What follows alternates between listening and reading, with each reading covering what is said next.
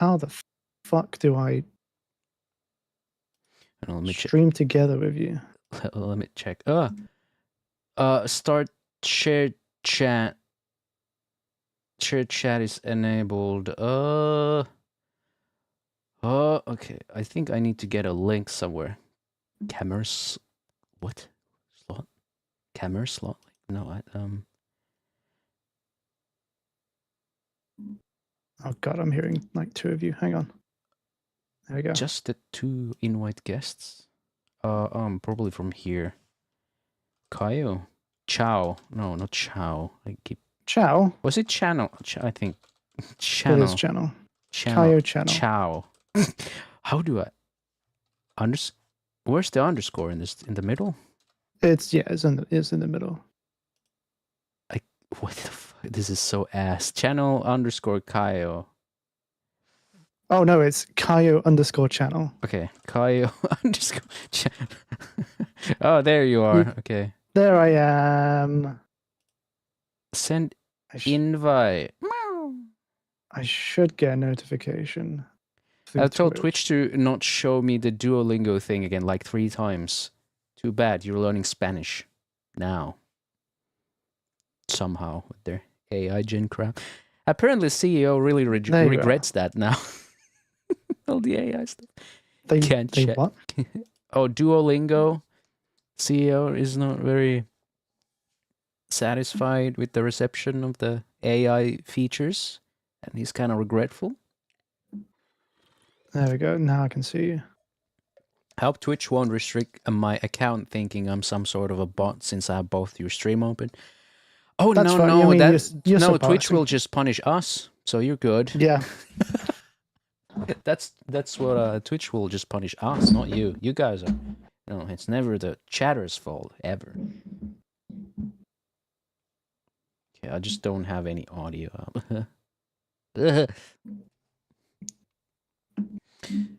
This should work.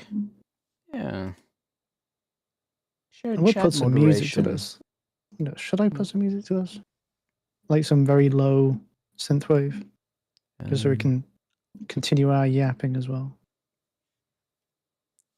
I just have nothing in the back. So oh, don't hit play. That would have been a fucking heavy strike. No music, because YouTube's a little more sensitive. YouTube will catch it live, unlike Twitch. YouTube's gonna be like, robots smell music, copyright. Warn this. Need some brain cleaning niceness. Hope my day is going well. I hope your day is going well, Soils. I'm here with a bit of a cutie here. Likewise, I'm here with a bit of a cutie. Tiger, thank you for the follow. Welcome. We have a lot to talk about. Like we've been setting up for 20 minutes, and we went through like 7 topics already. Yeah, we went through quite a lot.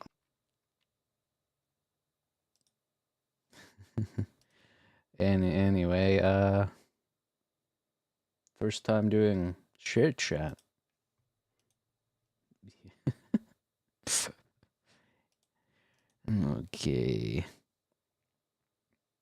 Okay, I had to only minimize Chrome, or else I'll just have a little floating window there.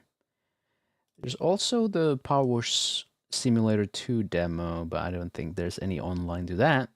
And besides, there's only 2 washable missions. There's a little truck and this weird... They have a new system in PowerWash Simulator 2 where you wash a section and new parts of the map unlocks. Oh, okay. Oh, so it's like a progressive thing. That's pretty cool. Yeah, there's some that have progression.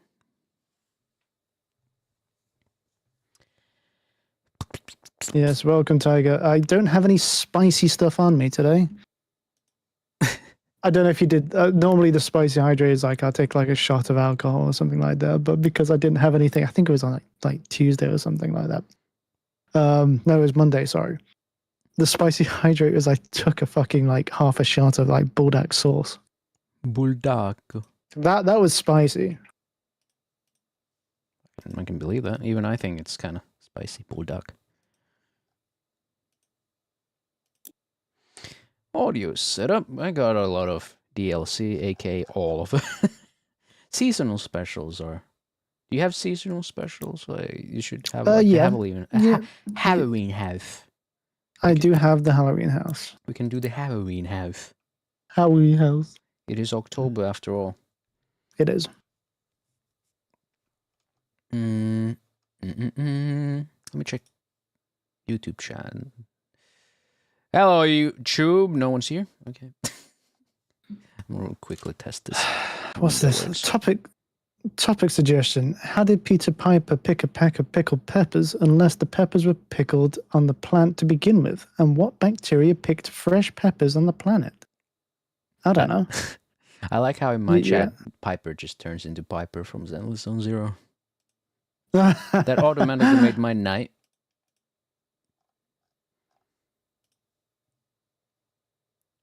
Right on. I am online, right? Am I not on? I'm not online. I don't believe my life. There we go.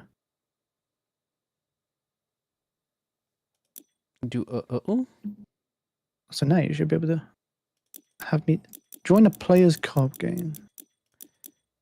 There's cross-platform PowerWash Sim. That's pretty cool. Yeah. Ciao, you are boss for reading that with no mess ups, lol. Ciao, you're a boss for it. Yeah. I have a knack for tongue twisters. Grollis and vomit. Very good. There's also a Final Fantasy DLC. There is, in fact. There's a lot to do in that DLC. I don't think as much as in the goddamn Warhammer 40k one. I swear. It's like, why they made the Final Fantasy one free because I think it was a collaboration. They made a collaboration as like promo for the game. And then they were just like, oh yeah, Warhammer 40k, and that paid DLC. Everything else is a paid DLC. Are you hosting? Should I can host, yeah, sure, why not? Yeah, you know, because I've unlocked everything. This business is booming for me. Oh, the soap is really good in PowerWash Sim 2. Same cannot be said about the performance, or it's 60 FPS locked as well, and you can rebind keys. I have invited you, friend. I'm just gonna join from the game and ignore the Steam invite. There you are. I think it actually remembers my outfit now. Okay. I don't remember what my outfit was. You're just a default blue, but apparently they fixed that at some point. Oh. Took them only gazillion years. I'm sure I had more. Oh, I did. Stone. Okay, that's better.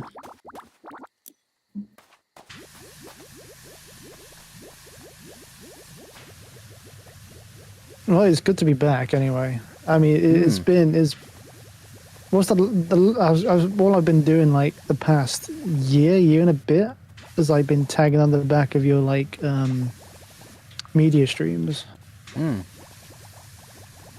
Which don't get me wrong, I fucking love. I remembered I remember to eat before we started streaming today. I was just like, oh yeah, wait, no, it's fine. It's not the media stream. I don't need to go hungry. It's okay. It's all good. You know, the media streams make me hungry. Not that there's anything wrong with that.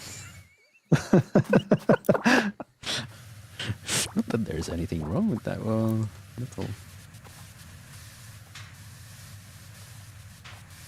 God, the soap in this game is lame. Yeah, it is a bit. No more. I run out of. There's.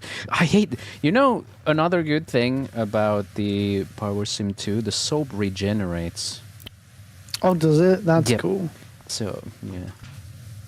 And there's no different types of them, so it's just soap. You spray it on a surface, and then you just kind of splash over it, and that's it. It works like soap. You actually put soap on a surface, and you wash it away, and dirt comes off nice. That's neat. Yeah. I haven't tried PowerWash Sim 2. I should. I've been more interested in trying to get back into Goblin Clean. Is it Goblin Clean? Yeah, Goblin Cleanup. Yeah, I was backer. I like to try that again. Hmm.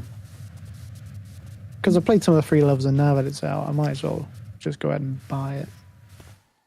That's great. I'm a happy backer. So 2 out of 4 projects I've backed are nice. Is Goblin Cleaner out now? Yeah, Goblin Cleanup is out now.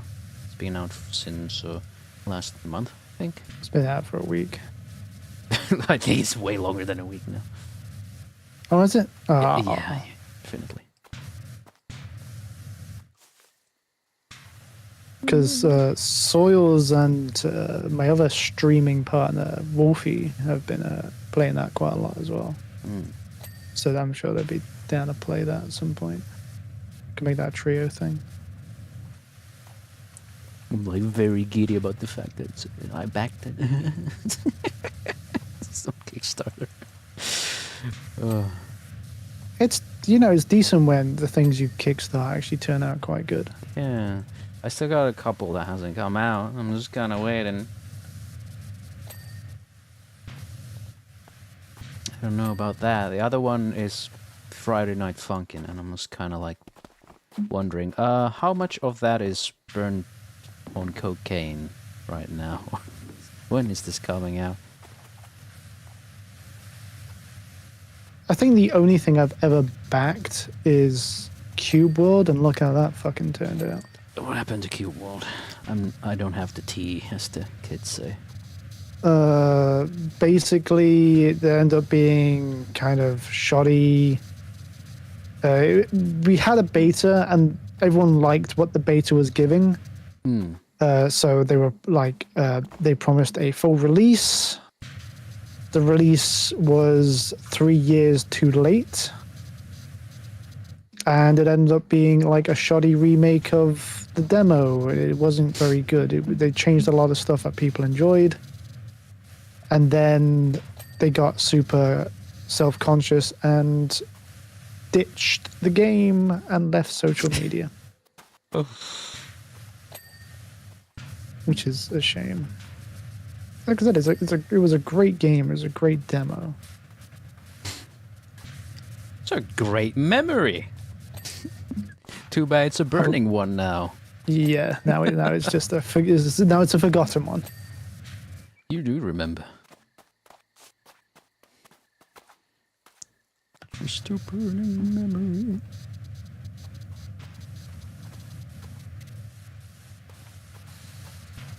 On one stream, yeah, I think I was playing PowerWash exactly on that stream when I was talking about the one plushie company making like a cozy game. And then just it was an insane story, and there was a YouTube video about it. In the end, the CEO of the plushie company was on the run, avoiding being served the court sentence. Jesus. Yeah, dude was being sued for like over $2 million dues. Like, they made like over $2 million for the Kickstarter campaign, and then got sued for more because they didn't ever deliver it. And they I think I heard about this. They held up how the CEO held out from going bankrupt, like tried to avoid announcing that the company has gone bankrupt, because in that case people could do chargebacks from banks. But they can't do chargebacks unless the company is bankrupt. So he's doing his darn best not to announce his company is bankrupt.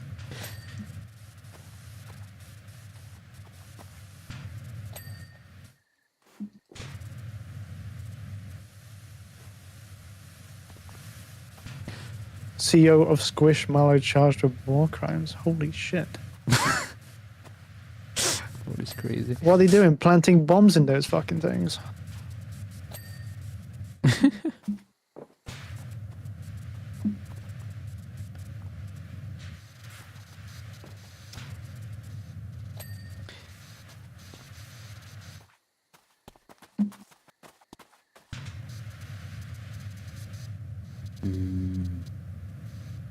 Was that a reference to that one quest in Baldur's Gate 3? Who has played Baldur's Gate 3? Can I played Baldur's Gate 3 a couple of years ago. tell me what he's talking about. I never. It was a couple of years ago, so I don't remember. Understandable. All right, John, you have to spoil it. Do it, John.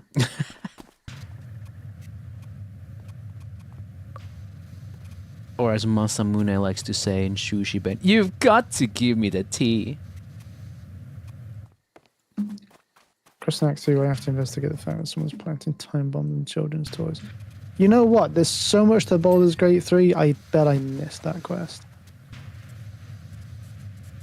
In that case, it's a very good game, huh? From what I understand, like, I beat the game with missing a complete third of it because there's just 2 areas I didn't explore. Mm-hmm.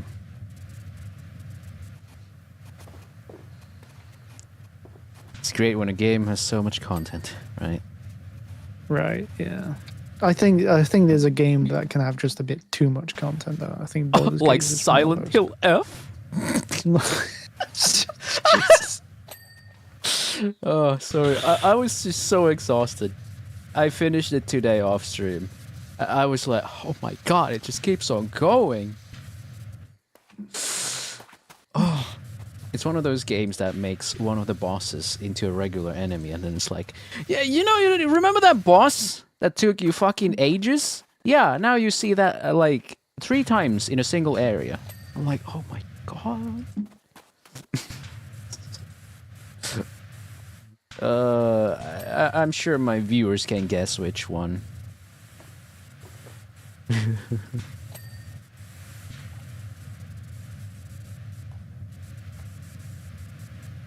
I'm so hungry I could eat. Oh hi, yeah, me too. You could eat an Ohio. You can try. Oh my god, he's going crazy.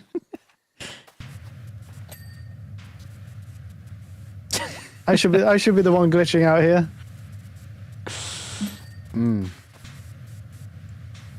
So what about your branding? So you go glitching out, like the whole AI tuba, you know? I'm trying to step away. You know what? I have had some thought over the past couple of years, whilst I've been on an extended hiatus. Yeah. For no particular reason whatsoever. Internet. Yeah, because last time you were talking that you were kind of annoyed because the AI was on the rise and you didn't want to have the bad connotations from that, which is understandable. The AI has just been giving itself a bad name, and now we've got, the incredible news that Mr. Musk himself is his company, does he own a games company these days? What he's trying to do is he's trying to make a video game. He's trying to make a video game that's solely made with AI. Yeah, I saw those news. Because he says it's the future, and it's just like, calling myself an AI these days just is not good. Because people are starting to get the wrong idea. I was that on a small scale. Oh, yeah, sorry, go on. Sorry, when I say I'm an AI VTuber, people are expecting like an AI voice, AI art. They will, yeah. The whole works. And so immediately that just brings a negative vibe, and I don't want that. The only one who passes that vibe check is basically Neuro. Neuro someone. Yes, yeah. But I had that on small scale when I thought of myself as purely a femboy VTuber. And then I go on YouTube and check out, oh, well, I'm gonna do some, like, outlier research and check out what other femboy VTubers are doing, what's working them. Fansly! OnlyFans! Ass! Balls! And I'm like, oh my... Nope, I can't do this, no. It's so difficult to find, like, wholesome femboy VTubers these days. And I don't want to be one, because, it's like, I'm kind of swimming against the current there. I don't want to have that connotation because everyone sees like, oh, it's a femboy VTuber. Jesus Christ, he probably jerks off on stream. Or like they click on you trying to find your like OnlyFans links or whatever. Yeah, it's like where is it? Where is the butthole pictures? And bro, I need to stroke my meat. You're not providing. I need satisfaction in my life. This does not bring it. This guy is not even jerking it. I'm gonna report him for fraud. Yeah. Yeah, so that's why I'm a lolly. Yeah.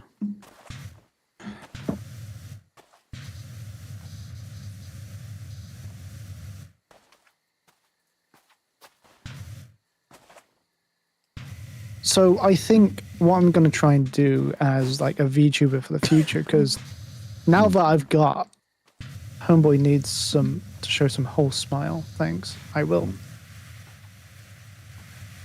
See, I can smile. I think for Caio 2.0, I'm gonna try and step away from femboyism. Ooh, where are you going? I want to become. I'm okay with being a twink. Twink. I think. How far are you gonna go? Are you gonna go like full himbo? Probably. I'm gonna go. That's more my style. I'll be honest. Become like a muscular himbo daddy. I can't. Well, probably not like muscular. That's leaning on the opposite side a bit too far. I'd like to be. I mean, you'd think about like I don't know. Hold on. Your local TF2 series. Thank you for €231. Jesus, welcome. Super. Oh. You think like I don't know, fucking. Who's the main character from Genshin Impact again? I don't remember his name. But he's not. It's not Aether. Yeah, Aether. You're right. Not quite femboy, but he's like. I get it. He's like on the side where I'm kind of like, wow, yeah, I like this guy. Like he's not too muscular. Exactly. Yeah. And I think that appeals more to me as a character and as a style and what I'm going for. I just think people expect a little bit too much out of femboys these days, and I just can't keep up. I feel like it's just because the medium is so saturated. I don't feel like it's just femboys. Like if you started VTubing in 2020, it was just enough that you streamed and turn up, and you could potentially have a pretty good career out of that. But now it's so oversaturated. I'll be real with you. I don't feel like it really matters what kind of a niche you go or what kind of a avatar you get. It'll be very difficult. I try not to fall into the survivorship bias. It's kind of difficult not to. But I gotta always remember there are way more VTubers who fail than those who succeed, and I always only see those who succeed. It's kind of disheartening when I see them like, oh, there's so many who just get like 1 billion views, but then I gotta also think, what about the billions who get a single view only out there? I gotta remember. I mean, from what I understand, there's some fanboys out there who garnered the attention without having to show ass.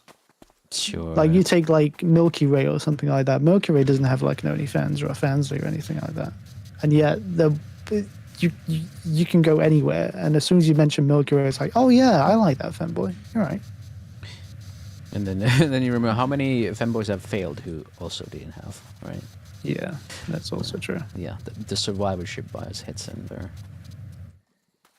But you know, I don't think it should really affect what you want to do. No. So if you want, it just means you need to manage your expectations a little. Yeah. Like, agreed. if you see a good example I always think of is Iron Mouse. When I started watching Iron Mouse, she was huge, but her alerts and overlays, they sucked ass. I'll be honest. Like, it's just like default stream element stuff. And many would think like, oh, you don't need better stuff than that, but you forget she's an exception, not a rule.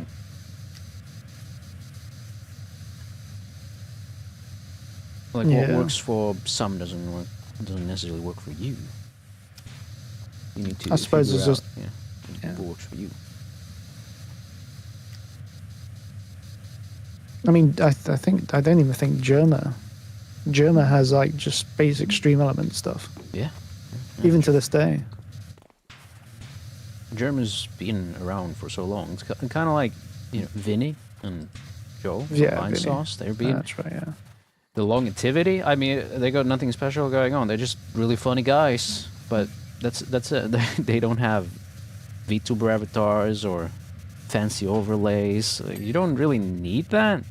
You just gotta figure out your audience, and it usually doesn't come down to like things like your overlay or graphics or branding.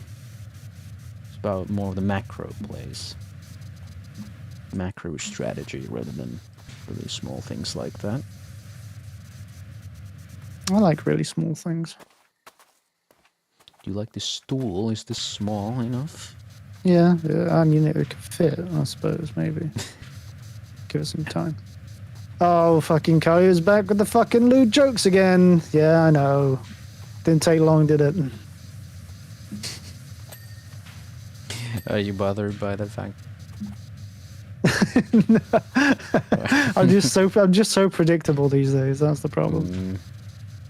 I talked about it yesterday. I'm kind of bothered how some people just see me as like, oh, it's just a brat. I was like, I'm getting tired of being pigeonholed into that personality type. I don't want to be that. But then again, I am getting a new model. Oh yeah, I'm getting that's a custom one, so I can kind of dictate how it's going to feel like.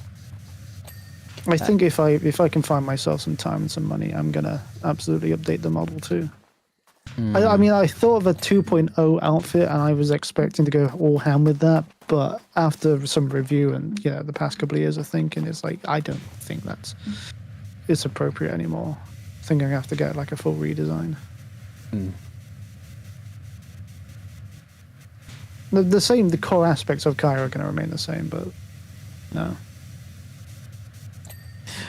Not everyone also have the same audience. It's funny when Doom Eternal and Animal Crossing, the New Horizon, was releasing same month, and everyone was like, "Oh my god, things will be ruined. Why do they have to release at the same time?" I'm thinking like, the other one's a rip and tear gore FPS shooter, and the other one's a comfort game. These do not really overlap that much. It's fine. And you know what? When they did, people fucking went ham with it. Didn't they? You've seen the videos. Yeah, the people did make crossover stuff with it, but of course, good majority of people who ended up playing Eternal probably never touched AC, and I was one of them. I want to play AC. I'd like to give it a shot. Ace Combat? I played that. Assassin's Creed? Assassin's Creed, or also played that. I mean, anything's called AC these days. It's like fucking... Barbenheimer was crazy, yes. I love it. Yeah, that was the biggest reason. Also, I don't want to pay. I don't want to pay Nintendo fees. It's balls. That's it, isn't it? It's why that's why I'm laughing about. Oh, hey, did you know you can buy Final Fantasy VII Remake for a 5th time on the Switch too? At Did full you know price. you can buy the Virtua Racist for $100? It's like, nah, I'm good, thanks. No, Nintendo, you crazy. You be your fan base has been enabling this for way too long. Get the fuck out of here. Like, my Switch has been gathering dust. I think it's been kind of like the worst purchase I've made, honestly.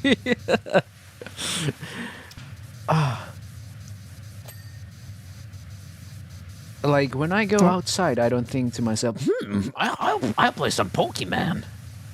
Like, no, I'm just gonna shout out with my friends or concentrate on buying groceries so I can get home faster. Yeah. Exactly. No, that's a good shout, really. I mean, I already have my phone, and when I get on my phone, I look at my fucking goddamn index portfolio. It's like, oh, looking like, how is my S&P 500 doing? Oh, plus 20%. Sure, yay!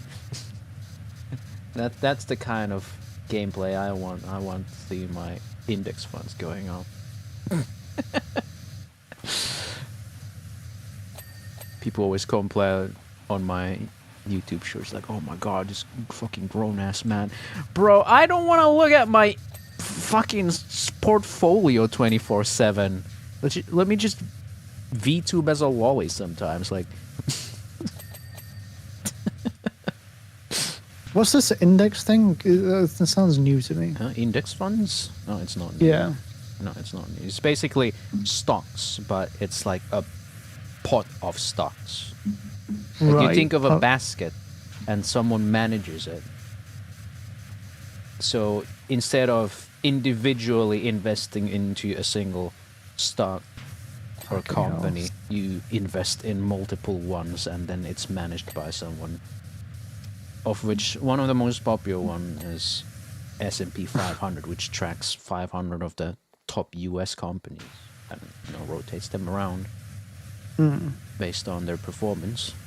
So yeah, it's a bit safer than doing day trading, for example. What's interesting is that when I was working retail and I was like, I couldn't catch a break from like doing day-to-day shifts. No one ever talked about stocks, but now that I work in an office, and it's like people are talking about stocks all the fucking time. Yeah. It's like, man, I'm gonna put this like 200. I'm gonna put this extra grand into my retirement fund. It's like, dude, you're like 25. Calm down.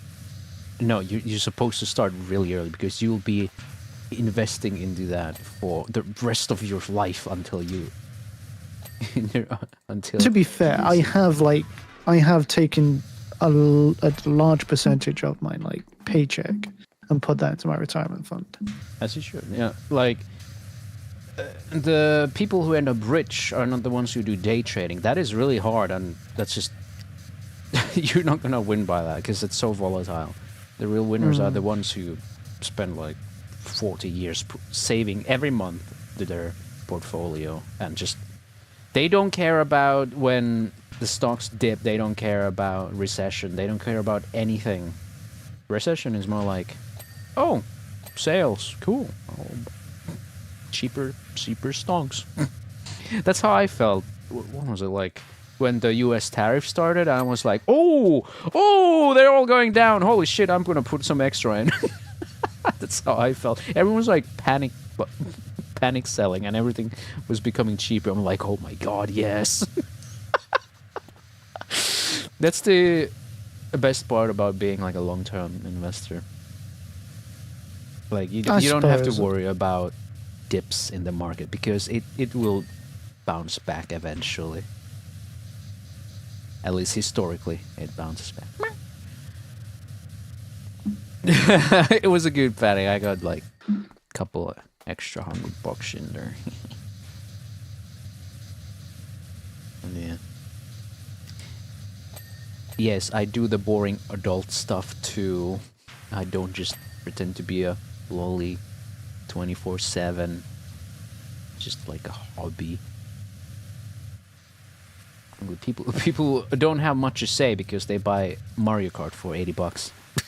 It's like, I can't afford anything, so I must buy Mario Kart. Well, I figured out why I can't afford anything. Or you could buy Sonic Crossworlds for half the price, and it's even more fun. Buy nothing, just invest it all.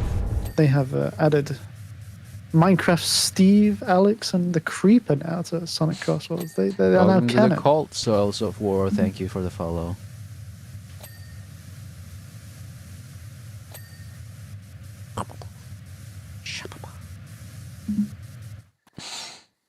I'm resting a 6-pack of cherry coke. SpongeBob is coming to Source. Yes, it is.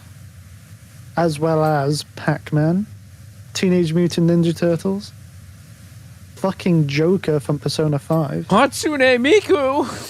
Hatsune Miku is already in the game. Yeah, she came out on day one. I just had to say it. It's so funny. It's fucking love it. No Teto mods though. I'm very upset. Maybe later. It was a historical moment when Teto and Miku performed on stage officially for the first time ever. She made it.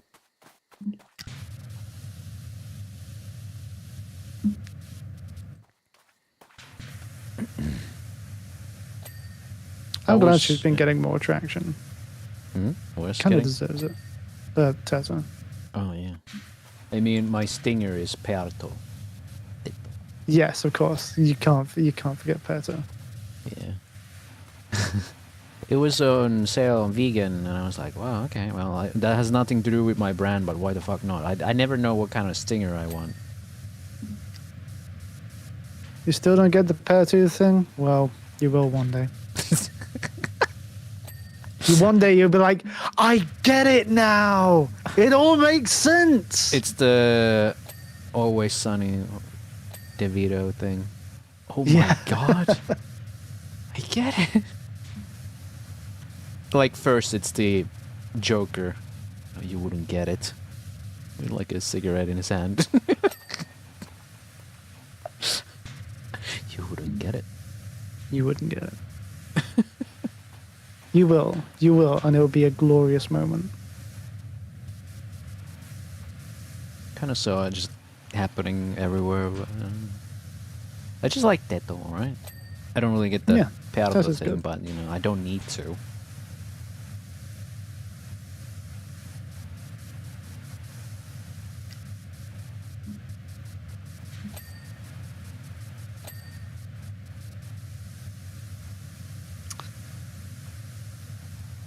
So yeah, I've been kind of absorbed by Sonic at this point. I have a work friend in the office who is obsessed with the Sonic.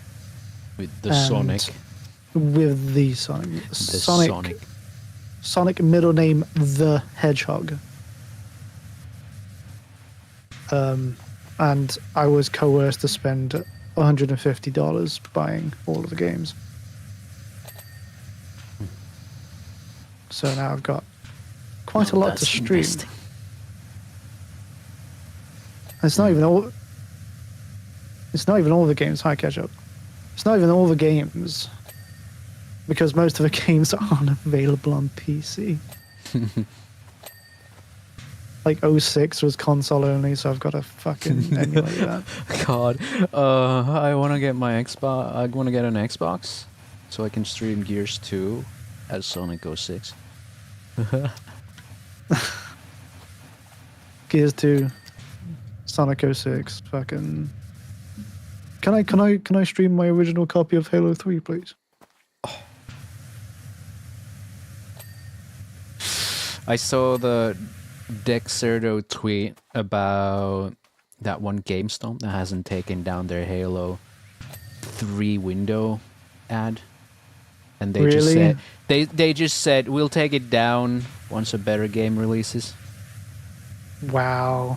And I kind of wanted to just go there and say, shouldn't have put it up in the first place then. Sega signed a multi-year collaboration with the Olympics. I'm the de facto Halo disliker. I was going to say, you were more of a COD person, right? I'm more of a Call of Duty, Battlefield. Not into very futuristic stuff.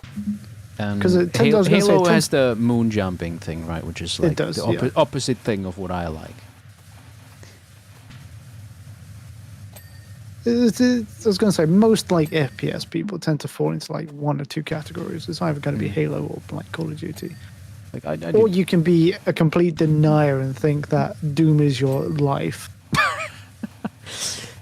I always give shit to Doom 2. Like, it has super shotgun, and I'm like, yeah, fair. They added the super shotgun. It's amazing, but the fucking levels.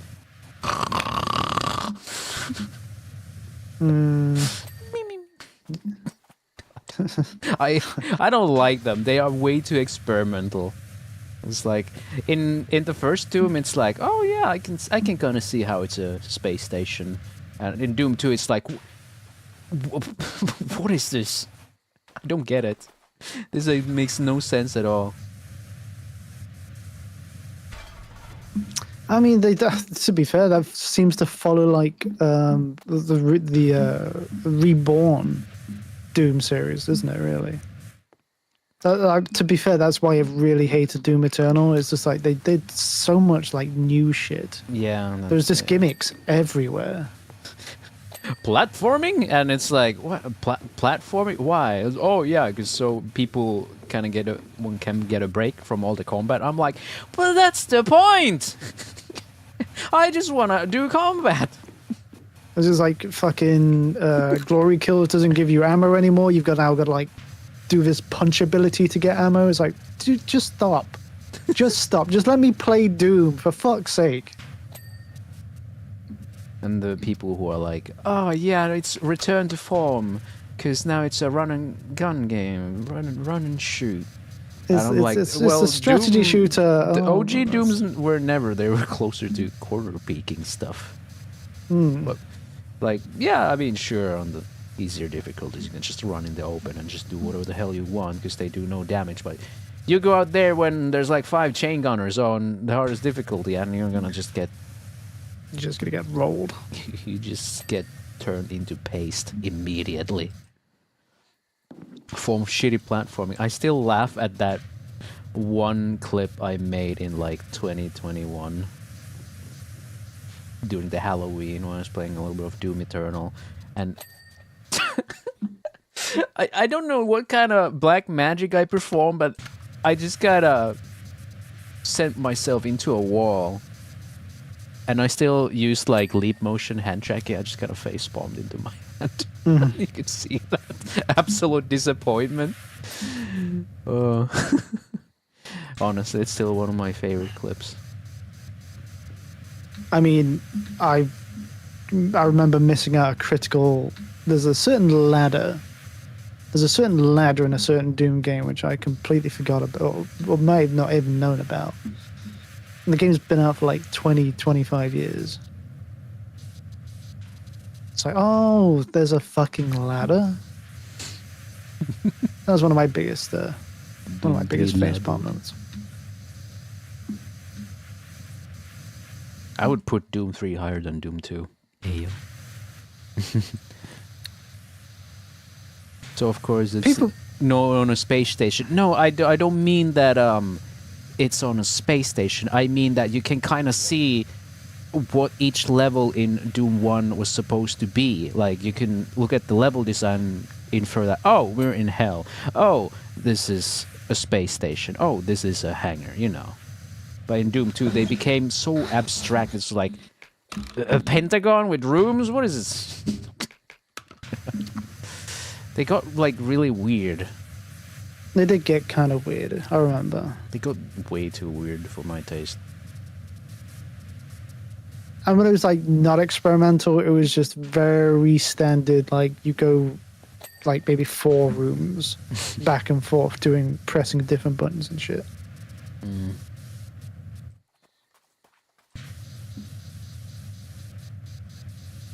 I prefer Doom 1 more in terms of like the level design. But again, we did get Super Shotgun. We did get Super Shotgun, you're Super right. Shotgun is really nice. And the mods, the total conversions and custom WODs for Doom 2 are amazing. I need to go through some of those. I've got like a bunch downloaded for when I got back to streaming, so maybe I'll It's time for give it a my go. house. It is. That's like #1 priority. My house is amazing. Give it a lick. Lick the What house. does it taste like?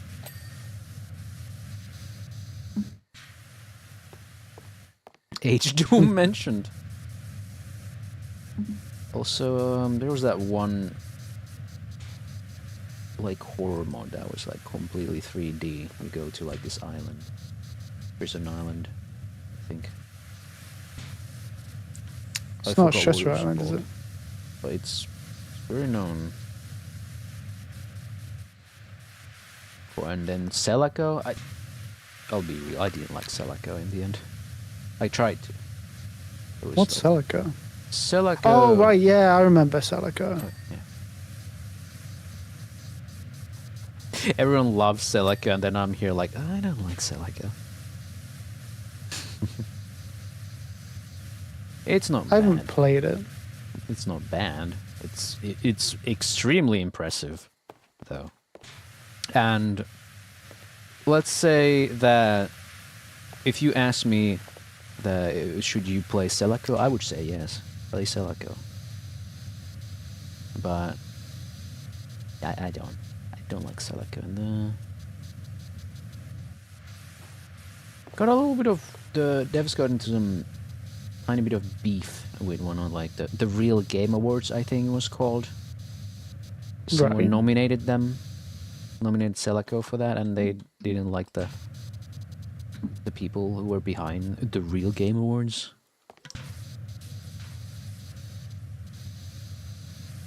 Imagine being nominated for something and then being like, I hate these people. I've never played Afraid of Monsters, but I streamed Cry of Fear. It's amazing. I love it. It has amazing. Cry of Fear was it has half amazing fucked, atmosphere.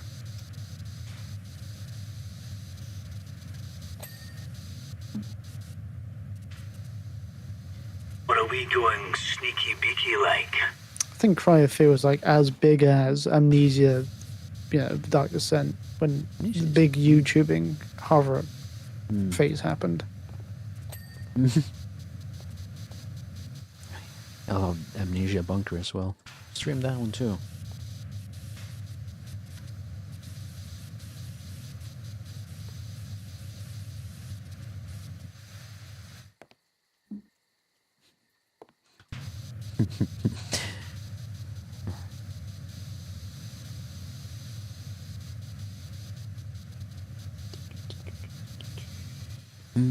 I wonder if Konami will sponsor me again after I spent like 4 streams shitting on Silent Hill F.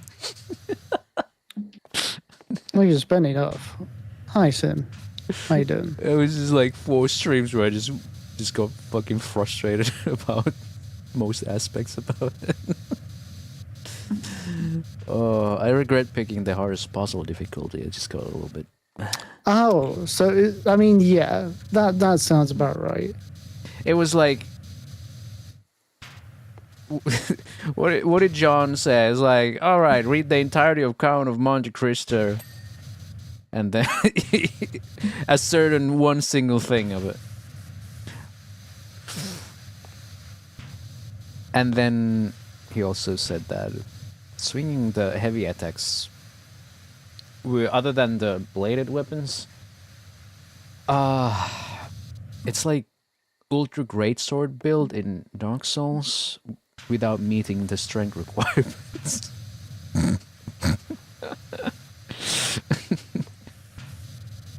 And I felt that. I hate how accurate that is.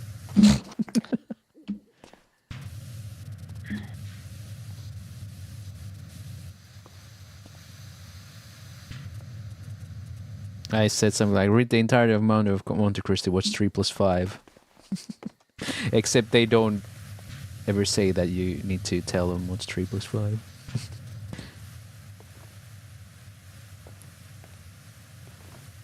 Hercules, beware of spite and jealousy. That's the fucking tier hints they give, except more verbose.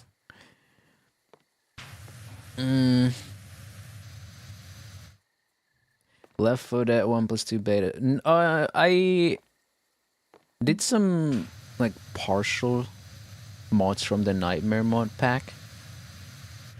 But the thing I did was I subscribed to 273 mods, add-ons from the workshop, and played through the Left 4 Dead 2 campaign like that. I'm still working on that video.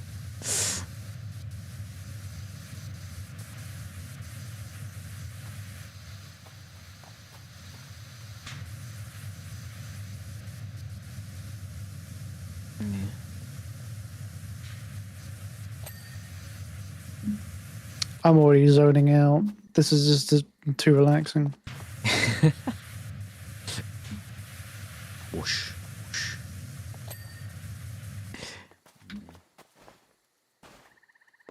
I dream of the day when I can just afford to hire an editor to do this shit for me. I can do shorts, cause, you know, I got Streamladder that helps me kind of lower that barrier.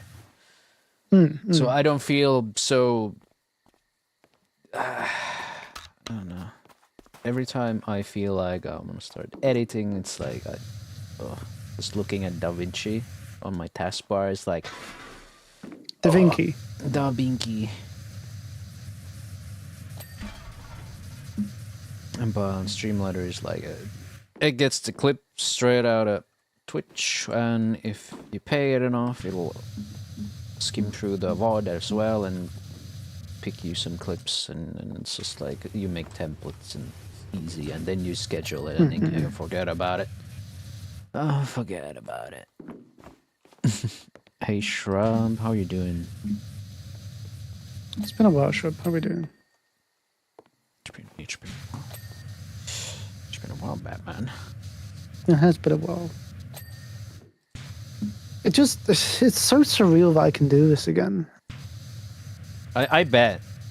You always away it's for been the like, longest time, and then I was going to say, it's when I have the time, when I had a decent job, internet problems. It's been what? It's been 2.5 years, I think, collectively. I'm doing well, Shrub. Feeling really sick today. Oof. That's not good. Just sore throat, nothing. Oh, fair enough. No I'm big just really tired.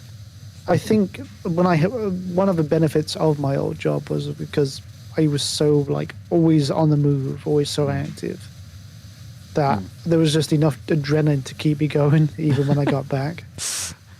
Oh. But when you sit in an office for like 8 hours, it's just you feel yourself like falling asleep at your desk sometimes. Like no amount of coffee can really help. So speaking of surreal feeling of being back, I feel like the surreal feeling for me would be if I didn't stream, because I've been streaming for almost 2 years without missing a day. Genuinely, like you don't take breaks. I don't. Crazy. I always talk about, taking a break, then it's like, then I just don't. I just keep on going for some reason. You ever played any of the Postal video games? I played Postal 2, I played a little bit of Postal 1, I played Postal 4 No Regrets a little bit. I played the Postal Boomer Shooter. Love that one, by the way. The Postal games are the games where you piss on everyone, right? Yes, it's a game where you piss on everyone. And then Postal 1 is the edgy one.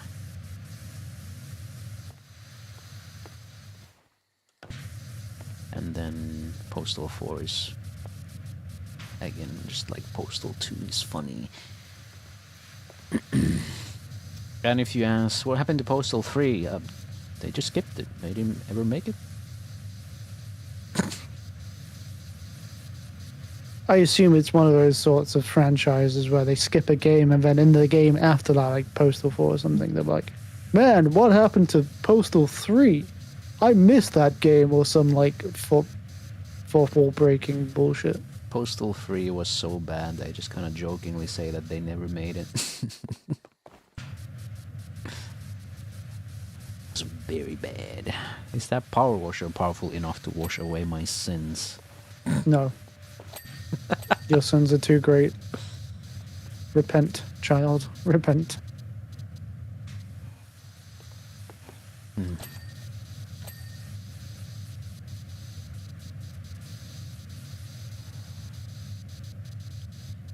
What else did they do? PowerWash Simulator 2, they did some quality of life things, definitely. Like the, if you open the menu and you see the spots you need to do, that is way more intuitive now, and it actually kind of starts showing you waypoints towards Oh, where good. things are remaining when you go down to like 5 things. So kind of like what they do with Goblin cleanup. Mm. Jesus Christ. Fucking building jump scare. However, they did not improve the movement in the game at all. Okay. Well, It still feels the same this way. Still. No improvements to that. Still as awkward as ever, I feel. I mean, you would think that it doesn't matter in a game like this, but it's just kind of... When you get to... You have to get into a tiny crevice to clean like 2 pixels, and it gets really annoying. You can't fit, and it feels like ass. And I keep getting stuck on the scaffolding when I'm trying to scale it. Like on the grand scheme of things, it's a minor nitpick, but it's, you know, kind of... I mean, if it ruins the gameplay, you know. It doesn't, like, ruin it per se, but you certainly keep noticing it when it happens. Like, ideally, you just kind of want to get immersed in the cleaning process and not be like, ah, fuck, I'm stuck again. You know? Yeah. That's the thing.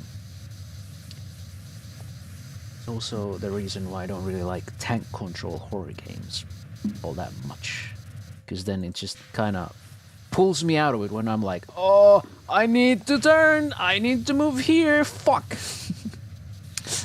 I mean, how do you feel about games like, let's say, Resident Evil 4, where it's not necessarily tank controls, but you have to stop moving to shoot? As long as it feels intuitive, right? Like the idea is that I don't have to think what I need to input. But the older games kind of happen so slowly. It just leaves you so much time to kind of register that. I think when I played Resident Evil 4, it was fine. I never thought that Was that the original remake, though? original. I haven't touched the remake. I should. I have it. Should... Gifted it. Oh, shit. Yeah. I don't know why people gift me things, but I cannot complain. Giftable. Oh boy. You ever tried Project Zomboid? Oh boy. I have tried Project Zomboid. I need to get back to it, to be fair. There's just so much to play these days, though. It's just... Such a learning all the curve stuff. that I didn't want to. Yeah. It's a hard game to master. Felt like I would need to know how to play it to make it actually entertaining, and just kind of failing live and just kind of suffering through it. I don't know. It's not very fun to look at when I do it. I suppose, like, it's, to me, it just looks, it's more of like something you'd play off stream. Because how time consuming it's going to be to just, like, I don't know, do really anything. You know what's better? RimWorld. RimWorld is freaking hilarious. RimWorld for stream. I should do that again, but last time I kind of just screwed myself over and it just kind of ruined itself, and I just kind of lost the mood to do that. But I gotta get back to that maybe. But it's fun for RimWorld just have name viewers for the colonists. Yeah. I mean, that's an incentive, isn't it, to keep watching? And it's fun, and it just kind of creates like its own storylines, kind of naturally. God, old RimWorld streams were cinema. No, were they absolute cinema? Yeah. It's like the stories kept happening. It's up. Oh, it was good. Oh, dude. White guy dancing. My favorite emote. Woo! Yeah! Woo! Oh, I see. Eat without table is, yeah. Oh, so many things happened in my RimWorld streams. Anyone who was there, do you guys remember what, like, your favorite plot point was?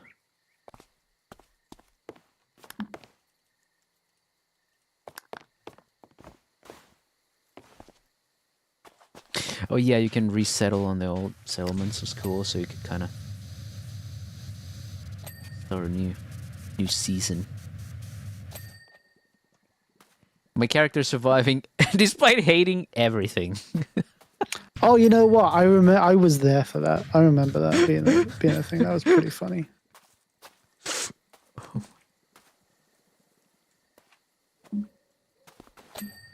And then was it like a fucking misogynist got a girlfriend or something? It was.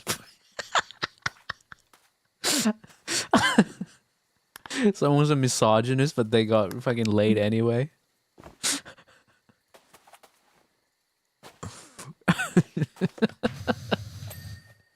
It's hilarious. Everyone who was a goddamn misogynist got laid, and then oh god, and then someone's mom was in there, and then wait, the misogynist married someone's mom. It's like kind of extra. Yeah, why does that not surprise me? It's just that it just seems normal.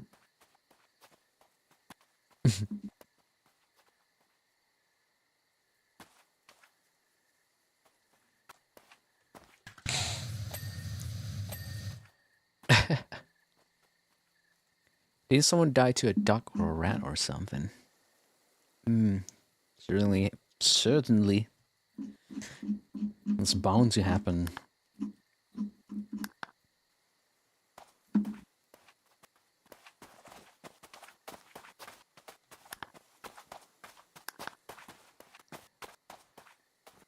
It's door handle, the apotheca. Halloween signs. God, I really have to check the goddamn house eaves. You want to learn some architecture-related vocabulary? Play this goddamn game. Please. What the fuck is an eave? But yeah, I know now. What we call the day. It's what we call the day before something, right? House eaves. An eve. Oh, there it is. Okay, got it. Oh, great. I need a ladder.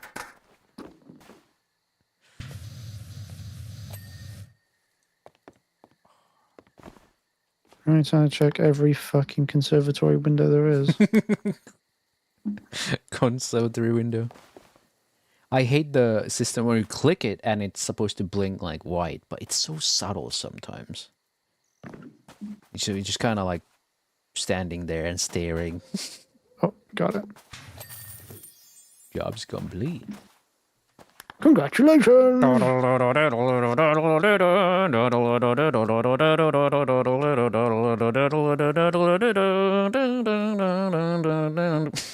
we go.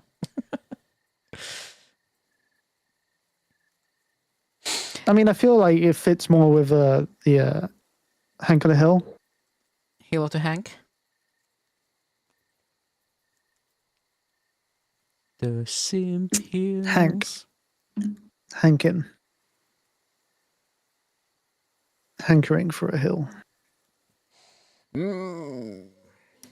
So, Cool. Do I have to leave this lobby or what? No, I don't know. I'll probably start up a new one and see what happens. You do that. I remember my character having some kind of special legs in the RimWorld streams, but I forgot. I should have them around though, the VODs. Oh right, we need to have it. You need to have like everything downloaded. Don't worry about it. From like pure Twitch era, I didn't download everything, but I think I downloaded all the RimWorld streams at the very least. But now I don't really have to worry about that because everything's on YouTube. Do the fire station. The fire station. Starting this mode will end the current multiplayer session. Oh, that's right. I'll just read it on you.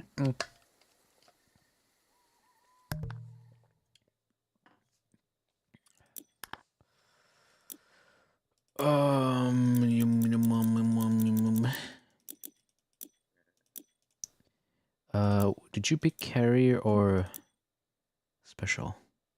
Does it matter? Career. Yes, a fire station. I like just the mundane building cleaning. They got a little carried away, I feel. The DLCs, everything's just kind of fantasy and stuff. I just want to clean up a normal goddamn building sometimes. Yeah, no kidding. And it feels like most of the game is now just kind of like Alice in Wonderland, Shrek, Gromis and Vomit. Grollis and Vomit. Grolic and Vomit. I wonder if I can pull you into that one. Or is the game gonna be like, that's piracy? It did say if you don't have it downloaded, you'll get kicked out. Wow. See, Payday 3 is better. Oof. So legitimately, Payday 3 is pretty damn fun. Is it better than 2? I wouldn't say that one's better than the other, but 2 is overall more enjoyable. But if you are done with 2, I don't see the harm of hopping onto Payday 3 these days. It's not perfect, but stealth is just objectively much nicer in Payday 3, since you don't need to concern yourself with the concealment and the fact that your build might not survive aloud. It's just been far too long. I mean, wasn't like Payday one of our first streams together? Something like that. Yeah. I remember our first stream was Portal 2. That's a given. That's old.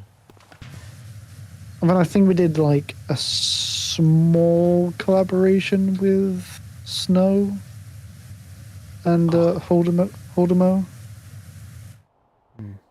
Hey, Moneybags, welcome. God, I miss Snow. No, Yeah, I haven't talked to him in a long time. either. Doesn't make me value her less. No, I still think she's as precious as the day we met, you know. it's just one of those things. People get a bit too busy and I don't hold it Don't have against her or time. anything. yeah. So kind of embarrassed that I never started doing ASMR stuff as I promised. She paid so much for like my audio gear back then. I gotta do it someday though. I should do like spooky readings or something like that. Oh yeah, no, you could. You know what you could do, because it's been on a resurgence. You should like read some Goosebumps. Goop bump. I don't know. I don't think I can do that. Or like, I mean, books are copyrighted, right? So. So you mean like just like common domain horror stuff? Like public domains are fine, right? But I kind of like at some point I thought like, what if I want to read like Kafka or something? But then I would need to get the specific print/translation that is in public domain. For example, my version of Metamorphosis by Kafka, for example, is not in public domain because the translation is new. So it has not entered public domain. Like if I would want to read the original or the original translation in English, then yeah, that would be fine. What about maybe you can do like very short streams or like short clips? Like you read an SCP page. Like yeah, I can probably do like SCP stuff or like fanfic. Those are fine. I wish I could do like classic literature stuff. Like I said, the Kafka or something. Hamlet.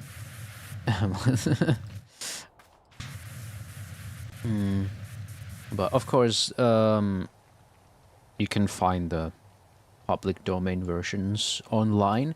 The thing is that I have these books physical, so it would be nice to implement like page turning into this stuff. So you could hear like me turning the pages and reading. You see, page turning is very nice sound. I'll be just like, can we just not talk and you just turn the page every couple of minutes? Just turn the page. Scratch that itch for me. Thank you. Great. That's wonderful. I was gonna do that without reading anything. You know. You could, like one thing I could also do is just have a prop book and read from like a PDF from my screen and turn the page every now and then. But it's like I'm such a fucking perfectionist that it makes it feel inauthentic.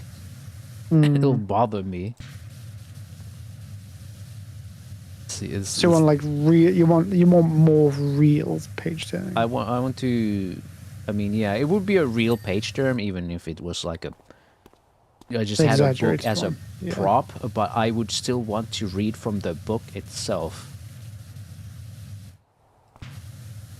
Like if I want to read Kafka, I want to read that Kafka while it's in my hands, not like read a PDF from my computer monitor and while just holding some random book and just turning it at random.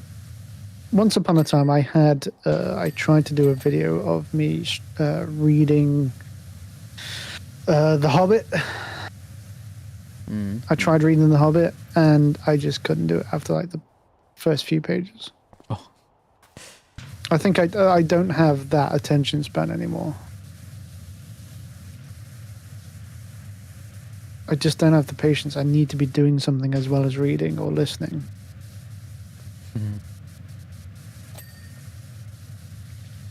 I feel like in most cases my stream would just be like not available for monetization, VOD or something. Like that's the most. But then there's like, for example, Harlan Ellison's. I heard they're pretty cutthroat. But I think PewDiePie read some Harlan Ellison and he was fine. For example, so I think it wouldn't be that much of a problem. I just worry about these things, which is funny because I've streamed with like copyrighted music sometimes. That should worry me more, honestly, than like doing a full reading of a book. Yeah, music is the death of a channel, really, isn't it? Thankfully, it's not so much of a death. Don't.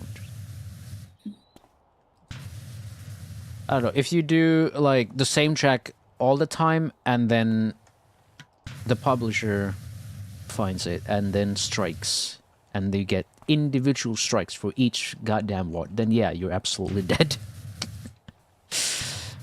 Yeah. Which is why everyone's afraid of Kevin MacLeod. Kevin MacLeod. He has the ability to rupture half of YouTube. Thankfully it doesn't, but also I don't want to use it because everyone's heard it. It's like okay, it's not Kevin unique MacLeod. anymore. I don't mind if it's not unique, but it's the fact that God, the kind of feeling you get from hearing it constantly. It's just kind of, oh god, it's not unique, but it's also like it's just so used. It gives me fatigue to hear it every time. I get why people use it, of course, you know, royalty free, for free. Just credit, if you remember. But yeah, I use music from video games. I use Blue Archive and Zenless Zone Zero. Oh, okay. My shorts are using Blue Archive music right now. Sometimes Zenless. I mean, my outro is from Zenless Zone Zero. To be fair, I know there's a couple of people who like in between segments like use Mario music or like Nintendo music. It's like, how the fuck do you get away with that? How is your channel not destroyed? Yeah, that's where I wonder, because I was wondering, because everyone's always using like Animal Crossing music, and then I was just kind of like, oh yeah, this is probably Animal Crossing music. I want to go and look it up, and then I go and find a playlist and play the first song, and then I read the comments like, wow, thanks for re-uploading this. The last one, you know, since last one got struck. I'm like, wait, how do the YouTubers play the Animal Crossing music then without getting claimed or their videos getting nuked? I mean, I assume it's like there's some sort of bot out there that Nintendo have got. It's like if it scans for videos that have their music, and if the music's low enough, if the clip's short enough, maybe it doesn't detect it. There could be. I find it highly unlikely. I feel like they just go for like really, really targeted searches. They don't. Maybe it's that they don't use any bot. They just do manual searches. That's why all the full uploads get struck, because, you know, they can just search for the full soundtrack uploads. But if, you know, fucking J-Schlat uses in a video, ain't Nintendo gonna find out if they don't actually go and look it up. Ugh, people gotta stop kissing Nintendo's ass so much. I just had a super drop. A major packet loss. Oh. Hope you find it. To be fair, I was gonna say, like, just I didn't want to interrupt the whole subject, but where I am at the minute, especially with the internet, is I'm doing great. This is so much better. I can stream again. However, it's not perfect. Yeah. And I don't think it will be perfect for a while, especially because... Why can it never not be perfect? Why can it never be perfect for Caio? Please, this man has suffered enough. For now, it's only a matter of time. We've got everything we need. You've been saying that for 4 years almost. I know. I don't believe you. I don't believe them. Maybe I'm just too hopeful. Maybe I should just give in the towels. Like, I'm fucked, guys. Am I cooked? Is this it? Oh, chat, am I cooked? Chat, this is crazy. Am I cooked? The major hope is, I mean, I'm streaming right now. Yes. I've got all sorts of shit going on at the same time, and I'm hosting this game. Yeah. Yeah. But and he's stable. He's doing stable shit quite well. However, it can be better, and we've got ways of making it better. Yeah. It can always be better. It could be something like mine. The only thing is, we don't have the dish mounted, and it's not aligned right now. So it's in the worst. It's in the worst possible condition it can be. Go find a dish from the kitchen. And it's still achieving this. Oh my god! Fucking. I'll wash it. I'll wash some dishes. Wash some dishes. I'll wash them for you. Would you like Thanks. that? Yeah, please. Can I watch? Can I just watch you wash my dishes? Just some dude in the kitchen just washing dishes. This really makes I me wouldn't happy. be cosplaying or anything. I'm just fucking wearing the lamest shit. I'm just washing shit. It's like, okay, done. it's Like not even some the expectation of made outfitted, like all that, get up. In reality, it's just like some No, you just come baggy in. shorts, oversized T-shirt, messy exactly. hair. You come in, wash some dishes. I'll watch. I'll pay you afterwards, and then you go home. Nothing I said, man, happens. what a waste of my time.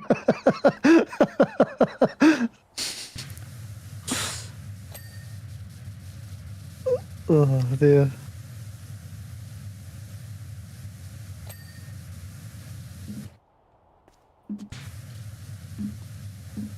Driving in my car after I had a beer.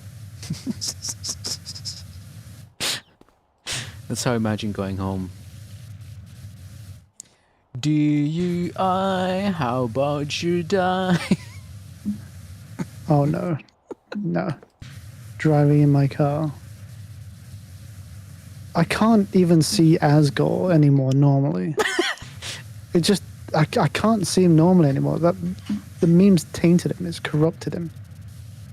Oh god.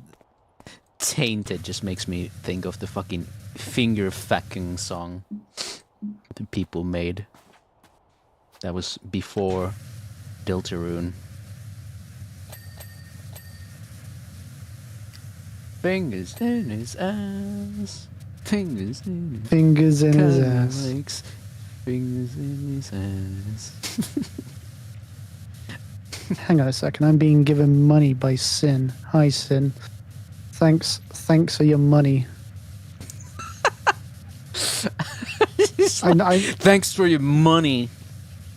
I know who it is. I know who Sin is.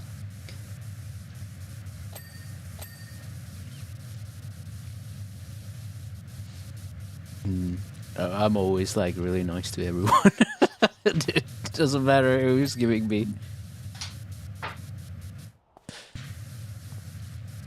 I'm so boring, right? Are you boring? Are you really? I'm really boring. I'm really nice to people. Look at this. See this fucking happy face right here? It's how I am right now.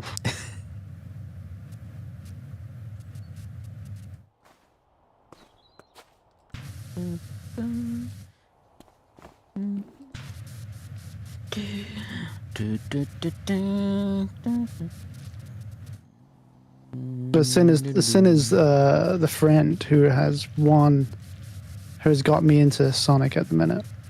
Oh. So any future Sonic content, you can blame them. Well, as long as it's not Sonic 06. It will be, eventually. I will have to play that. Not yet. God. The people have been talking about Mafia 3 and that one guy who shit himself and didn't go to the bathroom, being Mafia 3's only legacy, basically. And now the guy played Mafia the Old Country and he puked on the street. He pooped on stream. He puked. Oh. He puked this time. Some people thought he shit himself again, but he only puked. Like, he drank water, and people were like, what is this guy, like a fucking Nurglite? Why does he sound like that when he drinks water? And then later he just fucking pukes. Like, what is this man? Incredible guy.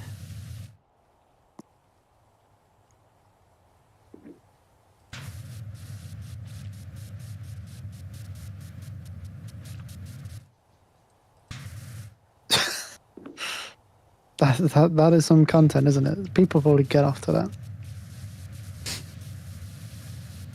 So yeah, man, puke again. Oh my god, he's puking. Holy shit.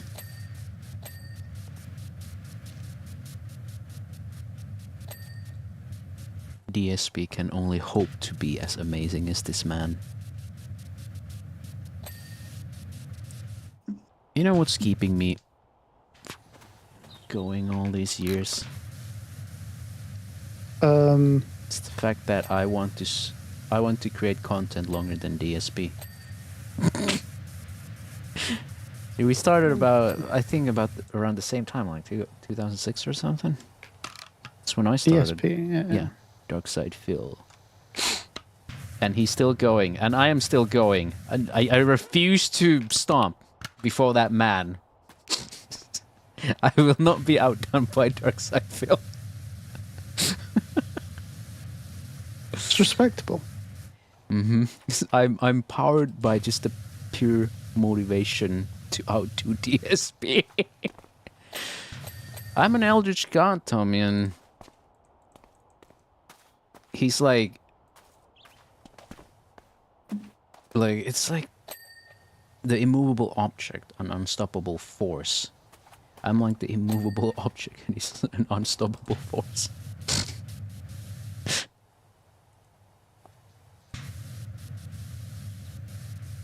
Like we're just different sides of the same coin. It's like he's dark side, I'm light side.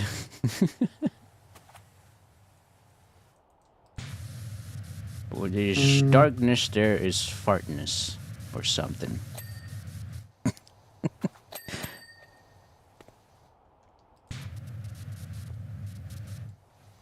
So what you guys are saying I should give up? Alright, stream's over. I'm graduating right now. If you guys, Oh shit! if you guys I get don't to be believe here for it. Nice. I get to see history here. Holy shit! The first break he's ever taken. And it's forever. Everyone's like, oh yeah, you can't do it. Wow, gee, thank you. You're doxing yourself.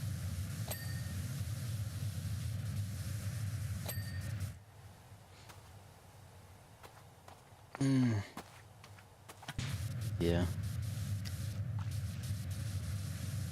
Although interestingly, what is going to be the end of DSP? Like it's like content creation career. Like he is very stubborn. Let's be real. Like man was at bankruptcy at one point, but he's still going. I think I know what's stopping. I feel like his health might be a pretty good reason. Yeah, I'm If he wondering. somehow It's he somehow got arrested, that's stopping. I feel like Unless he says like, "Hey guys, I'm gonna stream from jail now." he'll 100% just stream from the jail. He'll just keep saying, "Oh, wow, I couldn't do anything about that," and they'll just get tired of hearing that, and they'll just give him a fucking computer.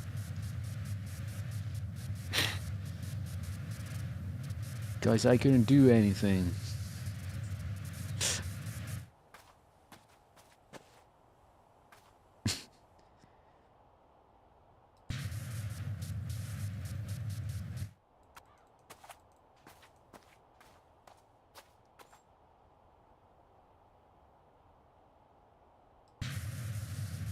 Okay, I need this again.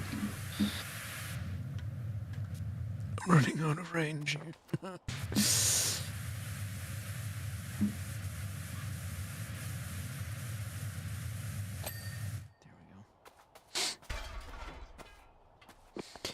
That triple nozzle is still in PowerWash Simulator 2, although you can't even grind to try it, the demo. Your money caps out at $600. Damn. I That's not would a have lot. definitely grinded the 2 missions available just to try out the triple nozzle in PowerWash Sim 2, but they just don't let you.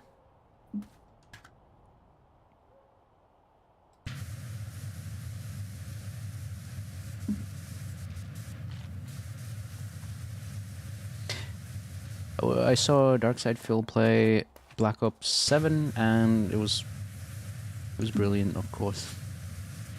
Blaming the game because he missed all his shots. Never change.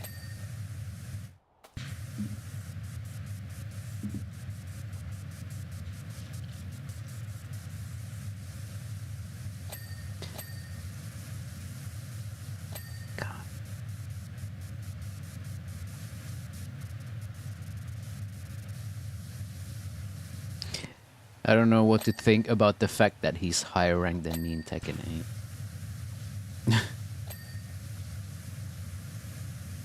I could probably give some indicators why that would be, but you know, I don't know anything about Tekken 8.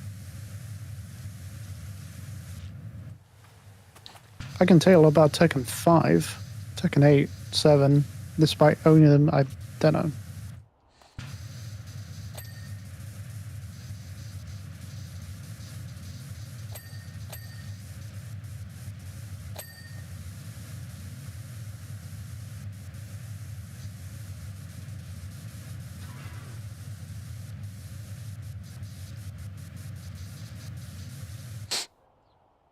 He got to master rank in SF6, not due to skill, but just playing enough that he reached that rank. Same as Tekken. Yeah, I would have theorized something similar. He just plays so much that it's kind of inevitable.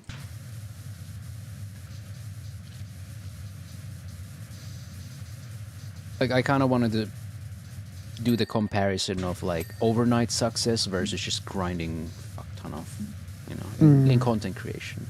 There's two ways to become successful as a content creator. You grind for years, or you get lucky, find overnight success. Though overnight success is kind of insidious, I would say. Like, when you build up your content creation career slowly, you kind of get to experience everything bit by bit, and you get to adjust slowly. But if you hit it big from the get-go, you're kind of guaranteed to fumble because you don't know what to do. From the get-go. So, like you mentioned gaining like millions of subscribers overnight. Most people wouldn't know what the hell to do. Mind you, I bet that would be like for even just a short time, even if you were able to manage it. Maybe like your overnight hit sensation doesn't last too long, because that's how the algorithm works, right? It's not really that. It's just people don't know how to follow up with that. It's that people who consistently make viral stuff get to are people who have already figured out the sauce, basically. But say you are someone new, and you kind of become the new meme overnight. There are people who just kind of immediately start selling merch. They immediately try to capitalize on it, but they then kind of die off because they don't know how to market themselves. Like, there's a lot of things to it. It's inexperience most of the time because they don't know how to follow up that thing. Like you mentioned, making something good. Let's like gaming niche. And some people can probably understand that, hey, this works, so I'll do this again. And it works for some time, but it kind of starts stagnating because they don't then ever move on from that. Because you can only create stuff for example, one game for so long until it starts getting boring to people. You need to kind of move away from that slowly at some point.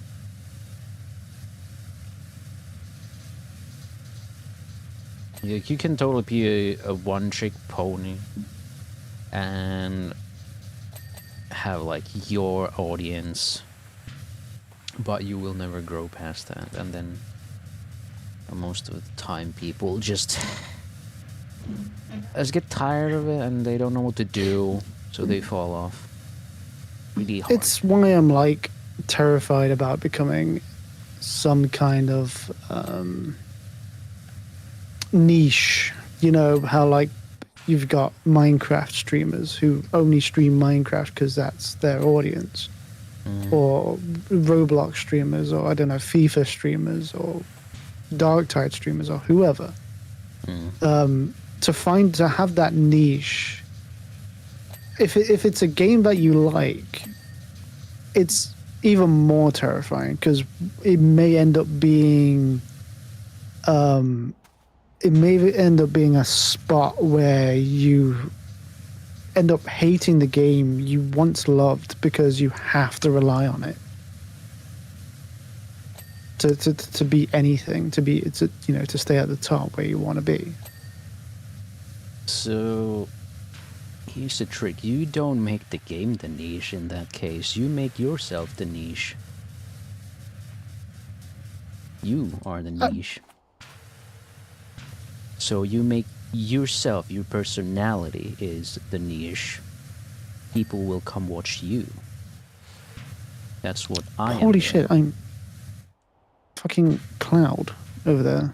That's an old view. I used to, that's a very old view. Yeah. I mean, exceptions always exist. Some people will forever play. Catch up on chat real quick. I haven't read chat in a while. Yes, and you can be in the Sonic streams when I do the Sonic streams. I need someone with the knowledge anyway. Bankruptcy. Yes, being. Yeah. Oh, this is the DSP. Bits of other TikTok viral stars. You got to make a podcast and talk about fuck all for a month, then fall off. Right? That you know what? I'll start it tomorrow. The Caio TikTok podcasts. It'll begin tomorrow. But yeah. And I'll just randomly disappear. Some people get too hung up on the whole idea of that I need to stream this game or I'll fall off. Or if people like you and you swap games and start doing something else, yeah, of course there's gonna be a dip from those people who were just there for the game, but do your thing successfully and they'll stay for you. And then you can just kind of do whatever.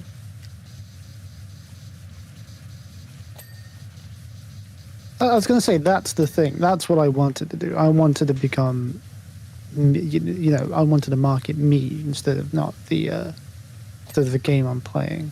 Yeah. And that's, honestly, I think that's easier than finding a game you need to stick to, honestly. I mean, probably not easy, but it's more enjoyable that way. Yeah, absolutely. That is what I'm doing. So which is why most of the time it's me in my shorts rather than like just the game itself. You in your shorts? You're wearing nothing else?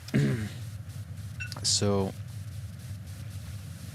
it's like, sure, because you see the game there, but when I make short form content, I try to make sure that it showcases my personality rather than the game itself. Caio become an exclusive Sonic fanfic reading channel. It's an untapped market on Twitch. I've got to learn the games first, so that we can make that as a long-term goal, to be a Sonic fanfic reader. Sure, man. I can finally get some work for that one TikTok streamer who really sounds like Tails.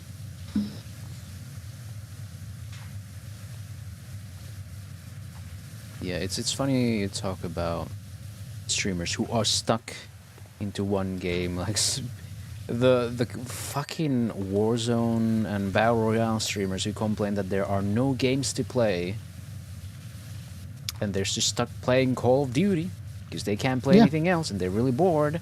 But the thing is, they are just afraid to move on from it because they fear they'll miss out on revenue. Or like worse yet, the people who are still like playing the big MOBAs like Marvel Rivals and League of Legends and fucking Apex Legends and. But it's always when I hear people complaining, it's always like Call of Duty Warzone streamers who are like, I'm so tired. I wish there were games, and like there are games. You just refuse to try other games because you are so stuck on the idea that you'll lose out on so much revenue. You might. But you're not willing to risk it. Like, imagine for just a moment that you are someone who streams chess, and you're really good at chess, Yeah. but it's all you can stream because if you even dare as set foot away from chess, people will start being like, oh, he's not being a chess guy anymore. I'm going to stop supporting him. There will always be those people. It doesn't matter, but there will also be people who are there going to be there no matter what. Yeah. Like if people just like you as a person, like it's a lot about your personality as well. Like you just gotta trust. Like if you don't trust your fans, and you know that they're not gonna stick around, and what kind of fans have you been gathering? Like I play all kinds of games and whatnot. I'm not worried about not seeing my regulars here. Like sometimes it might be so that I don't want to see this game right now. I don't care about this game right now. That's totally fine because I've made my peace with the idea that sometimes I just won't see those people around. I'm not so hung up on the revenue aspect. To me, it's more important that people enjoy themselves. That's how I make sure that people are gonna stick for long term. And when they come here, I want them to feel like I care about their day and stuff. And when I ask like, how are you doing? And all that, I do really. I'm curious, even though sometimes I can't really give any personal anecdotes or whatever, but it's, I feel like people are just fine with having someone listen to them. Yeah, and exactly. I can do that.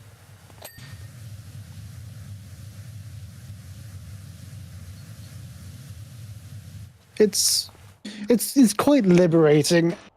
It's quite liberating having these sorts of games where you can just, you don't have to focus entirely on the game. You can chat to people at the same time. Yeah, kind of like. But Killing also Floor just 2. Yeah, Killing Floor 2 and sure, man, sure. That's for you, not for me. I'm like, man, I need money. I can't get a shotgun. I'm fucked. So I'm like sitting there with a pistol, like, oh, hee hee. By the way, how was your day? And that would be my game, the oh my god, there's no other games. I want to play some other games, but there's only Killing Floor 2. Yeah. Me, the Killing Floor 2 streamer. I mean, for me, that's Monster Hunter. For people, people hate fucking Monster Hunter because you have to be focused all the time. I don't have to. They hate fucking the monsters. Who hates fucking monsters? Look, listen. It's a bit too big for them. I think sometimes. I think they're just not trying hard enough. That's on them. Exactly. It's a missed opportunity.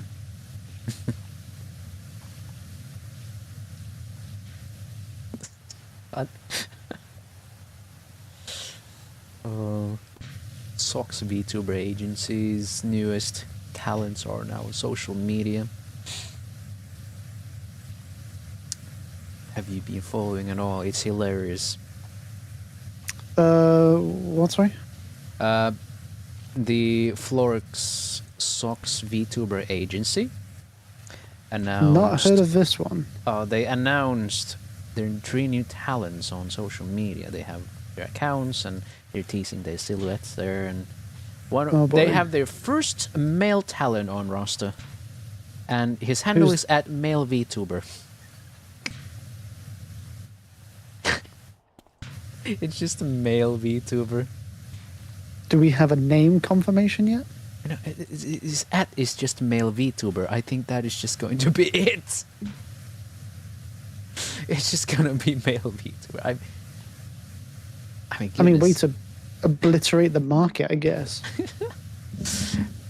Even funnier, he followed me back. Damn. I don't know why sometimes. I mean, SVA, Socks VTuber Agency, follows me. Do you think it's a case of, like, you are what you eat? Male VTubers? Hmm. That's why Yeah. he followed you back, clearly. Oh, well, I'm a lolly-tuber. That's a count. Office walls.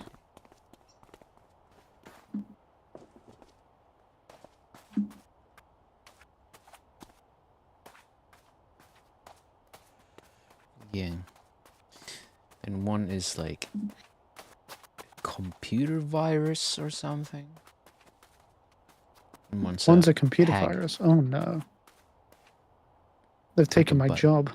Kind of like have like a. Oh, it's bug not even type of sealant. fucking. Look at that bullcrap. Hang on. The bug is out there. It's really out there.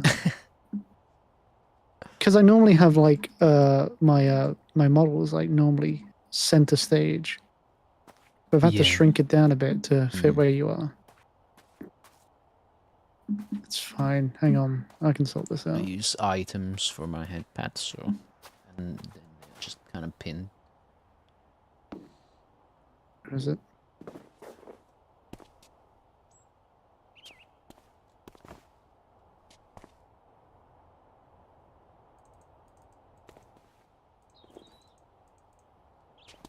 Oh.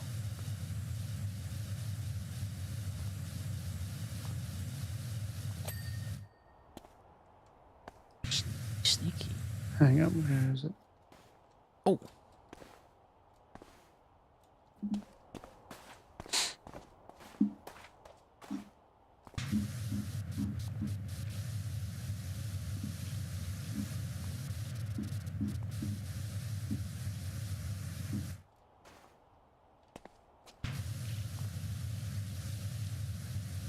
Is that it there? There it is. Hello, Ellie. Welcome. There you go. How's that? Is that better? I'll just, I'll just leave it there. That's fine.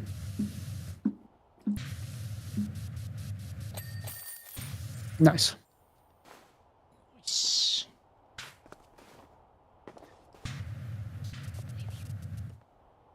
I'm not just going to be there floating for like...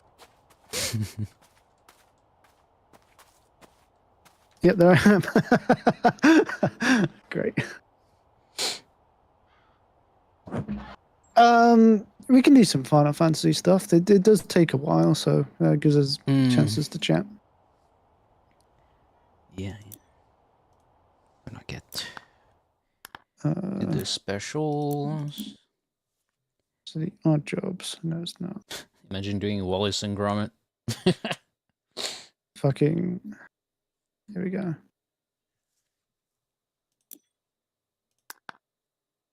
Oh, what is it? It still says clean the fire station. Oh, there we go. Oh, no. It's still a fire station. How does that work?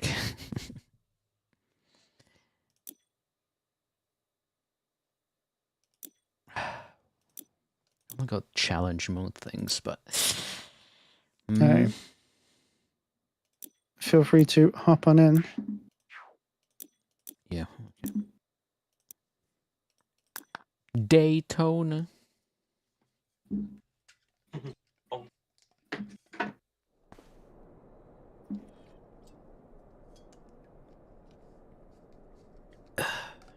There you are.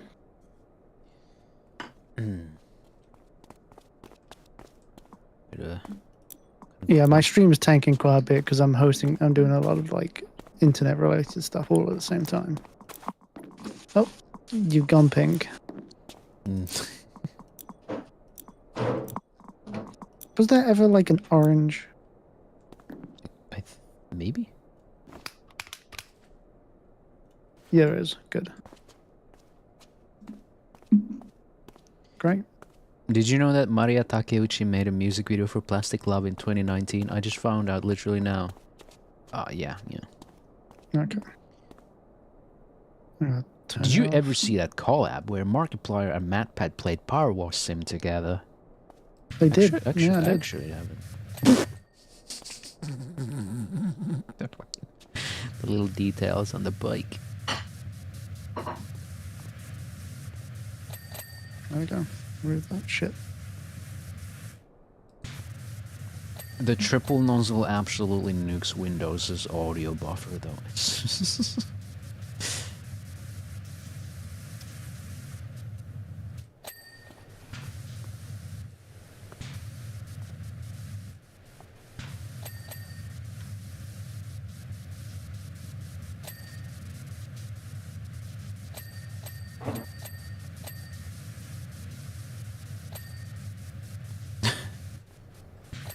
Bike though. It's a cool bike. It's a really cool bike. What are you talking about? No, I'm laughing how I'm cleaning up like all the tiniest details and they just keep ringing up constantly. It's made out of billion parts. You're right. Kate Sif is texting us right now.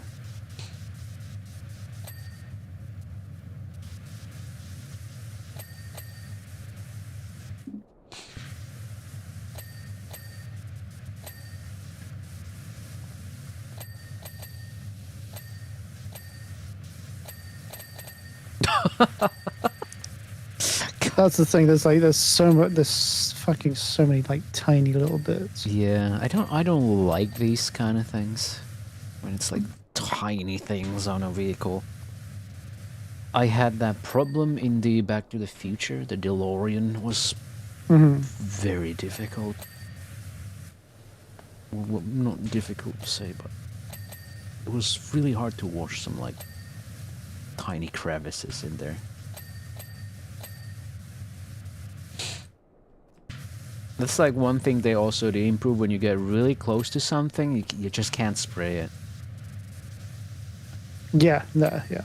Like it acts like you're up against the wall. Yeah, because the view model is actually a physical object in the world. You get too close, and you kind of can't do anything like that.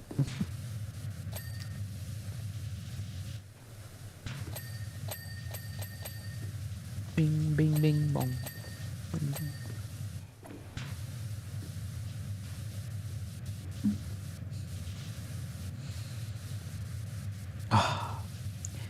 I'm glad the news slowed down a little today. Yesterday was a bit insane. The what? Sorry. News were a little insane yesterday. Oh, news. Well, what's been going on in terms of news? Well, Because you know me, I live under a rock. I wonder how would I even order these from like bad to worst because they're all kind of awful. First of all, Cinder released a 1,000-page Google Doc. Then Hassan shock collars his dog and keeps it as a prop on stream. And someone gave birth live on Twitch, and the CEO was there in chat, congratulating the birth. I woke up to those news.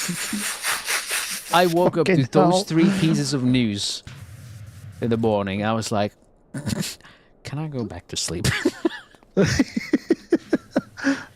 Yes, yeah, so... That's crazy. Yeah, so 1,000 pages of Cinder trying to explain that she isn't a bad person. And then now people have actually read it. Like first, people skimmed through it with like ChatGPT and stuff. And now some people have actually finished reading and they're saying, oh, well, okay, she's still a bad person though.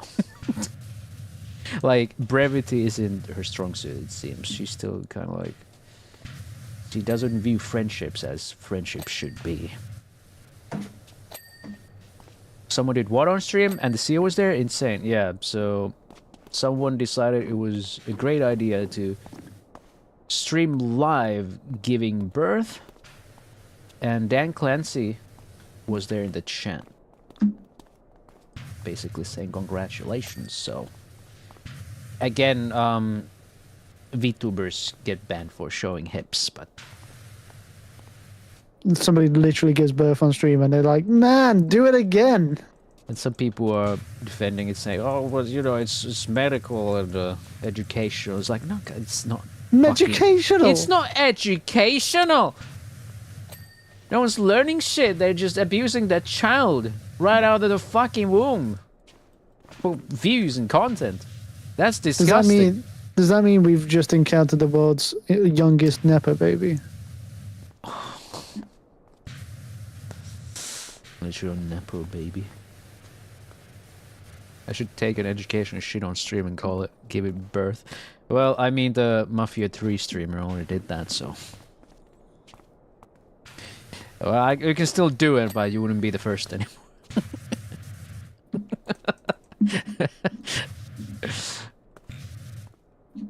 Oh, yeah. Hassan deemed to die. So Hassan has his dog in the background of his stream. Like someone timed it. That dog was laying in the same spot for 4 hours while he was yapping about politics and stuff. And around like 2 hour mark, the dog tries to get up and walk a little bit because, good fucking lord, a dog needs a little walkie. And dude reaches out to something on the table. The dog yelps and goes back to the spot immediately. And Hassan just kind of yells at the dog, like calls it a baby. And people started noticing, like, oh, he's got a shock collar. And it took Hassan a day to address the situation. He showed the collar, but the thing is, it seemed like he had removed the prongs out of it and taped over the holes that were left from the prongs. I mean, the evidence is just kind of there. He's just, how do you fake out, right? How do you fake that out? Yeah, like if we, like he says, it's a vibrating collar. If we believe that, then why, if his dog lets out a yelp, why does he not like check on the dog, make sure it's okay? Like his first reaction is to yell at it. Yeah. Front fork brace. Oh. You got it. Nice. Yeah. So either way, it's not a good look for him. And it took him a day to address the situation. Like, he could have done modifications to it easily. It's a bit like if I went to my roommate and just absolutely fucking stabbed them to death and be like, I'll address that in 24 hours. Don't worry about it. It's okay. Yeah. And the worst part is that people are still running defense for Hassan. Of course they are. Of course. I hate the fact that he has a platform. Like, there are shitty people always, but God, the fact that people are giving him a fucking platform pisses me off so much. He shouldn't have one. And it's endorsed by the fucking CEO of Twitch as well. That's when you just really know it's a money-ran platform, really, isn't it? It's not even about money necessarily at this point. It's just about the fucking politics. Like, he's clearly bad for advertisement. Like, the advertisers are leaving the platform because they see that, oh, they have this kind of like extremism on the platform. We don't want to advertise there. So how is he still around? No one knows.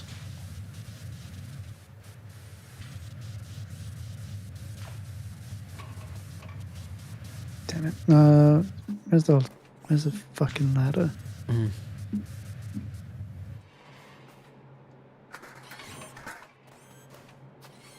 Okay, I don't like Hassan either, Prowler, but I wouldn't go so far as kind of suggest death penalties for anyone.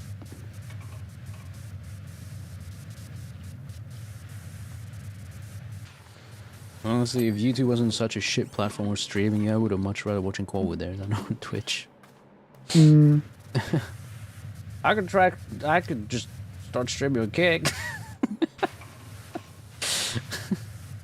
I do have a Kick account, I just haven't streamed there.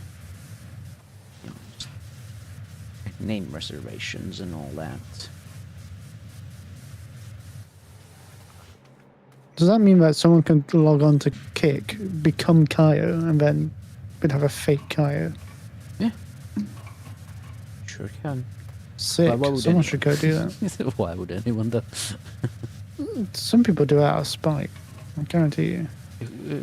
Who has spite against? Friends, I'm sure. What kind They just of do it. friends? They do it as a joke. Ah, I said joke. Well, that's not spite then. Come on, joke. So funny.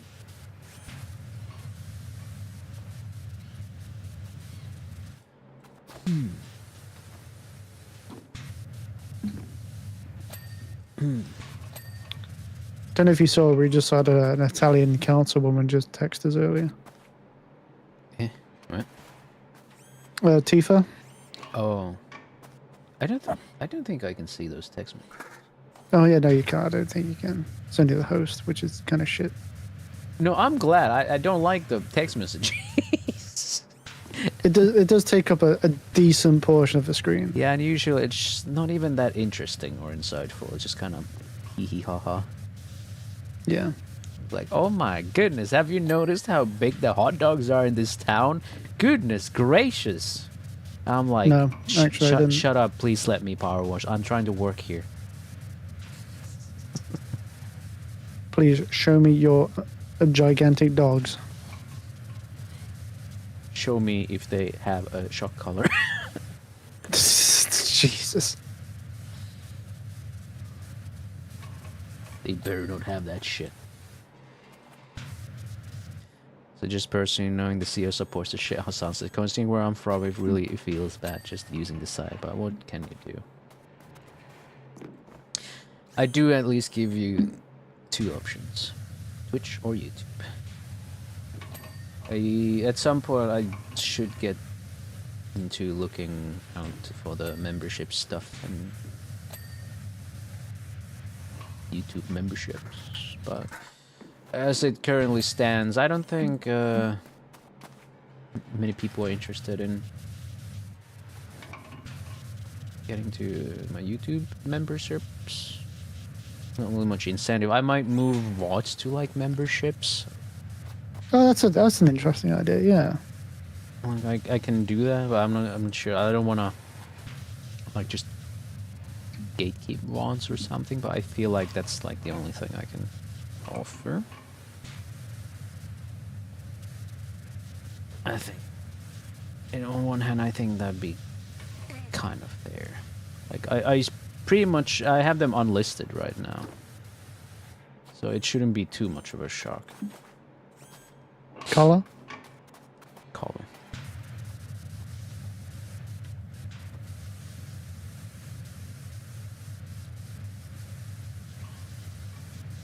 Yeah, my videos, I'm gonna keep those, but I don't want.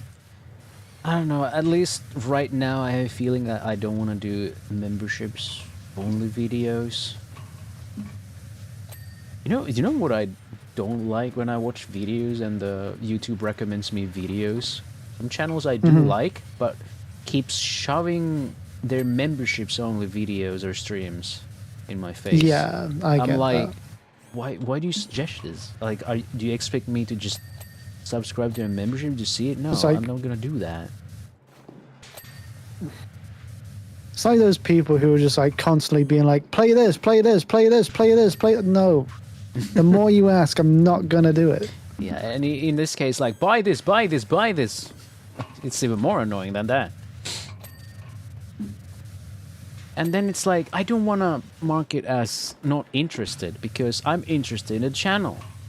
But I'm not interested in paying for members only video or stream. I hate it. Like, I've been watching Picat's art tutorials. And now it's trying to give me, like, Picat, like, drawing streams, but they're members only. But I do not want to mark them as not interested because then I stop being recommended Picat's videos. I'm in kind of a dilemma there. It's annoying. It's the same with like YouTube exclusive VTubers.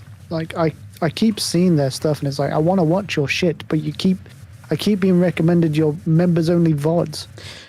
Please Yeah. stop it. YouTube does that to me with you. I haven't seen that show with you. Just keep getting Picard stuff. Picard, like the show. Picard, the artist. Yeah. I don't know if she, you know, she would call herself a VTuber. I mean, she does have like a model, so I would say she counts, right? Yeah. If VTuber's a VTuber. If it's a model, it's a VTuber. People always get hung up on the technicalities. Like, is PNG a PNG tuber a VTuber? Like, yes. Let's not just kind of rule out people. You got an avatar and you play as the avatar, then yeah, you're a VTuber. I don't care how much it moves. Kind of rude to people. What about those people who don't stream but have like a model? So they have a model, they have like an image, but they stick exclusively to Twitter. We call them V-tweeters. V-tweets. And we hate them. Well, that's kind of lumping them into one. But usually when you see people who never, like, they're always in pre-debut and all they do is just whine on Twitter and not stream. Like, people have come to dislike them so very much because most of them never do any VTubing stuff. They just complain about politics and stuff. Or lollies, by God help. Debut TBA, yeah, it's always a debut TBA. Bitch, just hit go live. You don't.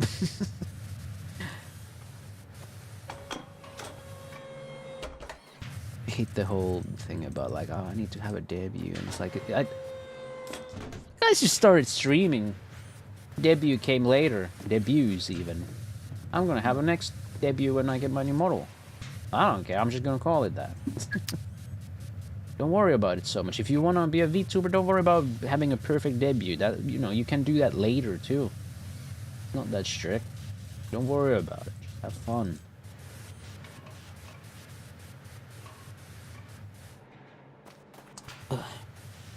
Is Ruby an anime? Is Ruby an anime? No. I mean, where was it made? Oh, no, we're not going into this conversation. I see where this is going to go, and it's going to like, well, what's the moral ethics behind animes made in Japan and animes made in America? It's not an anime if it's made in America. Would you say it's a cartoon? Ruby's a cartoon. Yes.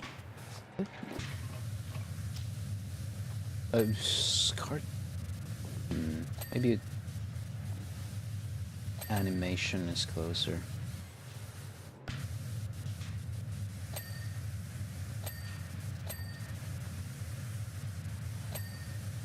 Anime is a Japanese cartoon.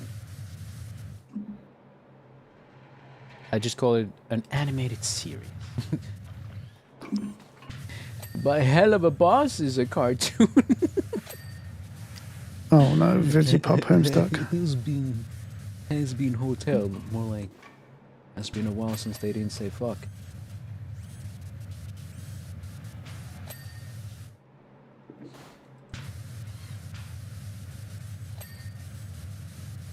It has been a while because they haven't uploaded anything in a long fucking time. Not to say that's not a disappointment.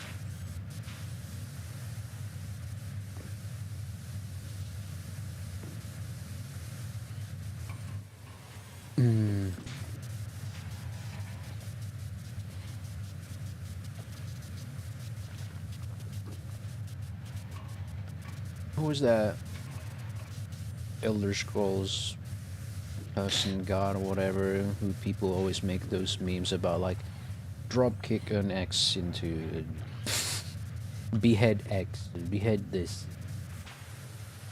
Shogora? Speaking of Skyrim, you heard the fucking Dagger of Thor, I think. But yeah.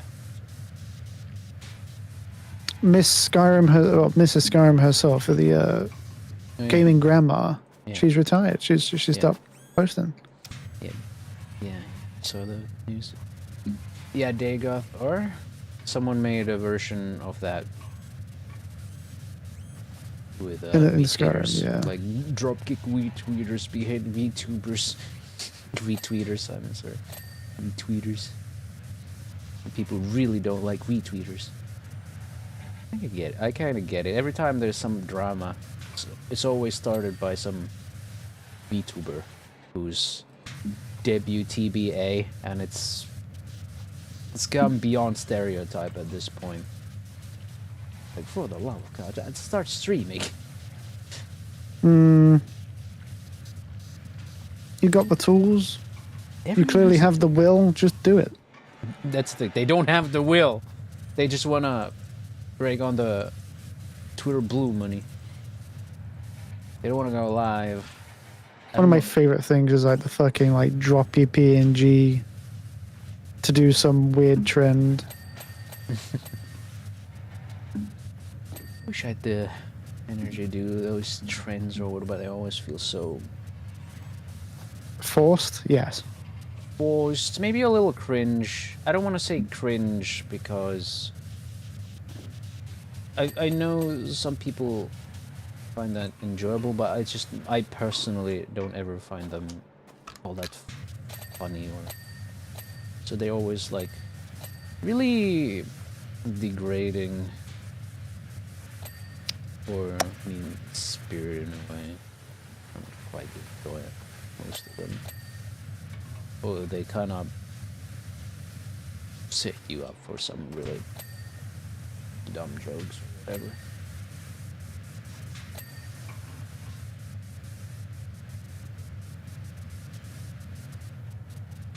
Jaded old man, come on.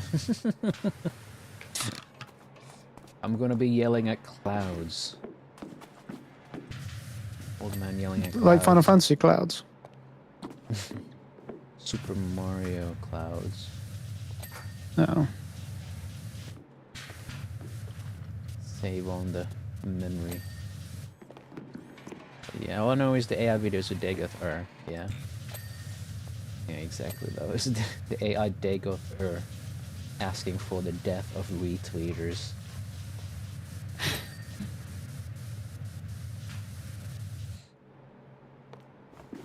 Kind of funny. But you know.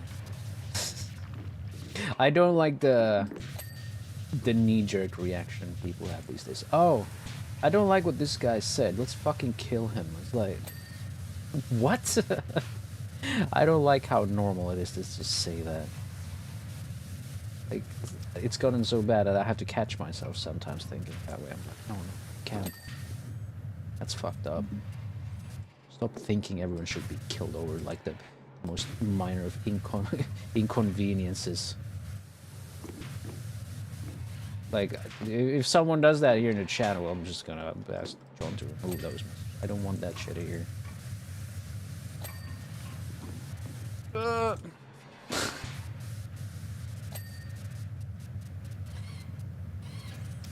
you know, just think of something else, for goodness sakes. It is one of those cases where I think it should be like, would you actually, you know, if you wouldn't actually murder someone, why fucking say that shit at all, right? And if you do want to murder someone, you should be locked up. No, if that's the case, they should be locked up. We need less of those people in public space. It's only, but it's just like, so I hate seeing it because some people just kind of pick up on that lingo and they just kind of start using it casually. A sad thing, someone got murdered long ago for just speaking his opinions.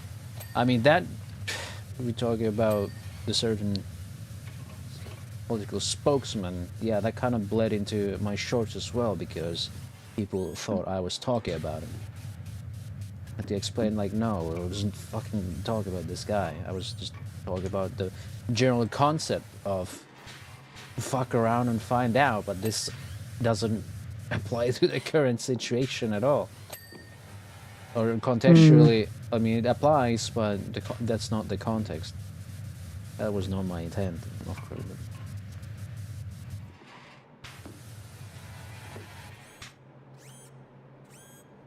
Yeah, like Rush style. Yeah.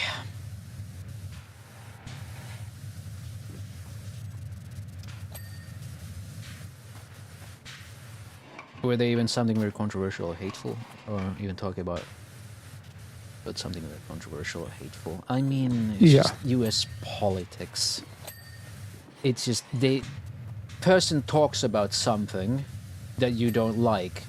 Response, shoot him. That is insane overreaction. Like, you might have not liked the person, but the only thing he did was debate.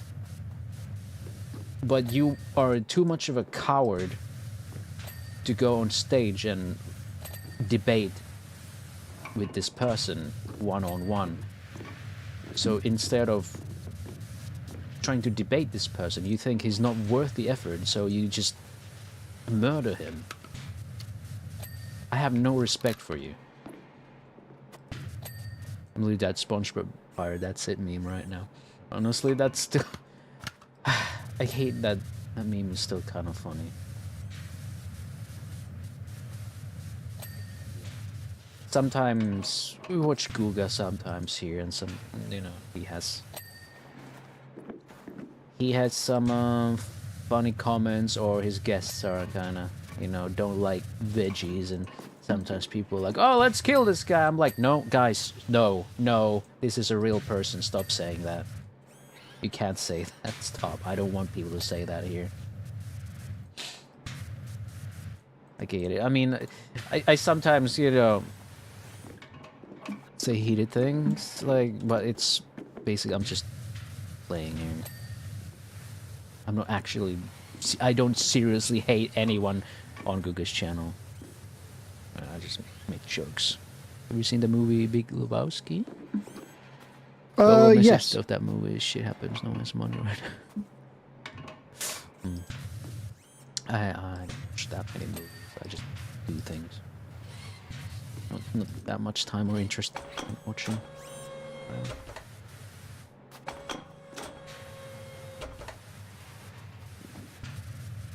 What if they don't like their veg? I don't. If they don't like their veggies, boo-hoo. You don't. Let's not start saying shit like, let's kill this guy because he doesn't like a thing. That's a bit overreaction. I don't want to keep, you know, enabling this kind of language, because I'm frankly kind of tired of seeing death threats everywhere. The world's a bad enough place as it is. We don't need to add to it.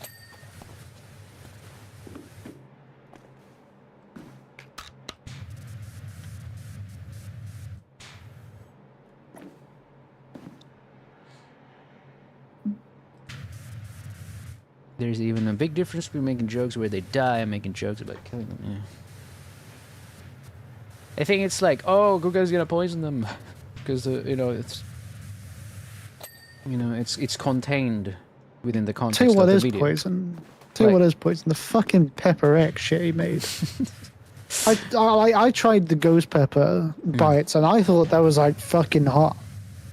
But it's like, that's only like the 4th hottest chili in the world. Only. Fucking Pepper X has got to like kill people. So, like, if Guga makes some stuff like the durian steak, I think, you know, really it's fair to say, oh god, Guga's gonna kill him with that. You know, they're just gonna just poison them with that. It's like, it's contained in the video.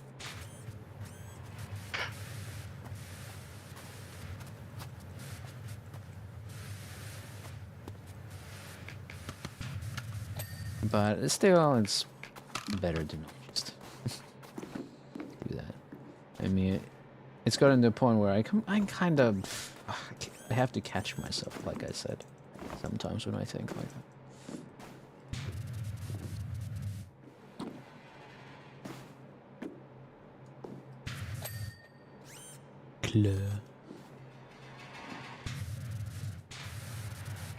Yeah.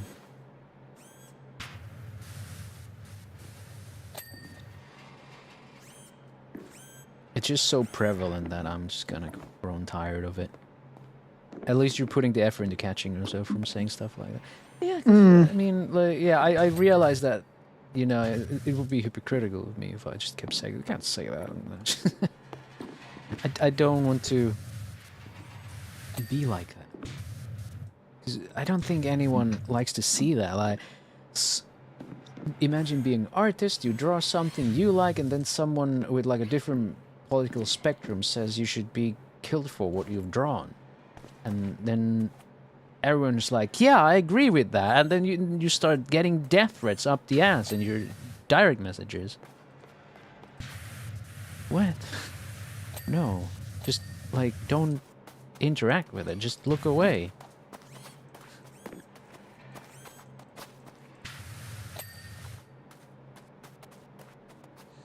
It's already a lot more effort than most who just speak their mind and complain. See, I really like this technique where you just ignore things you don't like. Imagine if I started complaining about everything I see on my timeline that I didn't like. God, I would be so stressed constantly. I would be miserable. These people are miserable. People just don't have better, anything better to do, really, do they? Like, sometimes I don't. I don't devolve myself into that shit. It's just excuses, I feel. They're just kind of rotten.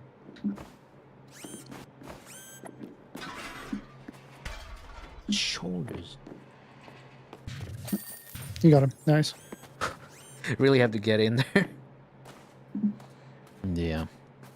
The next one's gonna be nice and fun. It's a building. Yes, buildings. Yeah. It's kind of like mirrors the whole idea of jealousy I have. I think it's fine if you're feeling jealous. For example, I feel jealous about some VTubers' success. I think that's a normal reaction, right? But some people take it far and use that energy to start, for example, cancel campaigns against the VTuber who they think have it way better than them and it's undeserved in their mind. So they, rather than directing that energy to something productive and improving yourself, your craft, and figuring out what you're doing wrong or figuring out why they are so successful, for some reason, some people would rather just try and cancel the VTuber they don't like. Yeah, rather bring someone else down rather than learn. So while, for example, I feel extremely jealous sometimes, I calm myself and think, okay, what do I need to do to reach that status they have? How can I obtain that? And I just kind of direct my energy to that instead. Like, as long as you're not doing harm to someone else, just getting in the way of their career or happiness, I think it's fine to feel jealous.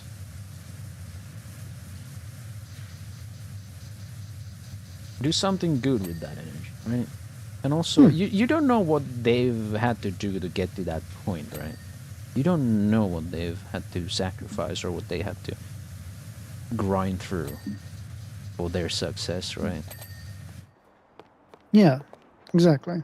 You don't know. So it's kind of pointless to trying to think it's unfair. Like, what have you been doing? Let's start from there. And like, they're getting more views. Maybe they do stuff. Maybe they talk with people more, so they get more eyes on them. Maybe they post more. Maybe they stream consistently. Or maybe it's just a matter of the people who watch them just like them. It doesn't have to be complicated or some kind of strategy. No. It just happens to be, the people that watch them enjoy their content. Hell, great. That's what I was doing a collab stream playing Reaper last week, and somebody made the comment. It's like, man, you should read more. you have a soothing voice. You should read more. It's like, oh shit. Maybe I should. It's kind of chill. Someone came in here and asked me, like, have you ever thought about just like voicing something? People do like my voice, and I like my voice. I like your voice too. Everyone likes my voice. Yeah, I mean, I have thought about it, of course. Be nice to be some kind of voice actor, be like Sea Dog VA, like Connor.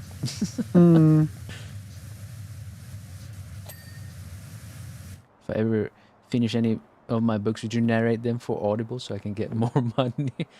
Yeah, you know what, John? No worries. I'll start your venture off for you. That's great. I can do that for like royalty.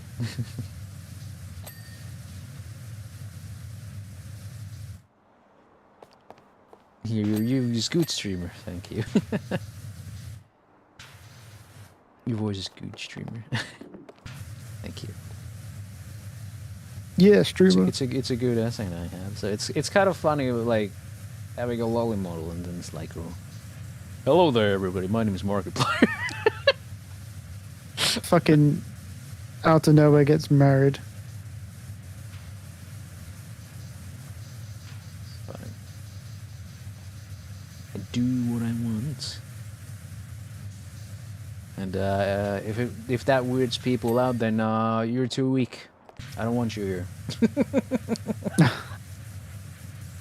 You're bothered by some guy who has an anime avatar? Well, gee, have you ever I'm played sorry, give me Counter-Strike? 1 second. Sure. Like I say, if you've never played Counter-Strike, you should start there. Get used to it. Little Nightmares 3 and it releases in an hour. I thought it released already, to be honest. I'm a puppy! Yeah. I think my power washer is too loud. Cannot.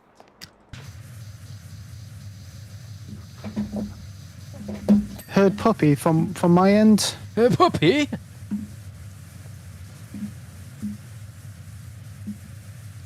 It's funny how when I do my shorts, like do my clips, the auto caption always catches me saying puppy as poopy. That wasn't a puppy. That was my roommate cackling their fucking head off. Your roommate. They have this problem where they don't shut the fucking door, and their laugh is like really fucking loud. So I'll be like playing again. I'll be like playing Repo or like some proximity chat. They'll laugh in the background and get me fucking killed by the enemy.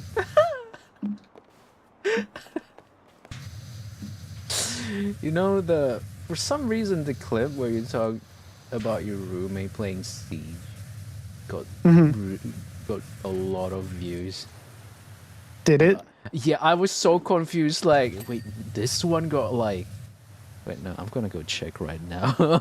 Can I find it? Let's see.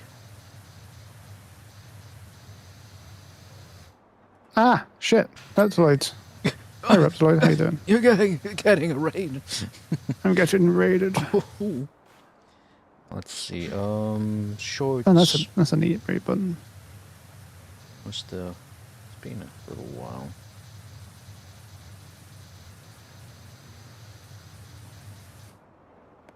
How goes it? It's going well, friend. I hope you had a great stream. Good Spooptober so far. Deep fried soul. I need that add-on where it like tells the raider, what the raider previously streamed.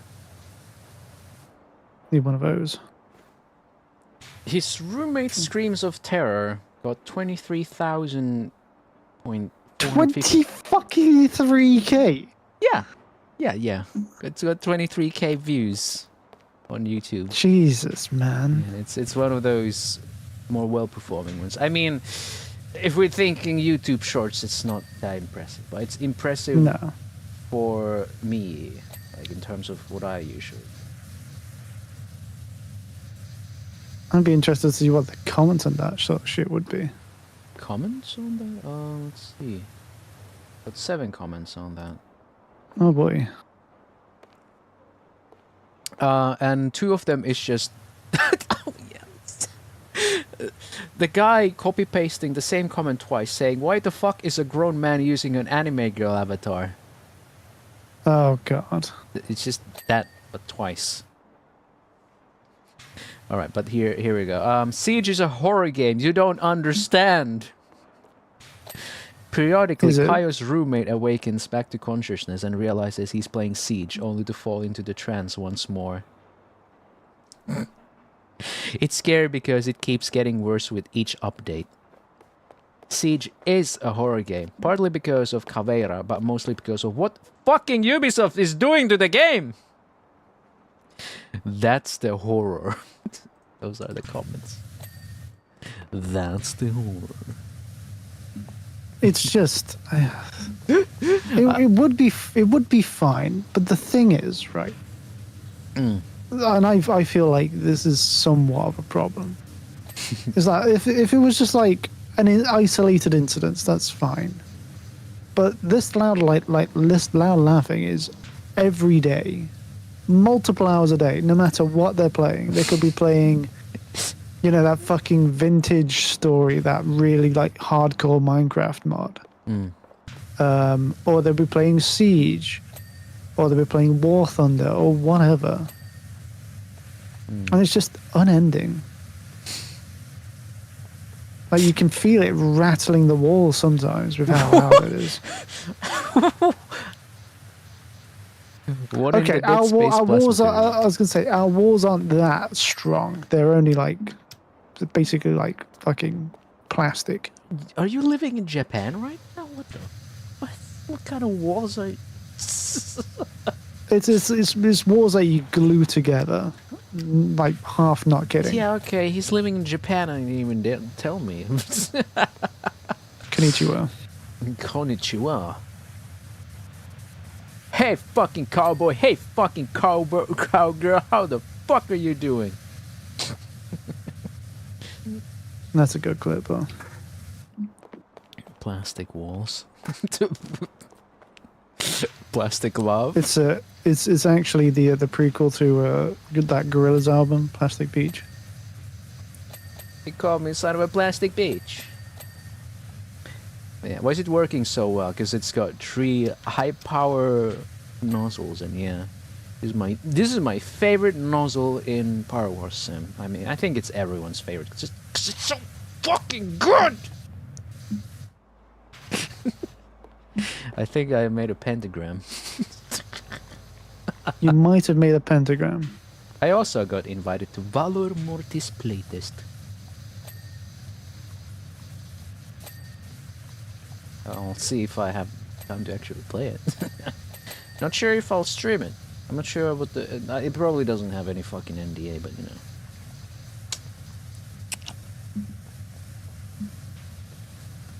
It's quite the plasma color, isn't it? I love this thing. Glad the sequel is gonna have it. Not so glad it's gonna be locked at 60 FPS and runs like ass. Not for me though, it runs, well, for me, but for most other people it seems like it's a straight downgrade in performance, while, you know, even being that great in fidelity. Like, it's about the same as this game. Like, visually, it's just more PowerWash Simulator. I really want to try that, because I know very little about the Napoleonic Wars. The aesthetics are so good in Valor Mortis. I think super twisted version is right up my alley.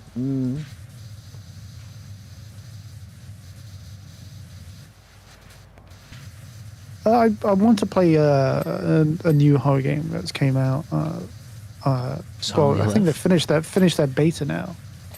The fucking Silent Hill app. I would never. I wouldn't wish that upon my worst enemies. I would never.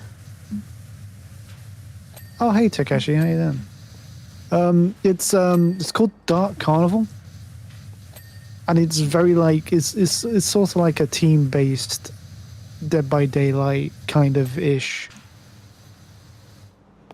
You play as like these like oh hi Takeshi, thanks for the holler. Like how do I explain it? You play as toy bunnies. You don't. You play as toy bunnies that need to be wound up by like a crank. Wind up toys. And so you as your teammates have to crank each other up. Crank And you're that being hard. chased by like a magician. And this magician is Colonel. one of those ones. Squeeze that hog. Damn. You could, sure, by all means. Squeeze it. Oh yeah, no, you played Metal Gear Solid 3, didn't you, recently? How did you find it? How did you find it? For me, it ran surprisingly well, but I can't compare it to the original. But I can just say I liked it. Had a good time. The modern controls really helped my the jank hating brain. I tried the original, but on keyboard, no. Yeah. It really meant for controller. So yeah. I mean, the game was built on the console, so. Yeah, of course. But you know, it's still admirable that it was playable on keyboard. But obviously, it's probably way better on controller. I just went through the entire thing with mouse and keyboard, but it was good. It was good, and I got a mostly spoiler-free playthrough, so I was happy. Good. Yeah. Because I only knew like a couple of points, but then there were like a couple of scenes I've never seen before. I laughed my ass off for some couple of them. It was good. I saw you really liked Ocelot, Revolver Ocelot. Yeah, also, I like Ocelot. I knew Ocelot beforehand too. I mean, I've played MGS1 and I played MGS5. Like, completed both of them. I've tried MGS3 in the past, but it just refused to fucking work. I never got to it. It would have been real sad if Unreal Engine 5 was like, yeah, and you're not gonna experience it now either, shit ass. But it actually ran pretty well. What did Silent Hill F do? Exhaust me? Existed. See, like, the story is fine. I like the setting, the symbolism and all that, and place Japan, you know, visuals, all that. But God, the fucking combat! Oh! And, like, on the hardest difficulty for puzzles. Oh my God! Even trying to solve some of them together with chat, no one understood what the fuck they wanted you to do.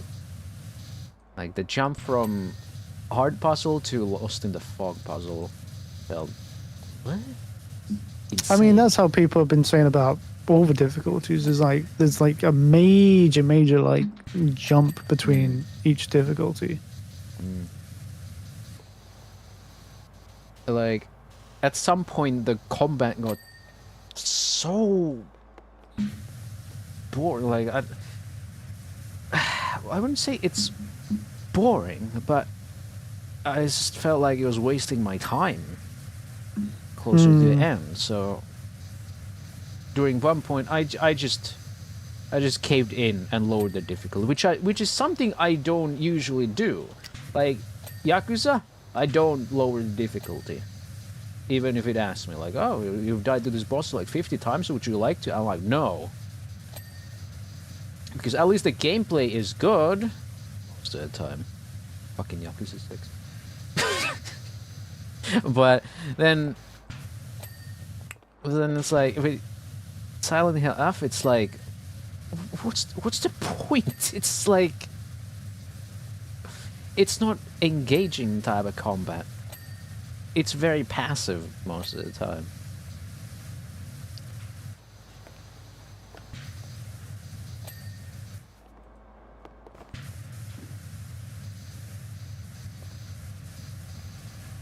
I haven't had the opportunity to play other Silent Hill games, so I hate the fact that this is how I'm gonna experience my first one. Is gonna be like this. Ah, the visuals. Well, are great. you can always watch the, or at least play 2 remaster. James Sunderland. But I don't want. I'm not just blindly hating Silent Hill F. I completed the one playthrough of it. Yes. There's a like wrong with it, which are subjective from my view, but there's also like the inventory system is really bad.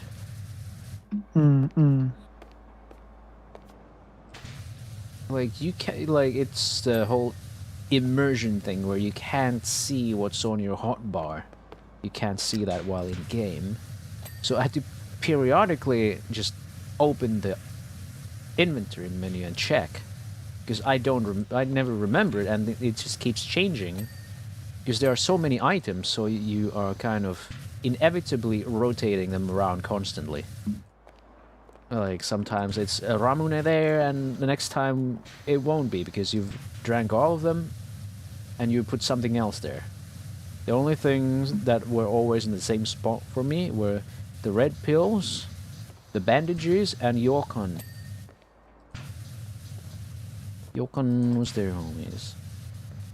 And then usually I had like repair kit and 8, the last slot. But then everything from 4 to 7 was like, oh yeah, good luck remembering what was there. So I always had to open up the inventory.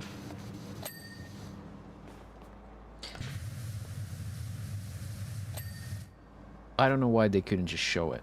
John Bob Frederick asked me, I give my life not for honor, but for you.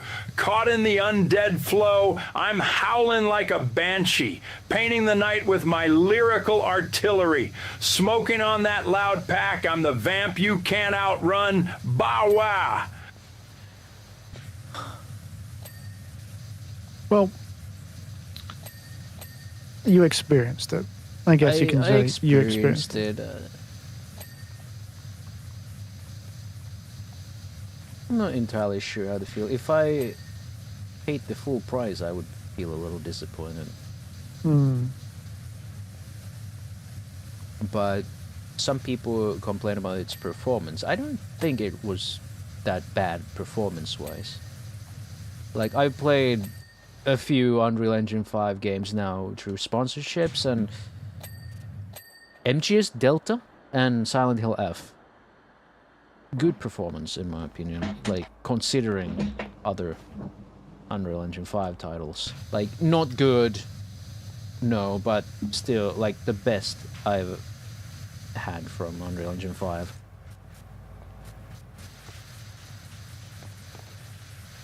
That damn, because I plan to buy this one when a sale happens. Guess I could, try to kind of illustrate how the combat is. Combat is in big part in Silent Hill F. You can try to avoid enemies, but eventually you'll kind of run into a wall and you have to deal with things. And there's a lot of like scripted sequences where enemies appear too. Yeah, and if it's one of these kind of situations where you decide, okay, I don't want to fight, I'm gonna avoid everything, and then you run up to a wall, and then you come to a point where you have to lift a log, and it's one of those, you hold F to move a thing, then suddenly you got like 6 enemies on your ass with a combat that's basically meant for 1v1. My hubby said people didn't like it, but what I saw for gameplay, I still plan to play it. It gets it gets really daunting the further you get into it. It's hard to describe without spoiling. I don't want to spoil it. Because I think I'll stick with my opinion where it's worth experiencing, and then you can judge for yourself. yeah, it's just that it is a long game, I feel. So you are probably gonna get money's worth out there. Have you been playing it, I assume? I played the entire thing. I was sponsored by Konami to play it. I didn't finish it on stream, but I got to like the final-ish chapter. Off stream, I finished it completely. And none of my viewers thought the combat later on seemed very good. It's like some people say it's kind of like Souls-like combat, but it's not as responsive as that. Many cases, I would try to perform parrying attacks, and the game would just completely ignore my input for some reason. Not sure why. But it happens. I'm having drops again. Hang on.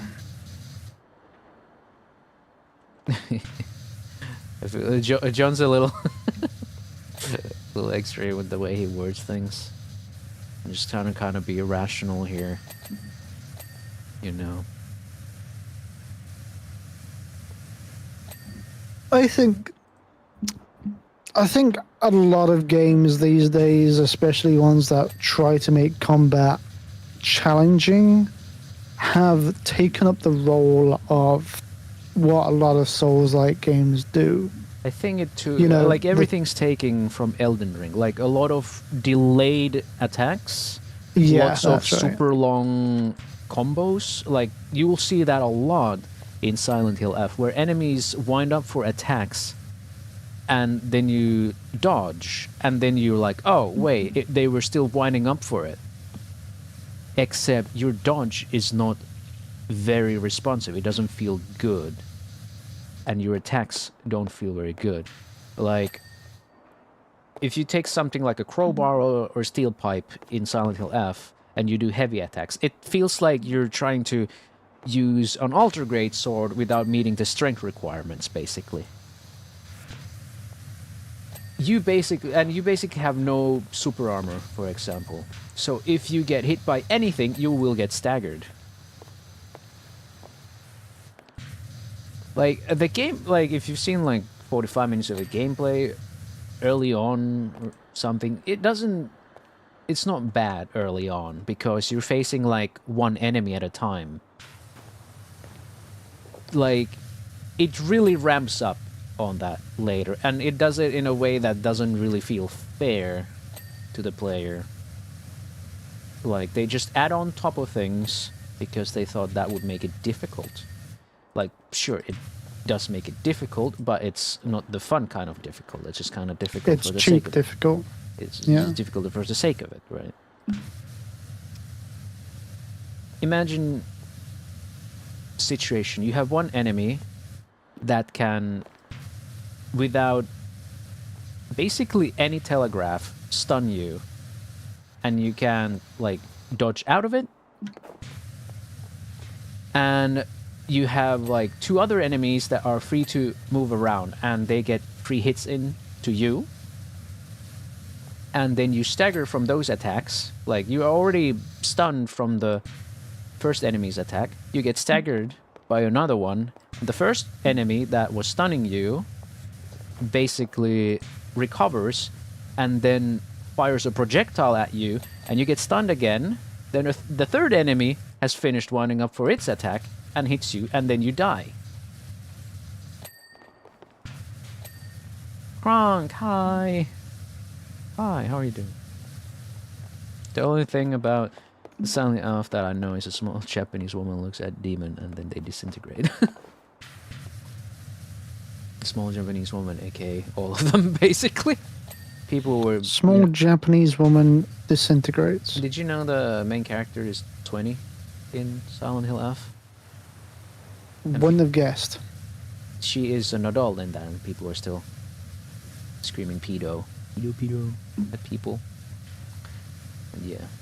No worries, she's an adult, and that's just how Asians look, guys. You goddamn racist. That's how I look. I mean, they're 20 and they're still going to school, though. Is that a thing? No, they graduated already. Oh. They are in school, and they just, you know... Well, I don't want to get too much into that whole thing, because, you know, some spoilers. Mm-hmm. Hellpoint was a mixed bag, interesting setting, combat for the most part, but it can be a buggy mess sometimes. I was close to abandoning it for streams because so much was breaking down. Tifa is communicating. And watch Vanos play that once, get frustrated with the mechanics, and never touch it again. It's like... I would have probably streamed the rest of it, but... it basically was me just ranting for 4 hours straight. I start kind of feel like I'm gaslighting myself, you know, feeling It's like... this... I'm going to be honest. This is how I feel a lot about System Shock, the first edition. I did a couple of streams of System Shock. Yeah. But I've really started disliking playing it as a streaming game. Really? Like, yeah, it's way too streamer unfriendly, I think.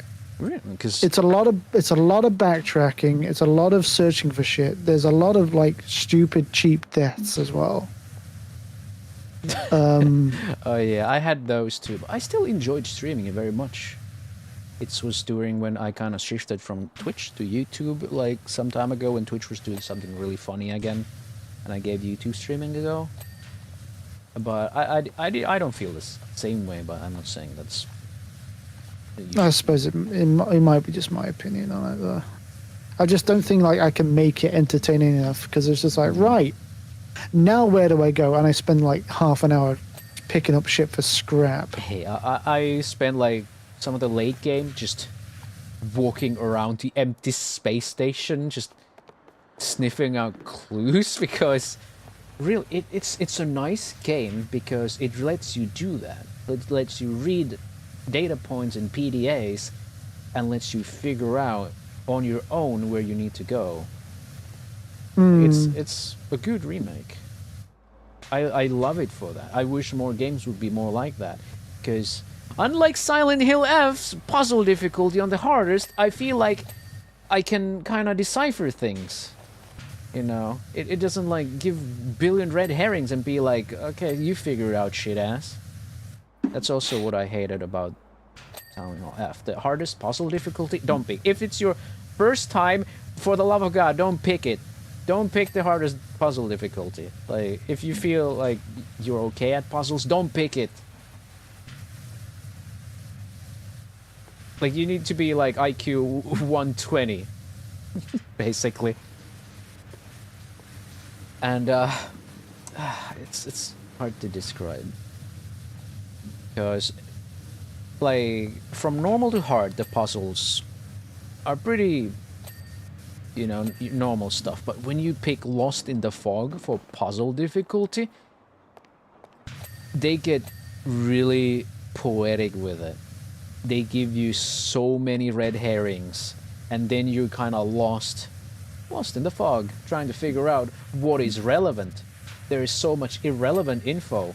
It's like two spreads of information, like on a page, 2 spreads. And then there's like one sentence that's relevant, and then you're just kind of left trying to figure out which sentence would that be. And it's always way more simpler than you think, every time. It was really annoying.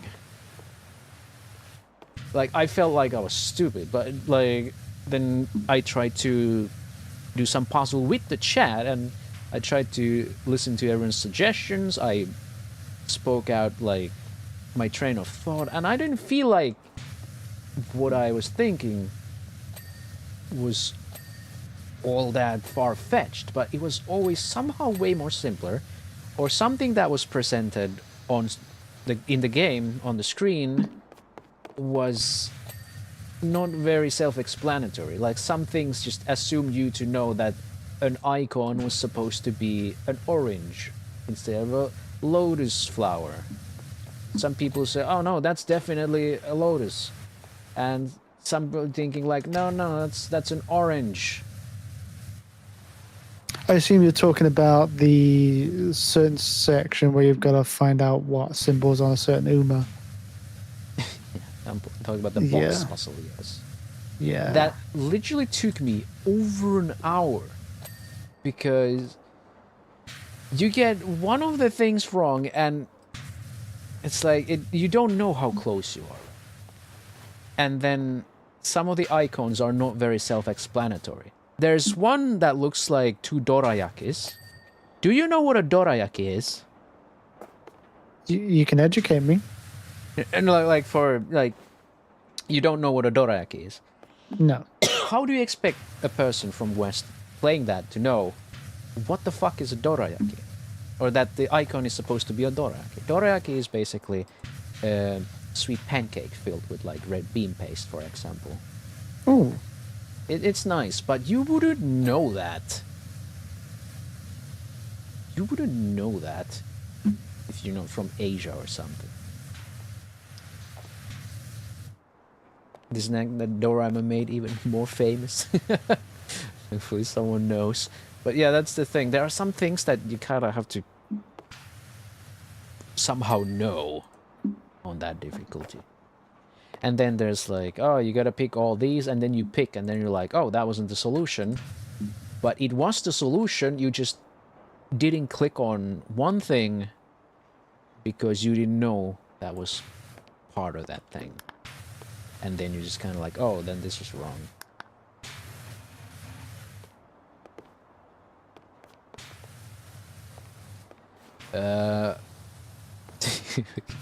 Could run a whole review of the game like this. But you could. I mean, you could chop bits of this stream up and create an entire review. Mm-hmm.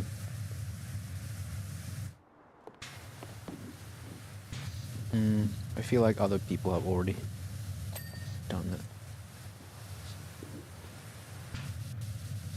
I feel like I have nothing to shit on the story. Ow! Sorry. You stole my letter. Oh, you can do that. There you go. Not a That bug. does remind me of a DSP quote from Sound Health. How would I know what a sakura tree look like? I only ever seen it in video games. Yeah, I know exactly that puzzle. And I know what sakura flowers look like. I know what the petals look like. But the thing is, one of them was the entire tree, and then the petals were really tiny on that. So it did not register to me that it was a sakura tree. See, I recognize the flowers, I recognize the big icons of the petals, but then I missed the tree. And then I thought, oh, is this wrong?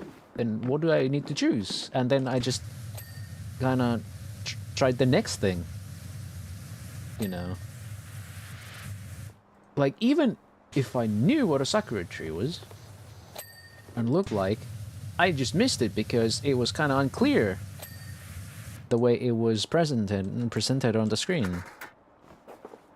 Like, some of the puzzles are just like that. You know, you miss a detail and the whole thing falls apart.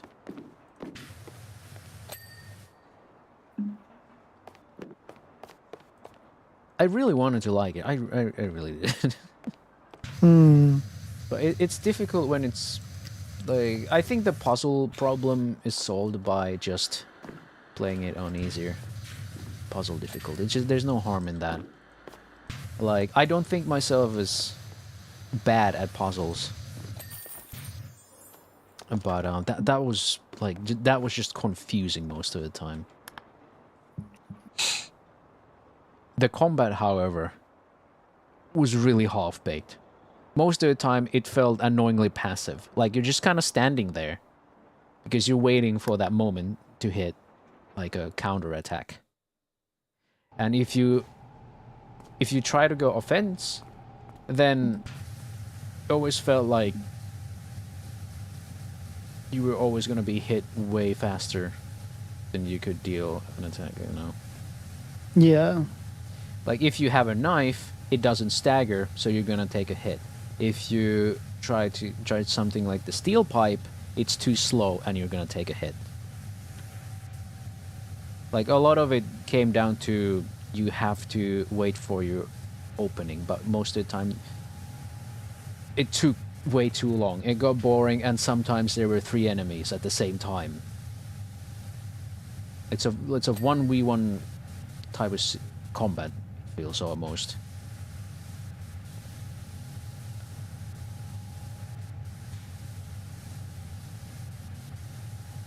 Hey Ballant, how are you doing?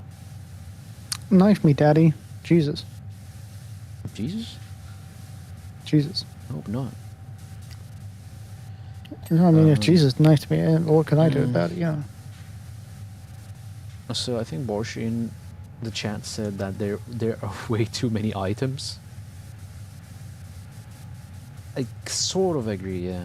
I kind of see what they were trying to do, so it's just kind of like a personal opinion, but yeah, it gets kind of crowded with different types of items. You have 3 meters you have to kind of watch over. You have sanity meter, which you might think about amnesia first, but it's not like that. It's more like a bar. It's like a focus gauge, right? Yeah, it's more like a focus gauge, and you can fill it, and it depletes. You can fill your focus gauge with, you know, with the cost of sanity. But once you hit 0 sanity, I don't think it does anything. You're just out of sanity. Like, at least I don't think it does anything else.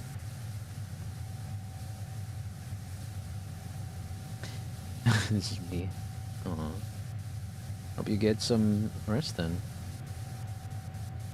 Get some chillax time. Yeah, do it. Yeah. And then you have your health, of course, and then you have stamina. Stamina depletes very fast, and once it's empty, you are guaranteed to get hit once or twice. It recharges so slowly. And you can't run, you can't dodge. I think you can perform a perfect dodge while you're out of stamina, though. Maybe. I'm not sure. You know, there's the whole perfect dodge mechanic in that game. If you perform a perfect dodge, you regain all of your stamina.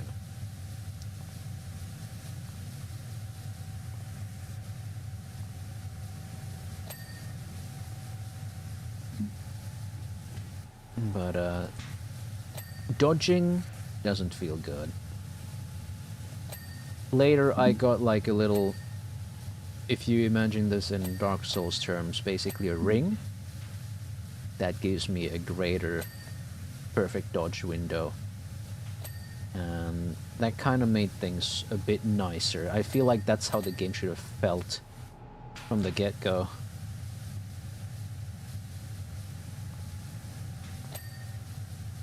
Yeah. It's kind of like, when I describe it like this, it doesn't sound so bad, but once you play it, it feels really clunky.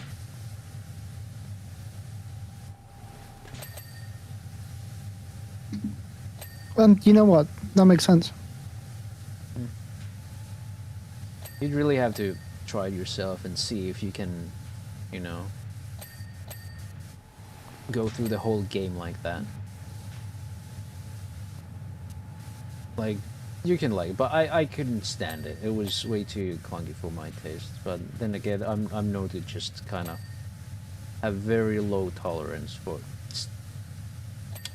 any little bit of jank. Some people live for like Slav jank, for example. Like Borsche loves jank. And then there's me. I want my games like chiseled to perfection. Everything tuned to be perfect. And people might give shit on for a lot of things for Killing Floor 2, but that gunplay is so tight in Killing Floor 2. That's like one of the biggest reasons why I keep going back to it. I had no idea that anyone could actually like jank. Yeah, there are people. Porsche pops in here sometimes. We can interview him a little bit. I do recall he does enjoy games because with jank, because he's I think grew up with a lot of that stuff. And I can see why. Some people just really... There are people who kind of accept that as a fact. As like as an experience itself. They kind of accept that limitation and then they kind of play within those rules. Like, to them, it's not about how good the game feels. It's more about this is basically the constraints you are given and you play within these constraints. To them it's like a challenge, much like Dark Souls, for example, can be a challenge to get through. To them the jank offers that level of challenge, like added layer of it. It's like when I played Sonar Shock, and it's too fucking bad. My internet was still really bad then, so I couldn't stream it. But Sonar Shock was a really interesting game. I actually really enjoyed the gunplay, despite how tedious it's supposed to be. You know, where you're meant to be reloading your own weapons manually. So you're opening the gun case, you're putting in the bullets yourself, you're closing up the clip, putting the clip back in, before you can start firing again. It was really difficult because you got to time it at mid combat, but it was fun. It was fun for what it was. It introduces a different layer of interactivity, and like it would have probably felt way more different if it was just R to reload and it does it, right? It changes the experience. Like, there are some games that wouldn't have been such experiences if it didn't introduce, like, there were gimmicks like that. I don't want to call them gimmicks though, but for lack of a better word. But at the same time, it's like, if you're gonna do a gimmick like that, you gotta do it right, and it seems like Silent Hill missed the mark. I think the thing with Silent Hill F is that it wasn't a gimmick, they just didn't do it well. Because a lot of the times, my inputs don't register, the parry windows don't flash, camera gets stuck in walls. Well, it doesn't get stuck in walls, but a lot of the fights happen in such narrow spaces that you can't see anything. And then it's not the gameplay anymore, it's the game actively fighting against what you want to do.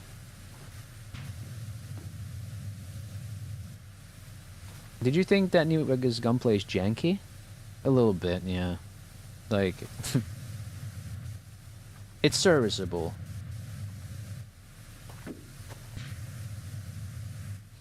I'm starting to wonder if I actually just enjoy that jank because I always just thought that maybe I'm so resistant that I don't see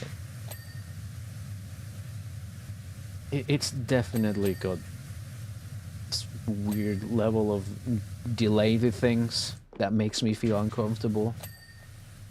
Like, I call it janky because it's not responsive. Like, there's delay to inputs and actions.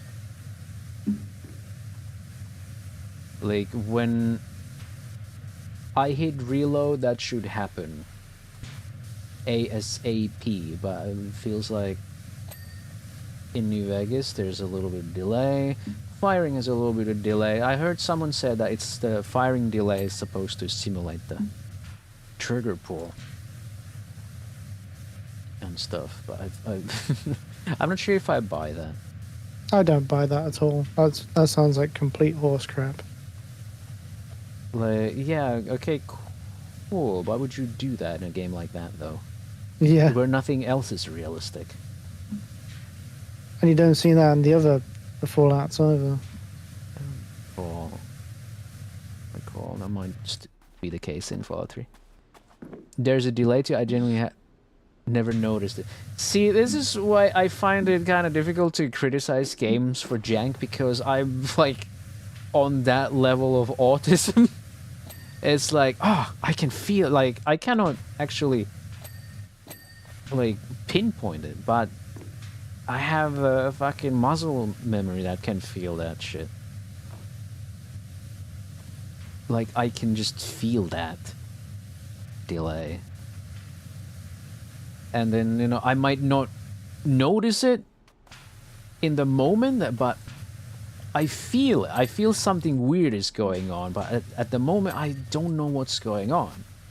And later, I'm like, wait, is that...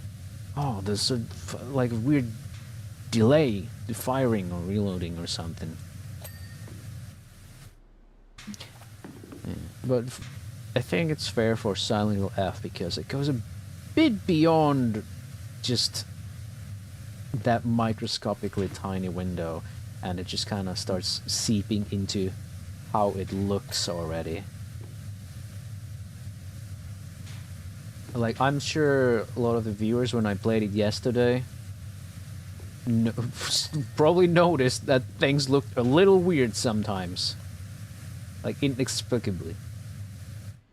I was playing the final boss today in that game, and I was blocking with the fire axe, and the block got stuck, and I couldn't move.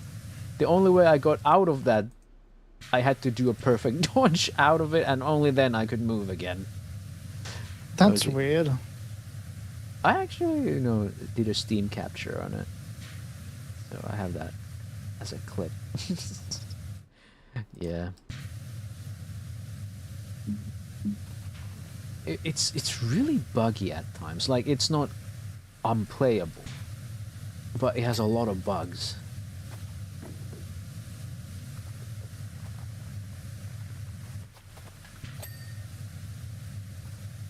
And there were a lot of times where I just kind of inexplicably got stuck on the terrain.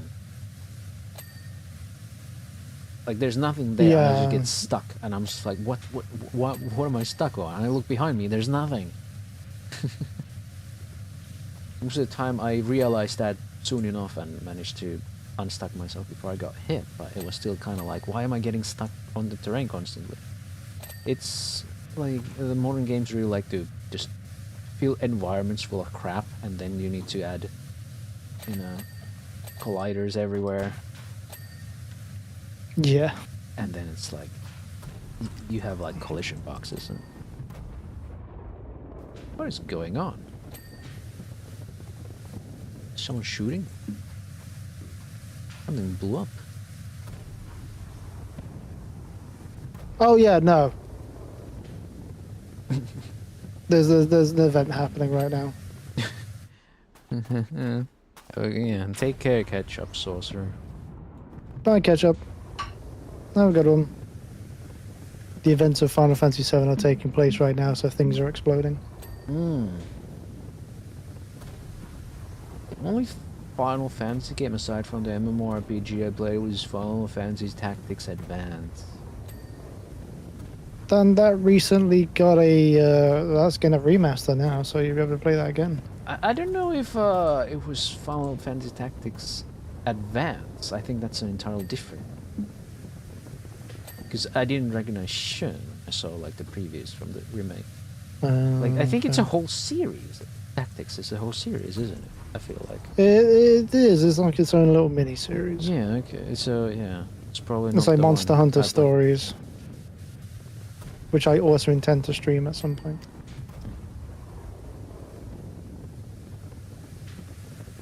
Ka-chow, I think so. But yeah, from my personal experience, I don't think I can recommend Silent Hill F. I think they were they making a manga or novel or something out of it. If you want to experience the story, you should probably pick up that rather than play the game. To be fair, I think even people who have played the game are going to pick that up just so they can understand what the fuck the story was. You get like the basic outline, but you don't really get much of an explanation. You just gotta Which is why play I it through like 5 times, then you'll get it. Yeah, Yeah. But getting it's small kinda tidbits each time you play. That's a lot to ask, like, with that combat, because, like, even if you can take the janky combat, and I did get through it, it's still like a lot of the encounters overstay their welcome. The combat itself overstays its welcome. Like, there's too much combat.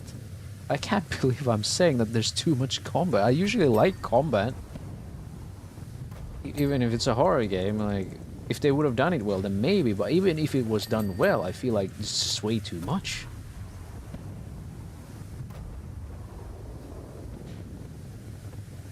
If it at least felt good, then yeah, maybe. Maybe I would have enjoyed playing it just because it was satisfying, but nothing ever felt satisfying. Like, countering enemies didn't feel satisfying, now that I think of it. Like, it was more like, phew, fuck, thank God I hit it. Rather than, oh, that felt so good, man. Like, it never felt that. It never felt like, oh, yes. Because the way it was presented was... It wasn't satisfying for what it was supposed to do. Like, riposte in Dark Souls. Now that feels good. You get that? That feels good. You do that in Silent Hill F. That doesn't feel good. I mean, I get the feeling when I was playing Final Fantasy 16. I was really enjoying like perfect dodges and the combat there, but it makes some sense because the combat was designed by the Devil May Cry developers. And they know how to make combat. Maybe Devil May Cry devs should have done the combat in Silent Hill F. No, they should have. Everyone was talking about the fucking Devil May Cry stuff when I got to the later parts of the game. I'm not gonna spoil. Pull my devil trigger.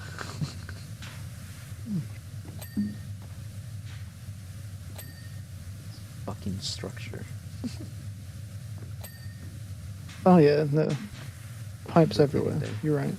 Speaking of things that feel good, these rapid dings and all these little pipe parts are all separate pieces. Ding dong. Ding ding ding dong. Yeah. I'm glad you Ding get ding the bong. joke. I'm a little like, where? I'm just spamming like the show dirt thing constantly and just trying.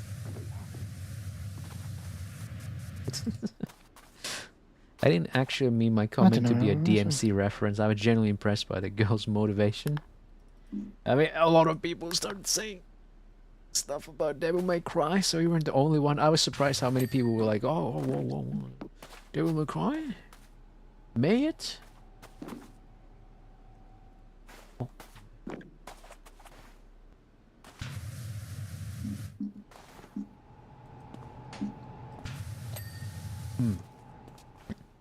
Sector 4 Mako reactor. What is Got it.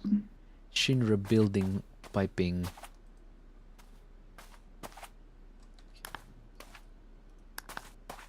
Piping. Poopy. Poopy. Poopy. That's a fucking vocal stim if I've ever heard of one. Poopy is a vocal stim. Poopy. There's one time where I almost said that out loud. I was out with John and Bulka, and I saw there was a dog in the restaurant. I almost yelled out "poopy," just out of reflexive. I was like, "Oh shit, I can't say that." We were like, You hear fucking a Finnish femboy out there say poopy. It's like, Poopy. hang on a fucking, I fucking recognise that voice.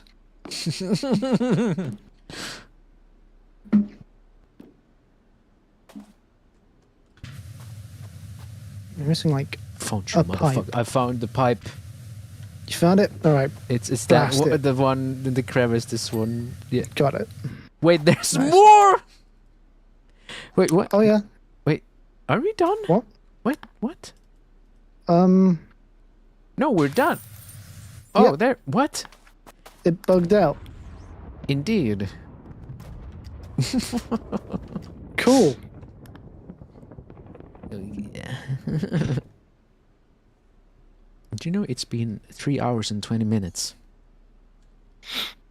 Of just cleaning. There's still more to do. Mm. This isn't a good one. Have fun with this one.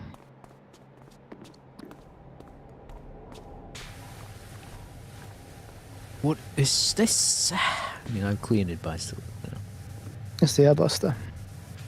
Ear buster. Always a buster. CJ.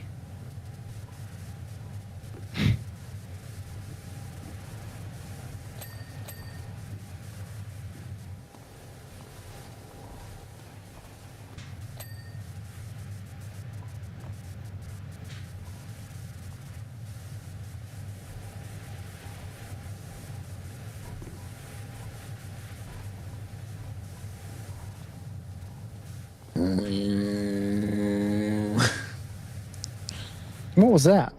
I think my engine just started. Nothing. Just, you know, doing my Mongolian throat singing as ancestors intended. As you do. Just that great urge to feel in the air. Yeah.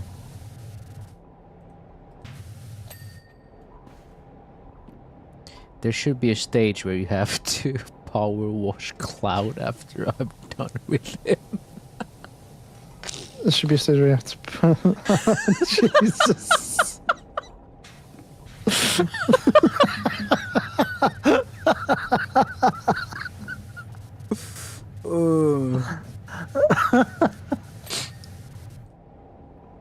You're going straight to the YouTube shorts with that one. Very good. That is going in the book. That's a historical quote right there.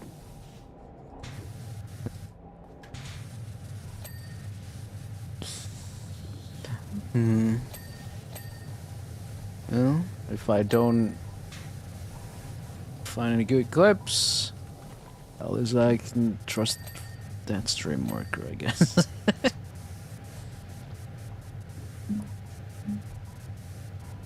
Oh yeah, now you can open this, can't you?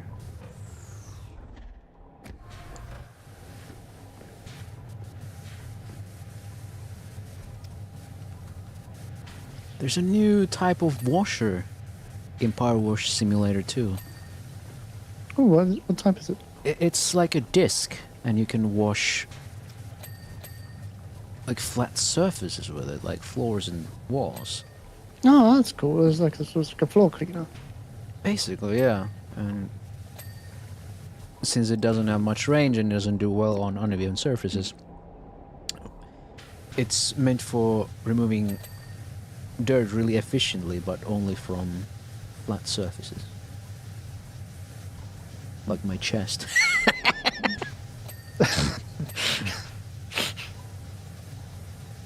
That's Flatmire. Jesus. Very good.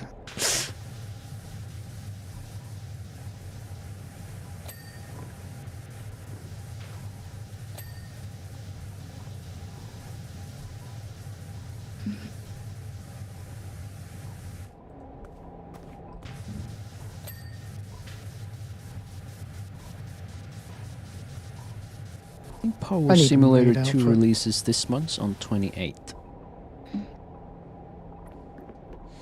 On the 28th. Yeah.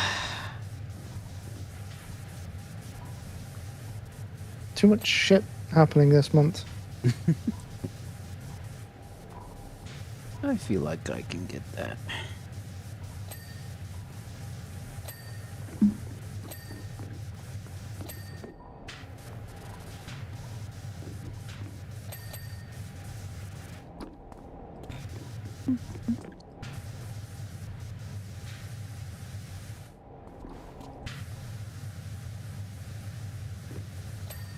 This is hard to keep up with video game releases these days. Especially if there's something like indie. You see Oh, them. yeah, you see absolutely. them on like E3 as presentations, and then you forget about them if you haven't put them up on some kind of like calendar or some shit. You put them on your Steam wish list, and then you're like, "What the hell is this?" Like, no, really. We were talking about games that just like don't actually ever release. It's like how many games I've got that were announced on E3 like a couple years ago that still haven't been released yet. Yeah. Feel that. It's like that one PSX style FPS with dinosaurs that looked really good. There was a boomer shooter that had demo, but it's still in development after God knows how many years. So many things that I just want to play. That feels like they were announced a decade ago. And then people are like, "Oh, GTA 6." GTA That's 6 it. releases next year. Not month, next year. Come on. You guys can make it. People I are, have people are so a question. impatient. This could be one hell of a topic.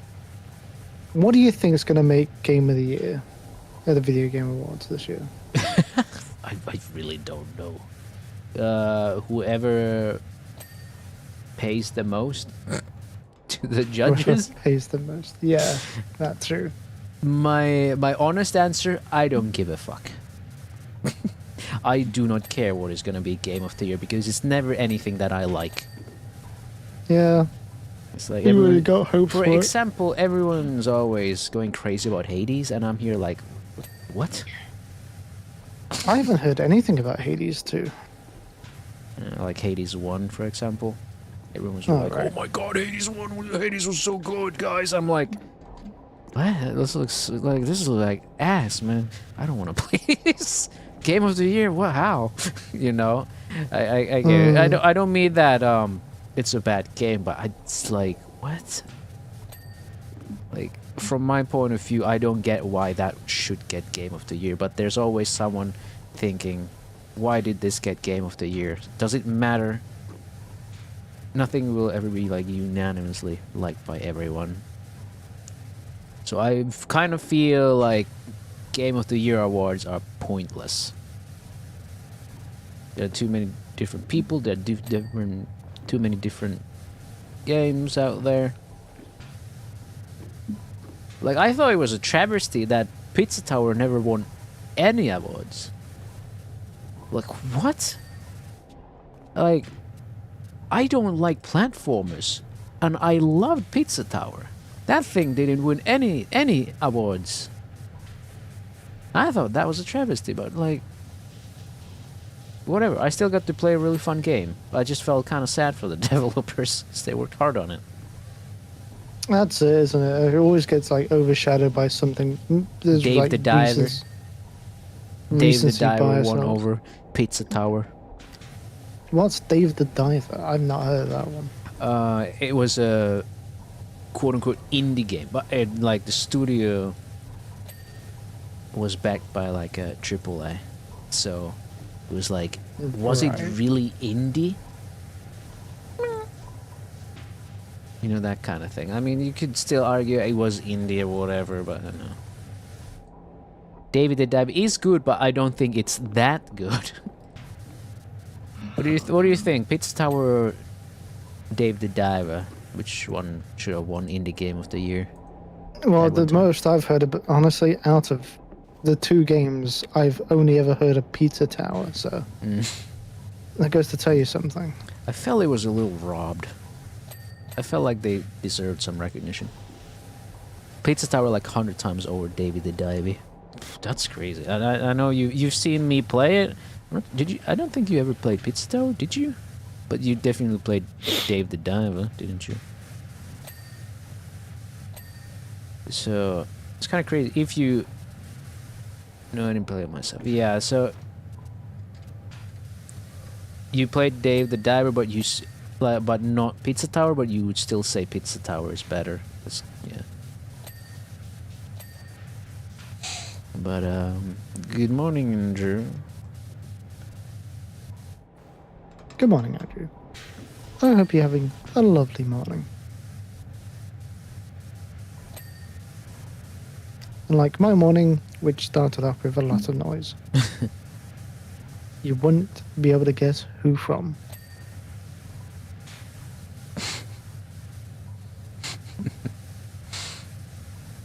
That's Quagmire. Sorry, I was just thinking about, like, I was watching Tall Bart's YouTube poops today. And a couple of fun Family Guys one, and in one of them he just kept inserting "That's Quagmire" and then just kind of like the. Honestly, I could have sworn I've seen something like that. Tall Bart is one of my favorite YouTube poopers, just because his sentence mixing is really good. It's really clean, and it's not that much visual gags. Or the visual gags are really like not overbearing. They're real subtle. Not like they're going to rape your retinas, kinda, like some like to do. So it's a nice style of YouTube poop, something kind of easy to watch. He does a lot like political people stuff. All right. Also like Jordan Peterson, PragerU, and some time ago he did that one person What are years we ago doing sneaky beaky like? who just got assassinated, and then he was like, "Oh God, why is this trending again?" Then he was like, "Oh." And then in the name of free speech he made a YouTube poop out of him after the fact, and everyone was like, it's what he would have wanted, because he was a great advocate of free speech after all. So while he kind of like made fun of the entire situation, it's probably what the man would have wanted. The people saw it as kind of fair.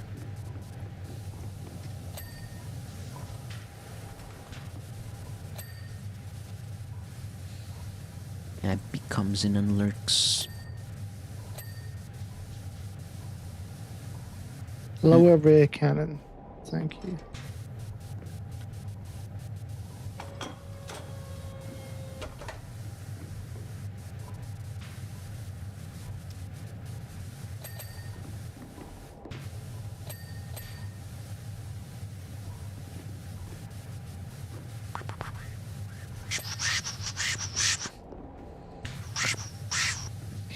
He's going crazy. Going crazy with us.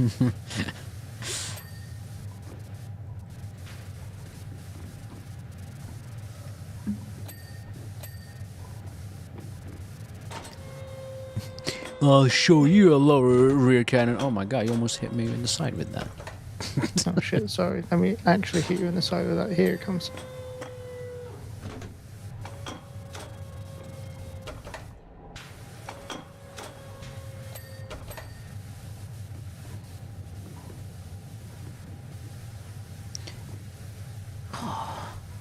I played Goblin Cleanup like once,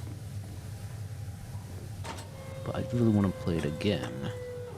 Yeah, now that it's released, I kind of want to get it and play with some friends. It's great, but solo, takes ages. It does.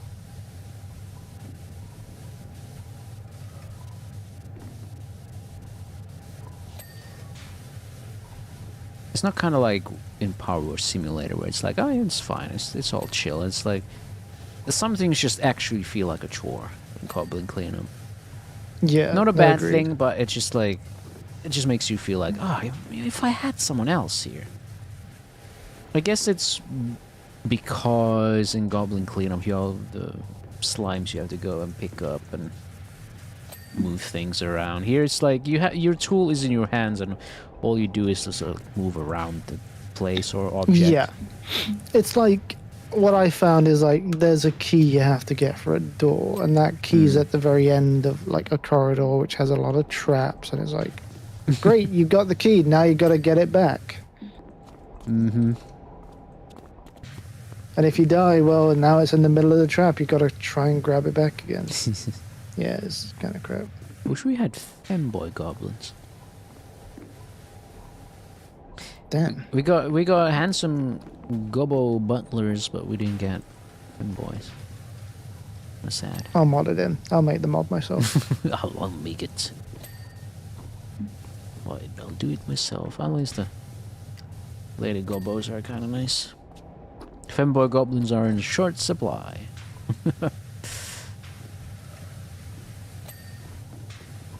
Spit your shit indeed, my man. Fucking preach, my son. Preach. I'm trying to kind of not say like Zoomer lingo out, Gen Alpha lingo as much. So like, trying to avoid saying real and based and those kind of things. I'm trying to see if I can do that.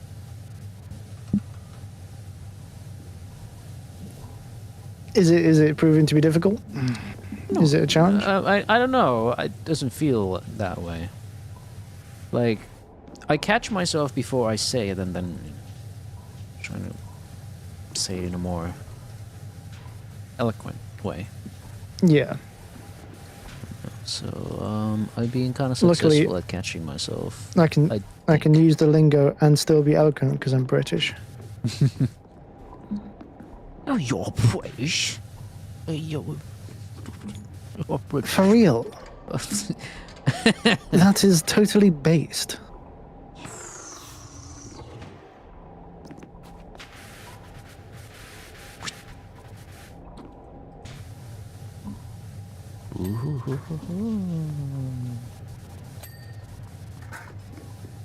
You're a dirty boy. Ooh.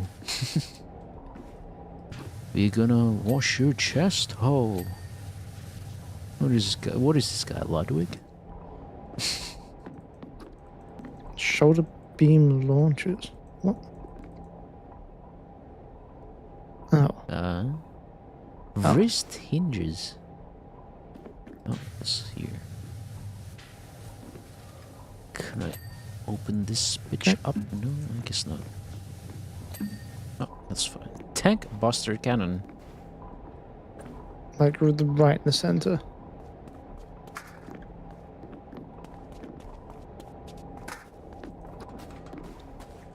And I just kind of...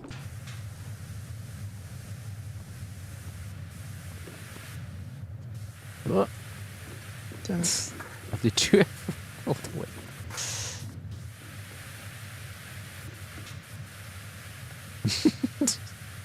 The range on this is ridiculous.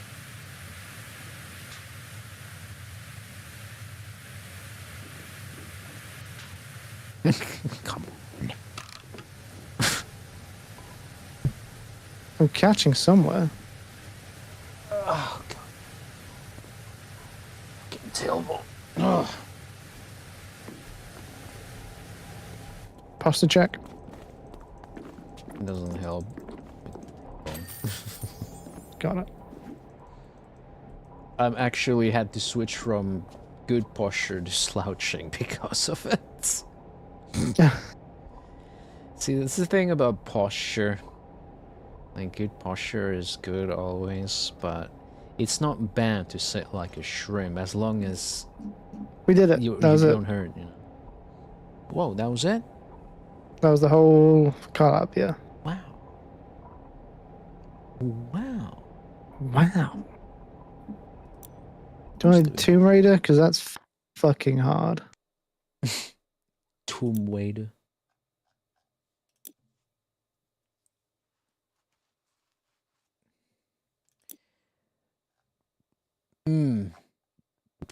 Oh God, the maze is annoying.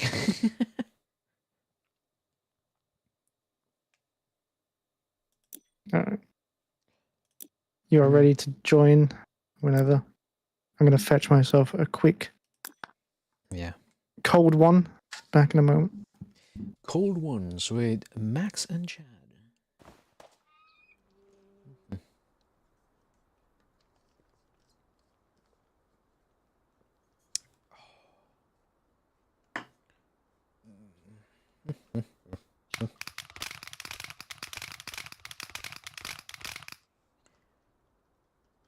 Oh, yeah.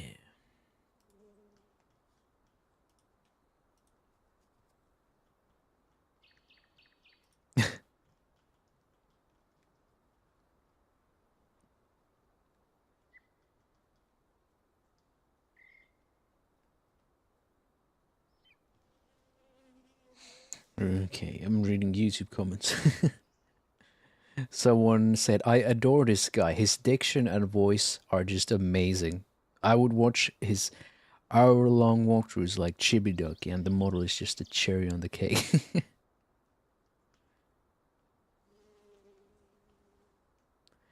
I would watch his hour-long walkthroughs like Chibi Ducky.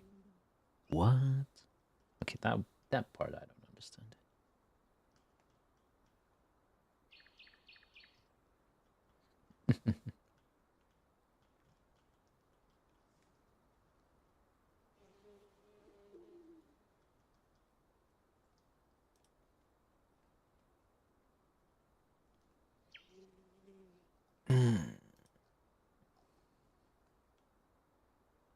I need like a one really good short or publish one really good video this month, and I would definitely hit 10k subs. Insane to think about it. Oh, my views are on the upturn again, it seems.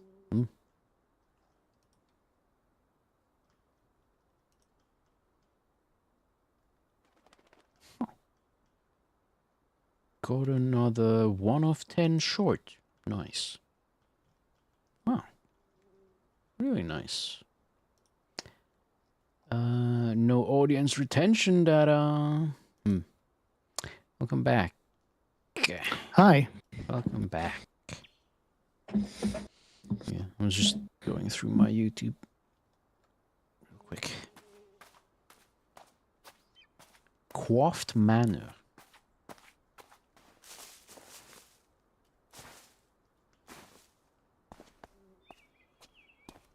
There we go. Hydrated. Hydrat.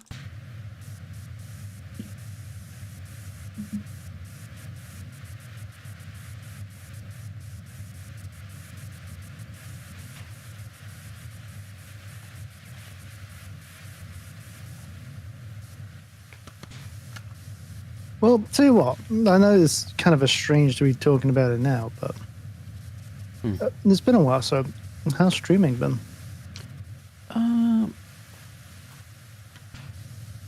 What would I say? It's, I've just been doing it. It's just like a habit. I turn up, I stream, shorts get made. Every week to week. Do be like that. Nothing big per se has happened. Like, I'm closing in on the 10,000 subs on YouTube. Oh, wow. But, you know, like, it's nothing like wow has happened, you know. Well, it feels like wow to me.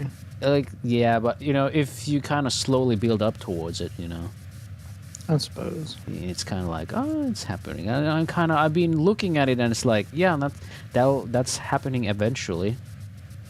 So it's not like, oh, I made it. It's more like, oh, well, it was a given. I saw it coming.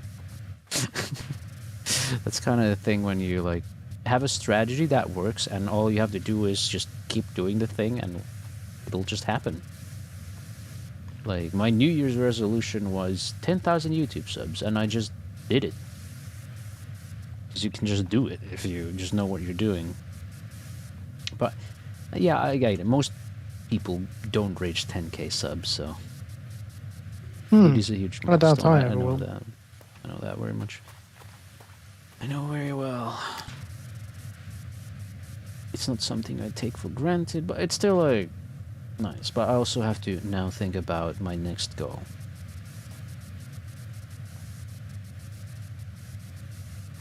But I've got things planned. They are not my goals, but they are actions I'm taking towards the next goal. So now I'm just kind of impatiently waiting for my new character design sketches. Okay. Yeah, and then I have to get my model art. And then, well, once the character design sheet is done, I have to go find someone to rig that. Because I feel like I'm gonna be the kind of person who's gonna be out there way too early than way too late for this. Because I've always been the guy who's been way too late. It's like I have everything ready, but then way too late, I start thinking, oh yeah, I should get some emotes. And it's like, I should like done that when I had the design already. Like,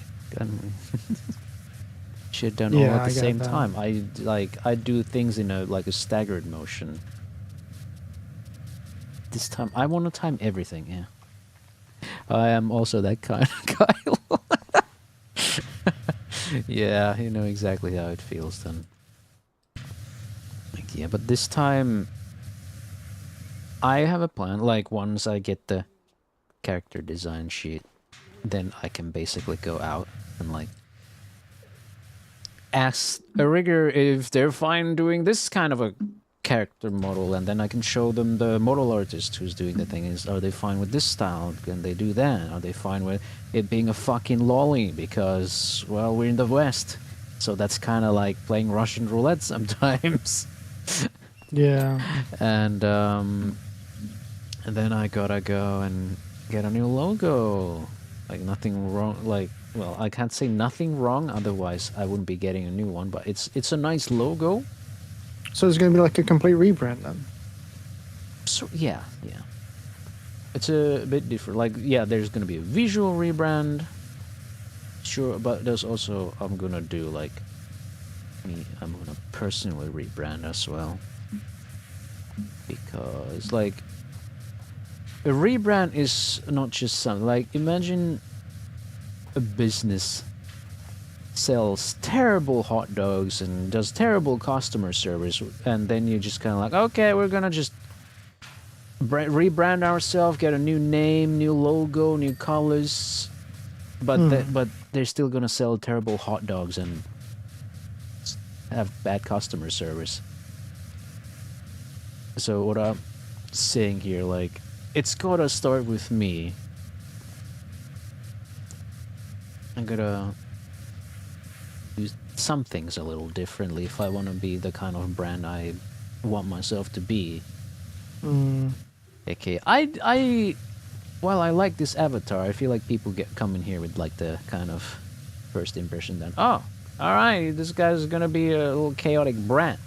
So we're gonna treat him that way, and then I'm gonna just get a headache. People coming to my stream and then just saying the dumbest things, and then I'm like, kind of like, please stop. So Please have brain I wanna cell. have like a different first impression, but also wanna fit that. Okay. But also, I don't want to change for my regulars. I'm still gonna joke around and do that stuff. It's just gonna make sure the chat doesn't go too crazy when new people hop in. And if they do, well, everyone here probably understands what the vibe in the room is. Yeah. Because I feel like way too many people are just referring me as, oh, it's the brat. And I'm kind of getting tired of being pigeonholed into that.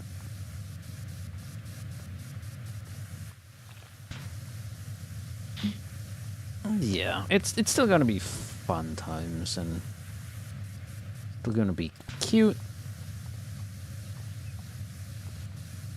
It's just gonna be my vision. It's just gonna be a custom thing, so it gets to be how I want it to be.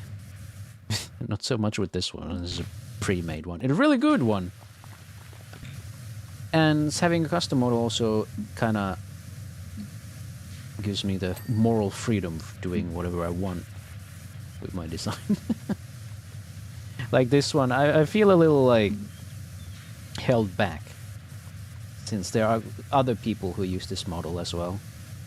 All right. So I don't want to like go and commission like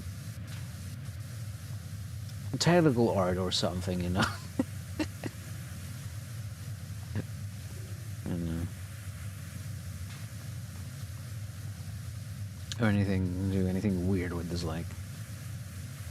I don't think I would do that with the new model, but you know, just having more freedom. This day I have never seen someone else using your avatar. I have myself. They are out there. They're definitely out there. HMK Sensei sometimes comes in here in this chat.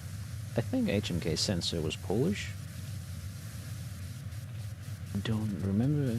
Excuse me, HMK.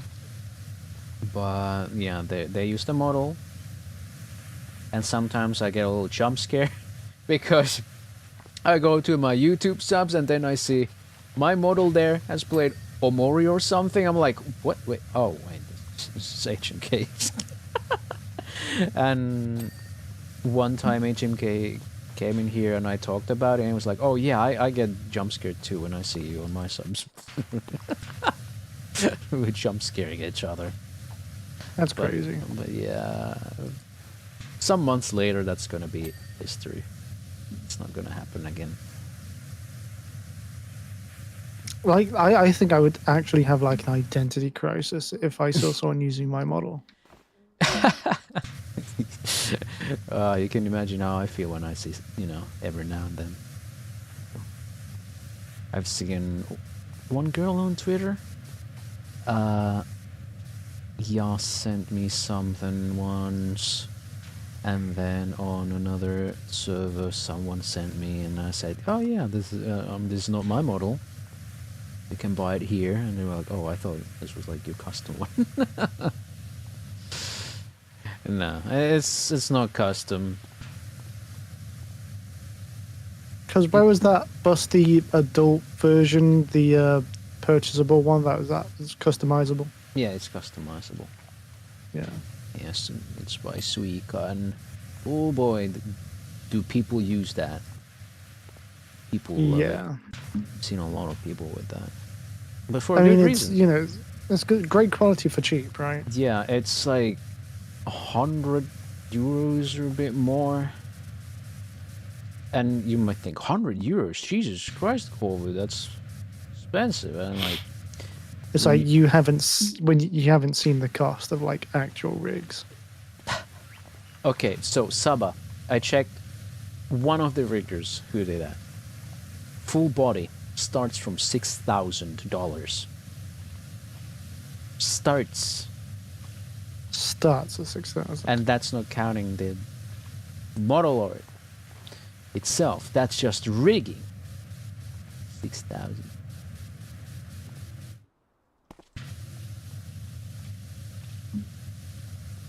It's like, just how? How are you supposed to afford something like that?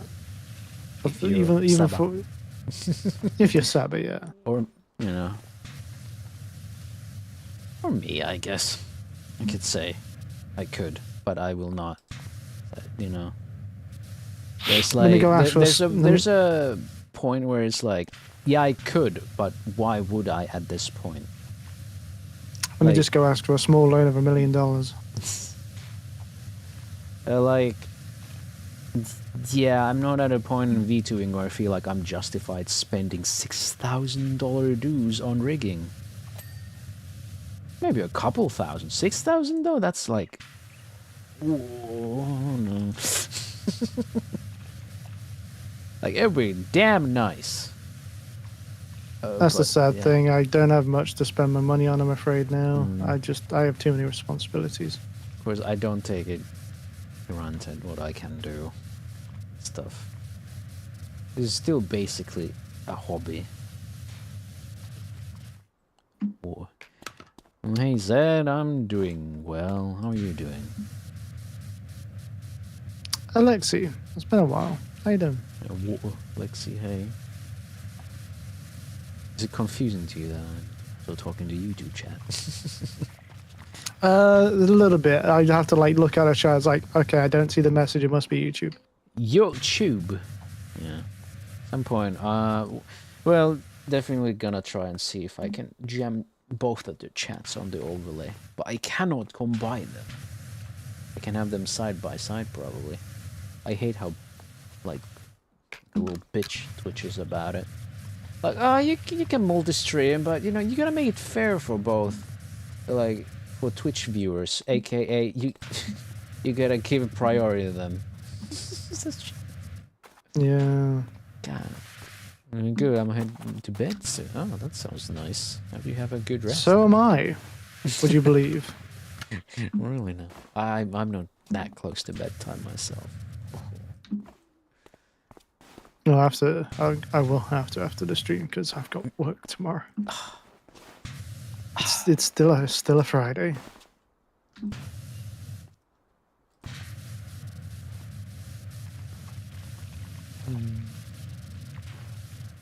You know, I think the last little bit is right on top of that fucking tail, isn't it? You got it. Dead from work.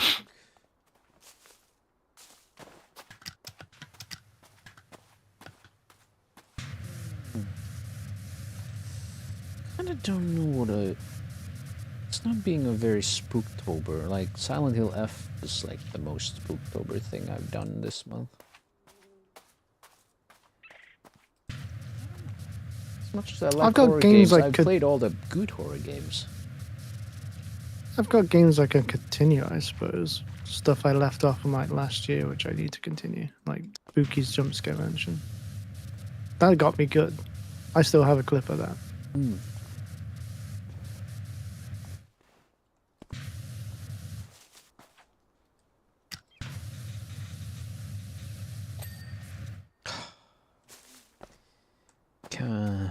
Spooky's Jump Scare Mansion is pretty cool.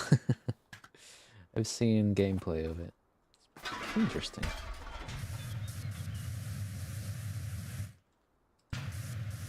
Just where my natural reaction to jump scares is to just curse at it. I'm kind of like, wow, that was kind of scary. Wow, that kind of got me. That's it. I just get angry. I'm just kind of like have the mildest reaction. I mean, some people are like, "Hey, Corvui should play a horror game with jump scares." I'm like, well, that doesn't do much to me. Like, people don't know.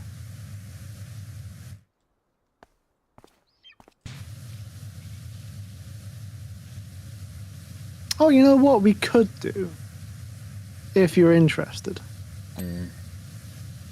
I believe we are due for a certain Lethal Company collab again. A little company. How about Repo? We can also do Repo. I'm Repo. happy to Repo. Yeah. Imagine Peak. Peak just isn't scary. I've 100% at Peak now. The 2 times I played it, or 2 to 3 times or so, each time cleared it. I was gonna say, if you know what you're doing and you take your time, it's really fucking easy. I don't even take my time. You've seen how I play. I just kind of like fucking YOLO it. And that usually works. Yeah. Like, I don't necessarily know what I'm doing, but it's kind of like it's the game. The game is designed well enough so that I kind of know. Like I see a dynamite, I'm like, oh yeah, that's gonna probably do something when I go near, and it does, and I'm like, wow, that makes sense. The game makes sense.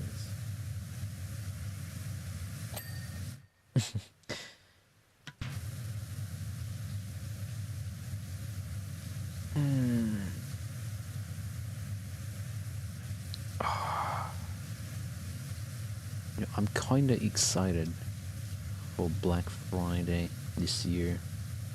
I have to wait until next month or so. I want Right, you a got coffee plans? maker.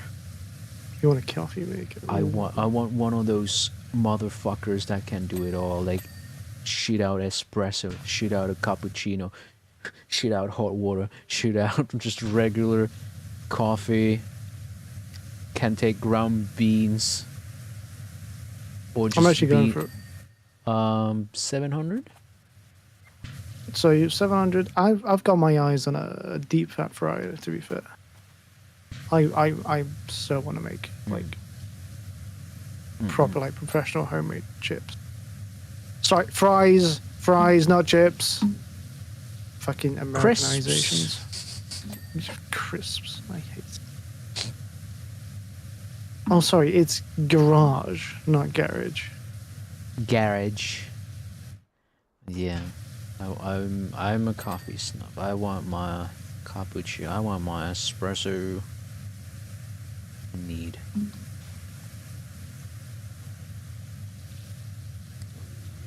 So I'm gonna see if it's gonna, anything's gonna be on good sale. Cop it. If it's fully automatic, even better. So it comes out the same every time. The worst part is probably gonna be cafe coffee's probably gonna suck balls afterwards.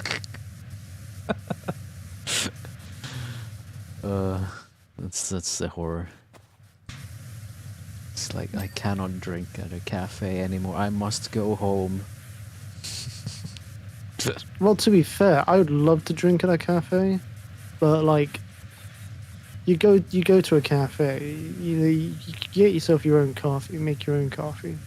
Go to a cafe, and it's like, man, I really enjoy seeing the numbers in my bank account disappear because this costs so fucking much. Like, dude, it's a cup of coffee. Why is it gonna cost like $10?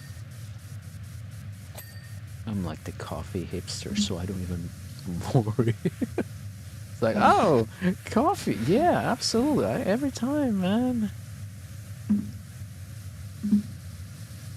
People are gonna start questioning, like, this guy just casually thinks he could just get a $6,000 rigging, buys an espresso machine, doesn't worry about fucking Starbucks prices. What is this guy?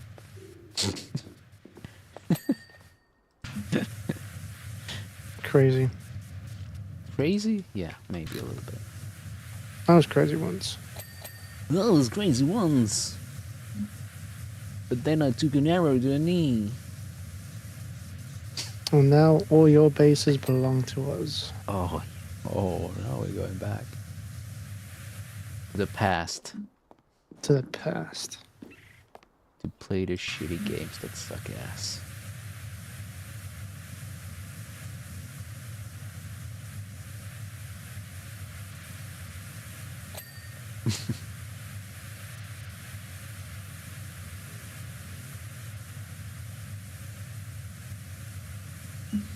Yes, I have to do my budgeting too.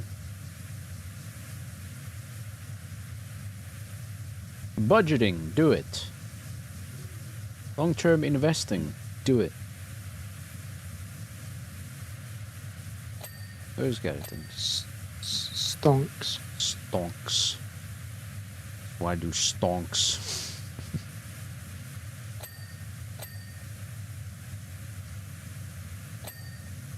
Get started with stonks, I recommend. The sooner the better.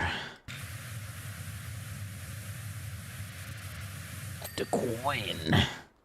The fuck is a coin? Have you played Mega Bonk? Oh, Mega no. Bonk. And I've heard of it, but I have not played. A little bit too much on my plate right now, and I feel like everyone's playing it. Oh, you're gonna miss out, Connie. You're gonna miss out if you don't play the hottest game right now, the Mega Bonk. I already get Mega Bonked.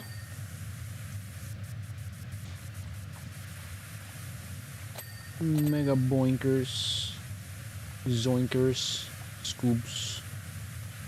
An auto shooter play it like 10 years later, it'll be fine. yeah, but the views, the virality, I'm gonna miss out. As if I really care.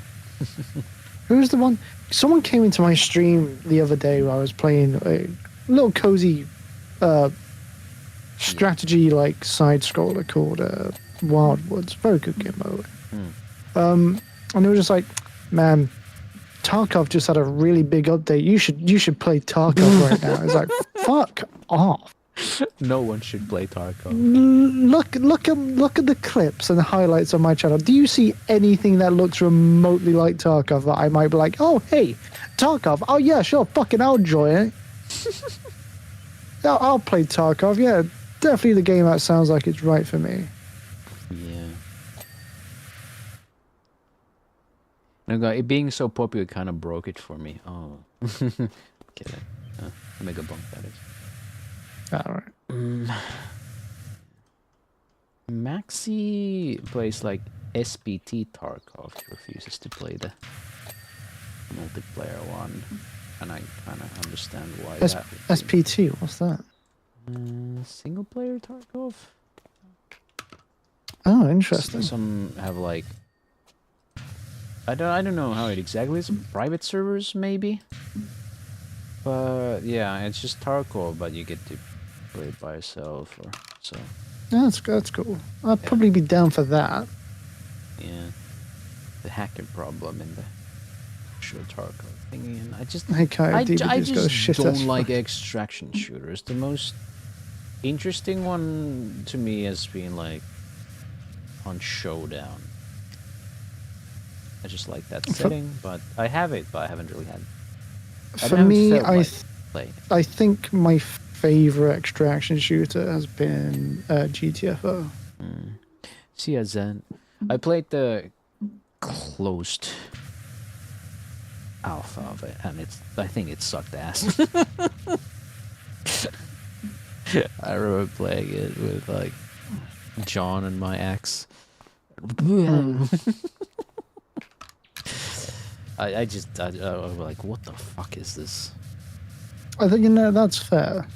Also, it's probably fair to say this was such a long time ago that I'm not gonna say that it sucks. I'm just gonna say I'm probably not gonna play it because that just kind of soured the entire experience for me back then. Yeah, that's fair. So I feel like I'll be fine never playing it. And it's also like the devs back then were like, yeah, we don't want to add matchmaking because, you know, we want you to join our Discord and search for a team there. Ain't nobody gonna do that. Fuck you. And then they caved at some point, I think, and just added matchmaking. It's really, like, yeah, hardcore co-op experience, but like, I get it, but at the same time, fuck you. No, don't do that. Add matchmaking. Like, I swear, it's probably not gonna be so hard that I cannot just carry it by myself. I don't think there's a co-op game like that that exists. I swear. There's a co-op game I can carry it by myself at some point.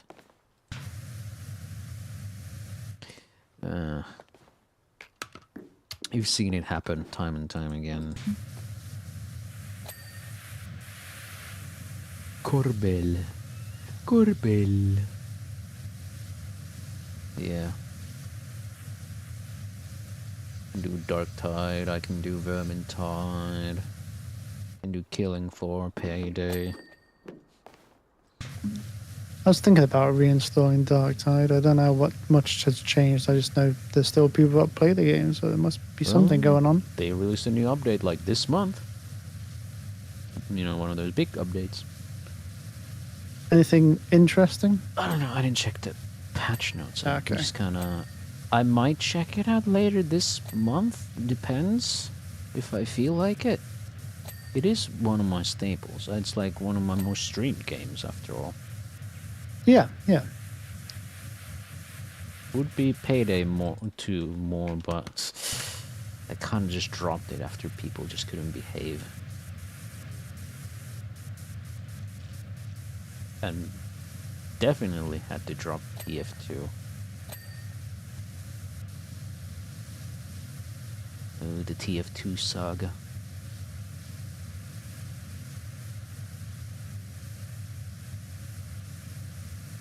It's just kind of a shame to see what TF2 has become these days. That's why keep remember saying back that- in the yeah. I remember back in the day, it was a good game to play. It was good and competitive. Yeah, But these days, it's just crap. yeah, these days, like, I keep saying, like, ugh, they didn't deserve, like, a bot update where they got rid of the bots and stuff. Like, the game needed it, but I don't feel like the community deserved it, seeing how fucking toxic it is. Yeah. Like, just to see how uncomfortable the environment is, how workshop is run by some group monopolies.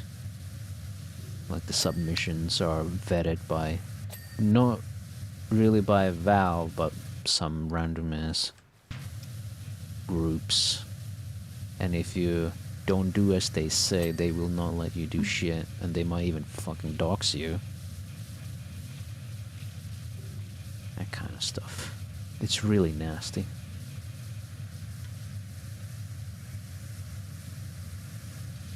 Yes, yeah, the workshop mafia.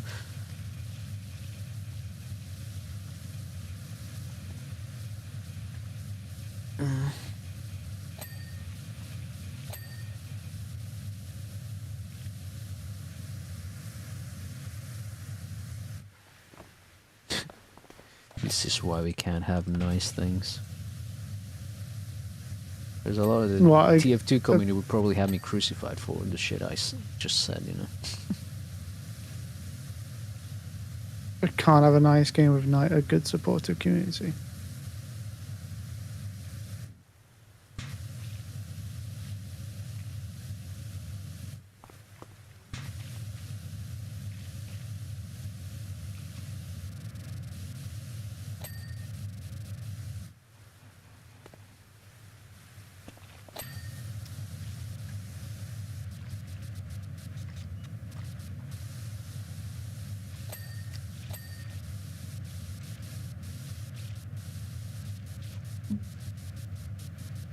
Good. Power washing. Mmm.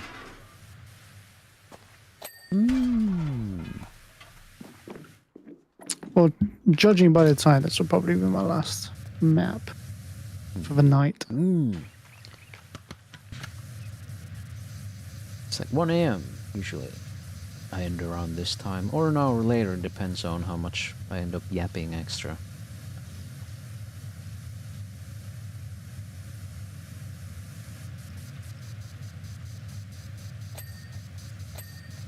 Yeah, that's right. It's about like towards 1 in the morning for you, isn't it? That's when you normally finish. It takes me 4 hours to finish. 4 fucking hours? That's insane. That's It not took me a whole night. It's not even that far off, to be honest.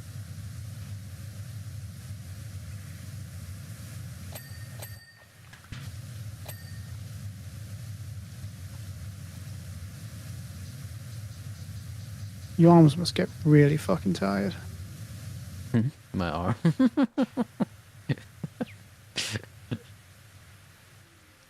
Oh, no.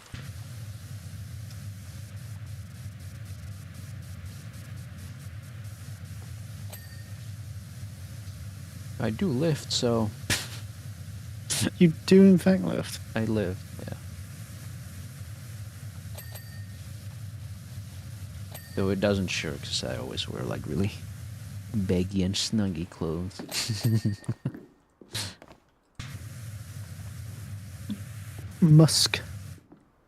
Muscular.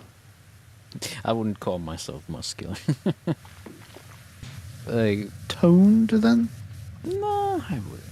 No, it's still soft.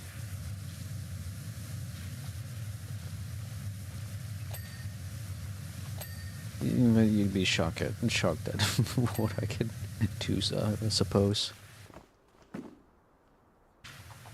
We went to the zoo with John and Puka. And yeah, that's when I realized that, yeah, maybe you know, I'm not in such a bad shape after all, because they were pretty much dead after the day. And I was like, oh guys, see the little train there, we should run there, we should run and catch up before it leaves. And they were like, no, hell no. My legs hurt for like a week. And I'm like, next day is like, oh, I'm okay. Didn't even hurt. I mean, to be fair, I've been training up my legs quite a lot. It's not crazy that I don't really even have leg days or something, but I just don't. I walk home from work, which is about an hour and a half's walk. I've been enjoying that a lot. you fucking dash up the stairs to the train station. I was almost left behind. Oh yeah.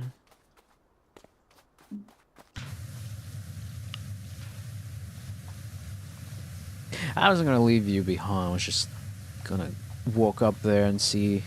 Gonna see if when the next train was gonna come.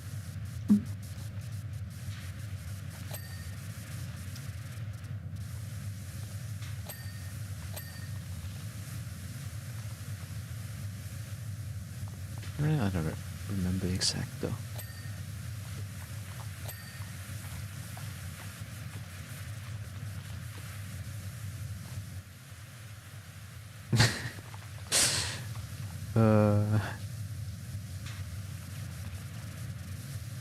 Yeah, we walk like the entire day, and I feel like John and Burka were up for that challenge. Like, they had the will, they did have the strength.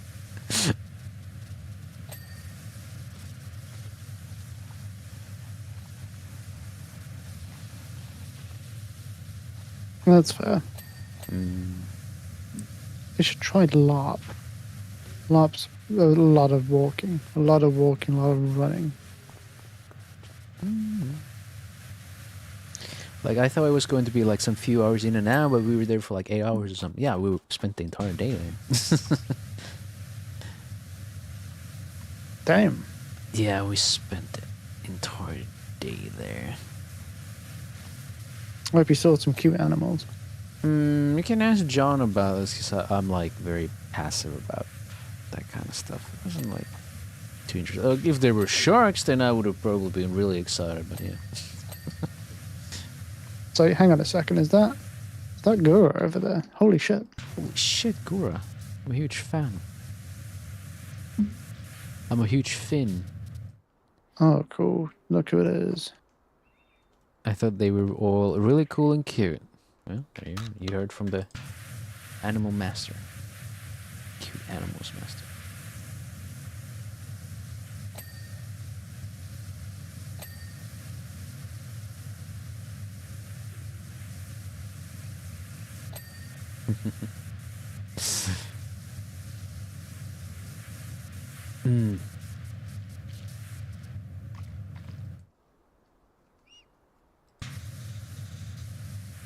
At times I was like a little like, oh, we're taking a break again. That's how I felt sometimes. Like, oh, wait, there's benches. What if we don't? Why don't we sit down? I was like, wait, what? Already?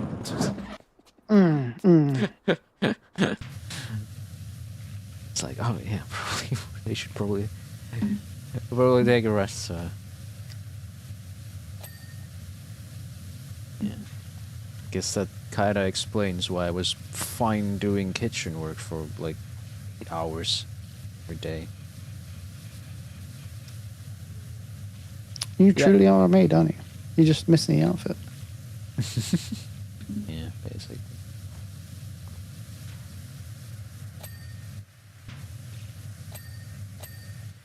I can say cooking like more complex things like meats is not what I'm good at, but cleaning, sure. I mean, I feel I can like do I both. was getting a sunstroke there because like when we were watching the monkey feeding, the sun was just like blaring at me, and I got like a headache for like 10 minutes. Then it started subsiding. Not just that I've been there before, and like, you know, it's kind of like I've seen it. Hey Maxie, how you Hey going? Max, how you doing? You know, the zoo doesn't change that much over the years. Thanks for the follow, Maxie. Glad to see you here. Is based Caio back? It's base That's what we back. hope. Yeah. I am indeed. This is the start of a new chapter. New chapter. Indeed.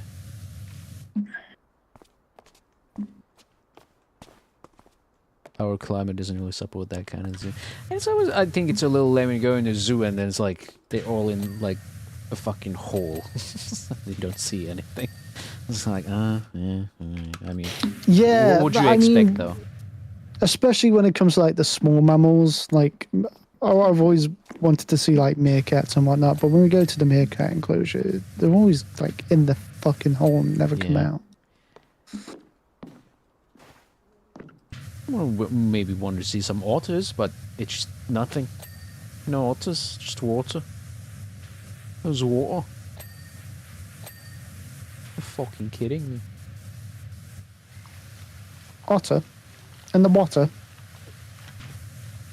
Or in the water. Was it the glottal T that you kind of try to avoid? Like, oh no, it was Tuesday. No, it was, Oh, yes, that no. was for you. Like you like Fucking. you have to I stop can't. yourself from saying Tuesday. Like, I've now ingrained it into my mind to not say it. Like, I have to subconsciously be like, no, it's Tuesday. Tuesday. Tuesday. Not Tuesday, innit? Not Tuesday. I have to force myself to Tuesday. It's Tuesday, innit? I'm gonna chew your fucking arms off. I'm gonna fucking Tuesday your fucking brains out. It's a T with a T with a Tuesday. There we go. That's Tuesday. better. And I can just do it about any. If I hear it, then yeah. I was gonna say the problem is I say it enough. I just sound like I got Tourette's. Tuesday. No. Tuesday. You're good at mimicking accents, I suppose. If I hear it, I can probably just kind of repeat it. Cool. Can you do Cool. Liverpudlian for me? Hmm? Can you do Liverpudlian for me? A what? Liverpudlian. I honestly, my brain's kind of switched off from 4 hours of just non-stop power washing. So I can't think of how the accent sounds, but give it tomorrow morning. I'll be like, oh yeah, that's how it works.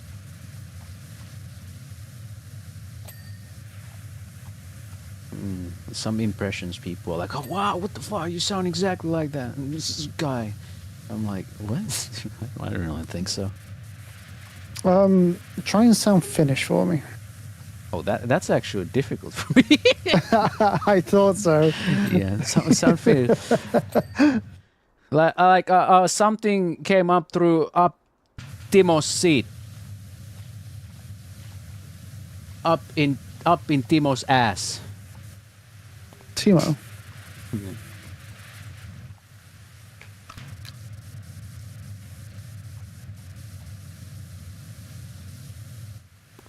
There's something like rally English. Rally English. It came some stone through Timo's seat. Up into ass of Timo. I think that's how he said it.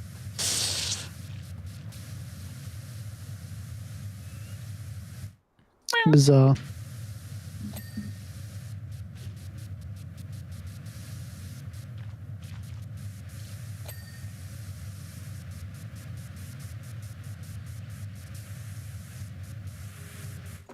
Some people always get super shocked when I do like the beans thing. Beans. Beans. Oh, those beans. That one, but that wasn't a very good one. Beans, what the fuck? You know, that one. That's pretty good. It's not perfect, but it's close enough. And then people really like my alien accent. Marcianito. Is that Wolfie? Is Wolfie back? Oh, how's your stream gone, Wolfie? Wither emote spotted. Literally.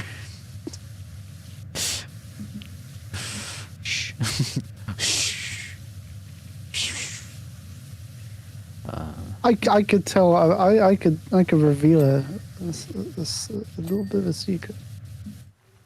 Hey, But I too I don't like think- I Rouge don't- the Bat. I don't think someone. You too like Rouge the Bat. Who was the guy? What was his name? He likes Rouge the Bat.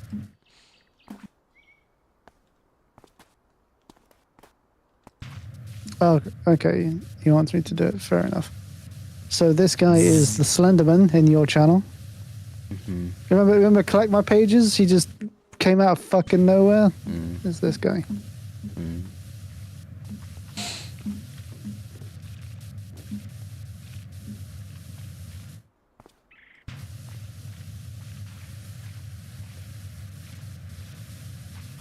He's the collect my pages guy. Mm.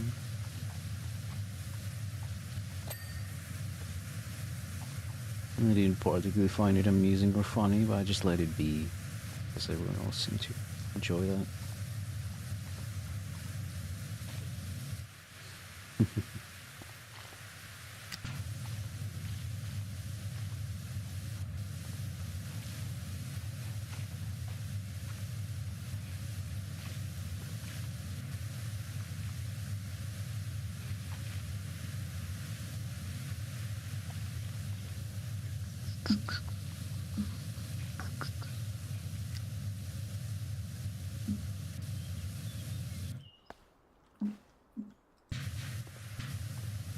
I'm pretty close So what- to done.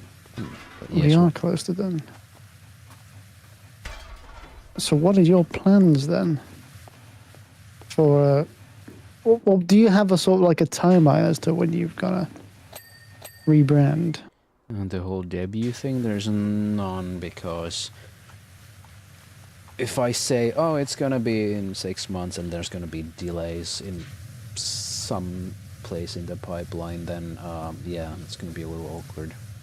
So I do not know. Like right now, I'm waiting for the character design, and I cannot really start anything until I got that, because I need a color palette, and I can't give a color palette if I don't have the character. And I can't ask our riggers who can possibly do the rigging before they can see the design, if they are willing to take something like that under their wing. I can't get a logo without kind of getting the mood, the character design. There's a lot that I need done first, and it really depends on things that follow afterwards. It needs to be done in stages, and I do not want to rush it. And to me, it's more important right now that it gets done right rather than done on time as soon as possible. So yeah. God, I have a fucking drink. I should drink it. Yeah. Like, I would have loved it to be on my 5th anniversary, but that's like 1st of January. That feels a little unrealistic. Yeah.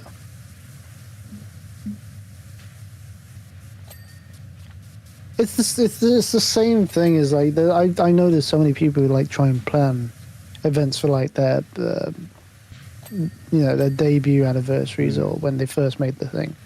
Yeah. And if you miss that date, then what do? Do you just not bother, or do you wait until you wait a full year to do it again? You just say, "Oh, I couldn't make it. So I gotta." That's I'm all gonna right. delay now." 365 days to go.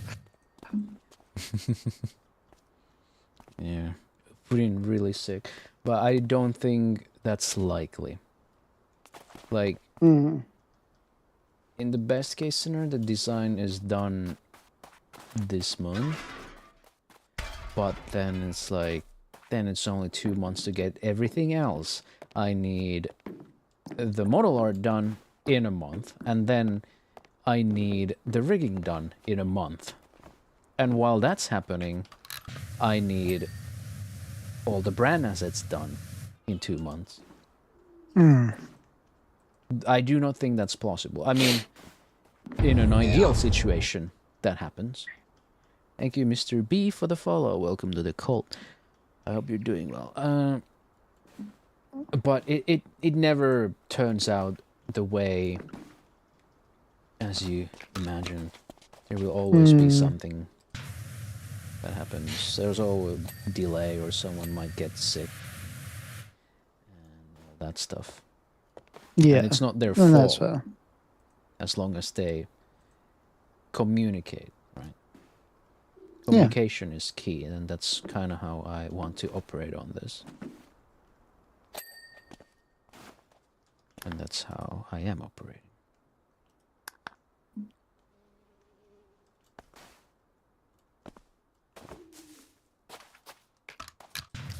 Yeah. I'm not sure about all the design NDA stuff.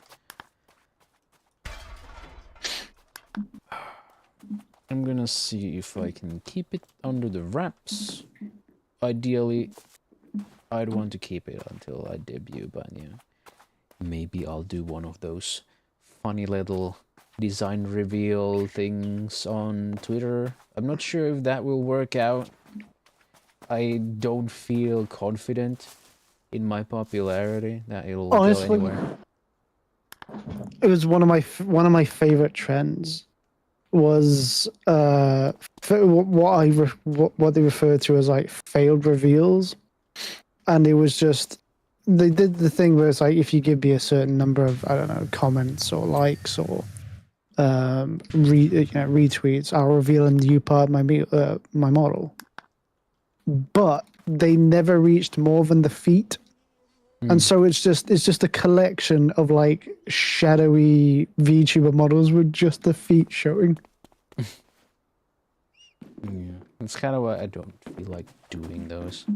It's the disappointment if that's, if it came to that. Yeah. Because I hate it. I already struggle with the feeling of not being noticed like ever. Like, Mm. do you know how it sometimes feels like? Because having done content since 2006 and then kind of still feeling like no one sees you. Or that you don't belong or something. Yeah, I get that. It's feeling. kind of like no matter what I do, I feel like I just get ignored. Mm-mm. That's not even just like in content creation, though. I feel like I just get ignored by people. It's really annoying. Like, people say, I talk to people more. It's like, that's exactly. I talk to people, but they don't hear me. I raise my voice, and they still don't hear me. And I'm just kind of at some point, I start yelling, and I don't want to do that. And I feel like there's something wrong with my existence, almost. It's weird. So, like, some people might say things like, oh, you're being such an attention whore. Like, yeah, I am an attention whore. I want attention. I'm starved for it. Can you blame me? Imagine living decades feeling like you're not being noticed. Drives any human mad, I feel. That's like the whole thing. People want to be... People are social. People want to be noticed. Like, of course it's driving me mad. Yeah, no, I completely understand too. But then it's like people say things like, oh, yeah, just talk more. Like, talk more. Like, it's like, yeah, we're kind of going past that. we're kind of past that. Because I have tried. I do that.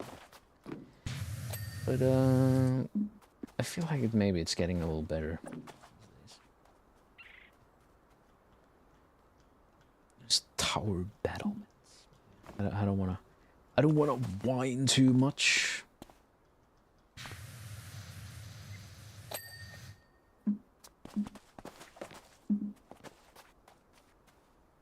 Tower battlements? Hold up.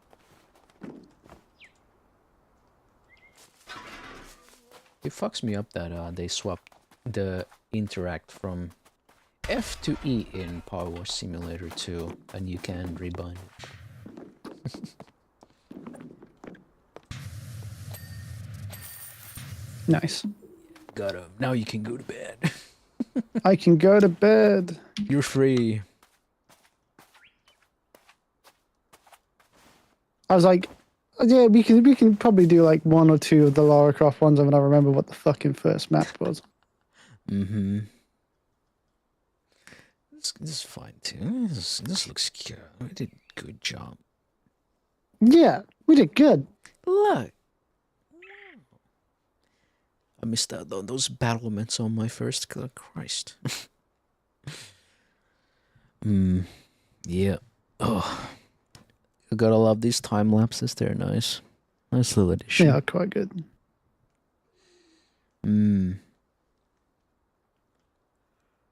It's almost having a anniversary on Saturday. Banmin has her 1 year anniversary. Unfortunately, I cannot tune in because it's at 4 a.m. Yeah. But if someone can be up at that time, you should tune in. You should go check that out, I feel. And have fun with that. Gotta check out the one though. For reasons.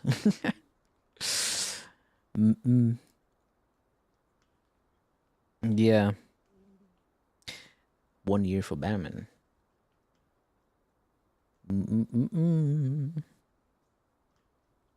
Well, I wish him luck. So that's this Saturday.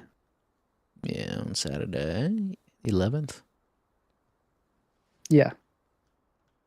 So if you're around for that, go and tune in.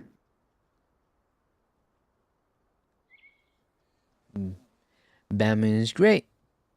And hey, Batman gave me a big boost in motivation when she shouted me out some time ago. That was a while ago, over a year ago. One of those, I didn't expect to be shouted out by someone with that big of a following. You collab with them a few times, haven't you? Yes. Well, still haven't had like a proper one-on-one, but you know, we've been on. You've been in a group. Yeah. Yeah. Last time was when I was in collab with Chaser and Batman. It was the three of us. We were supposed to be 4, but one person got sick. But we had a great time.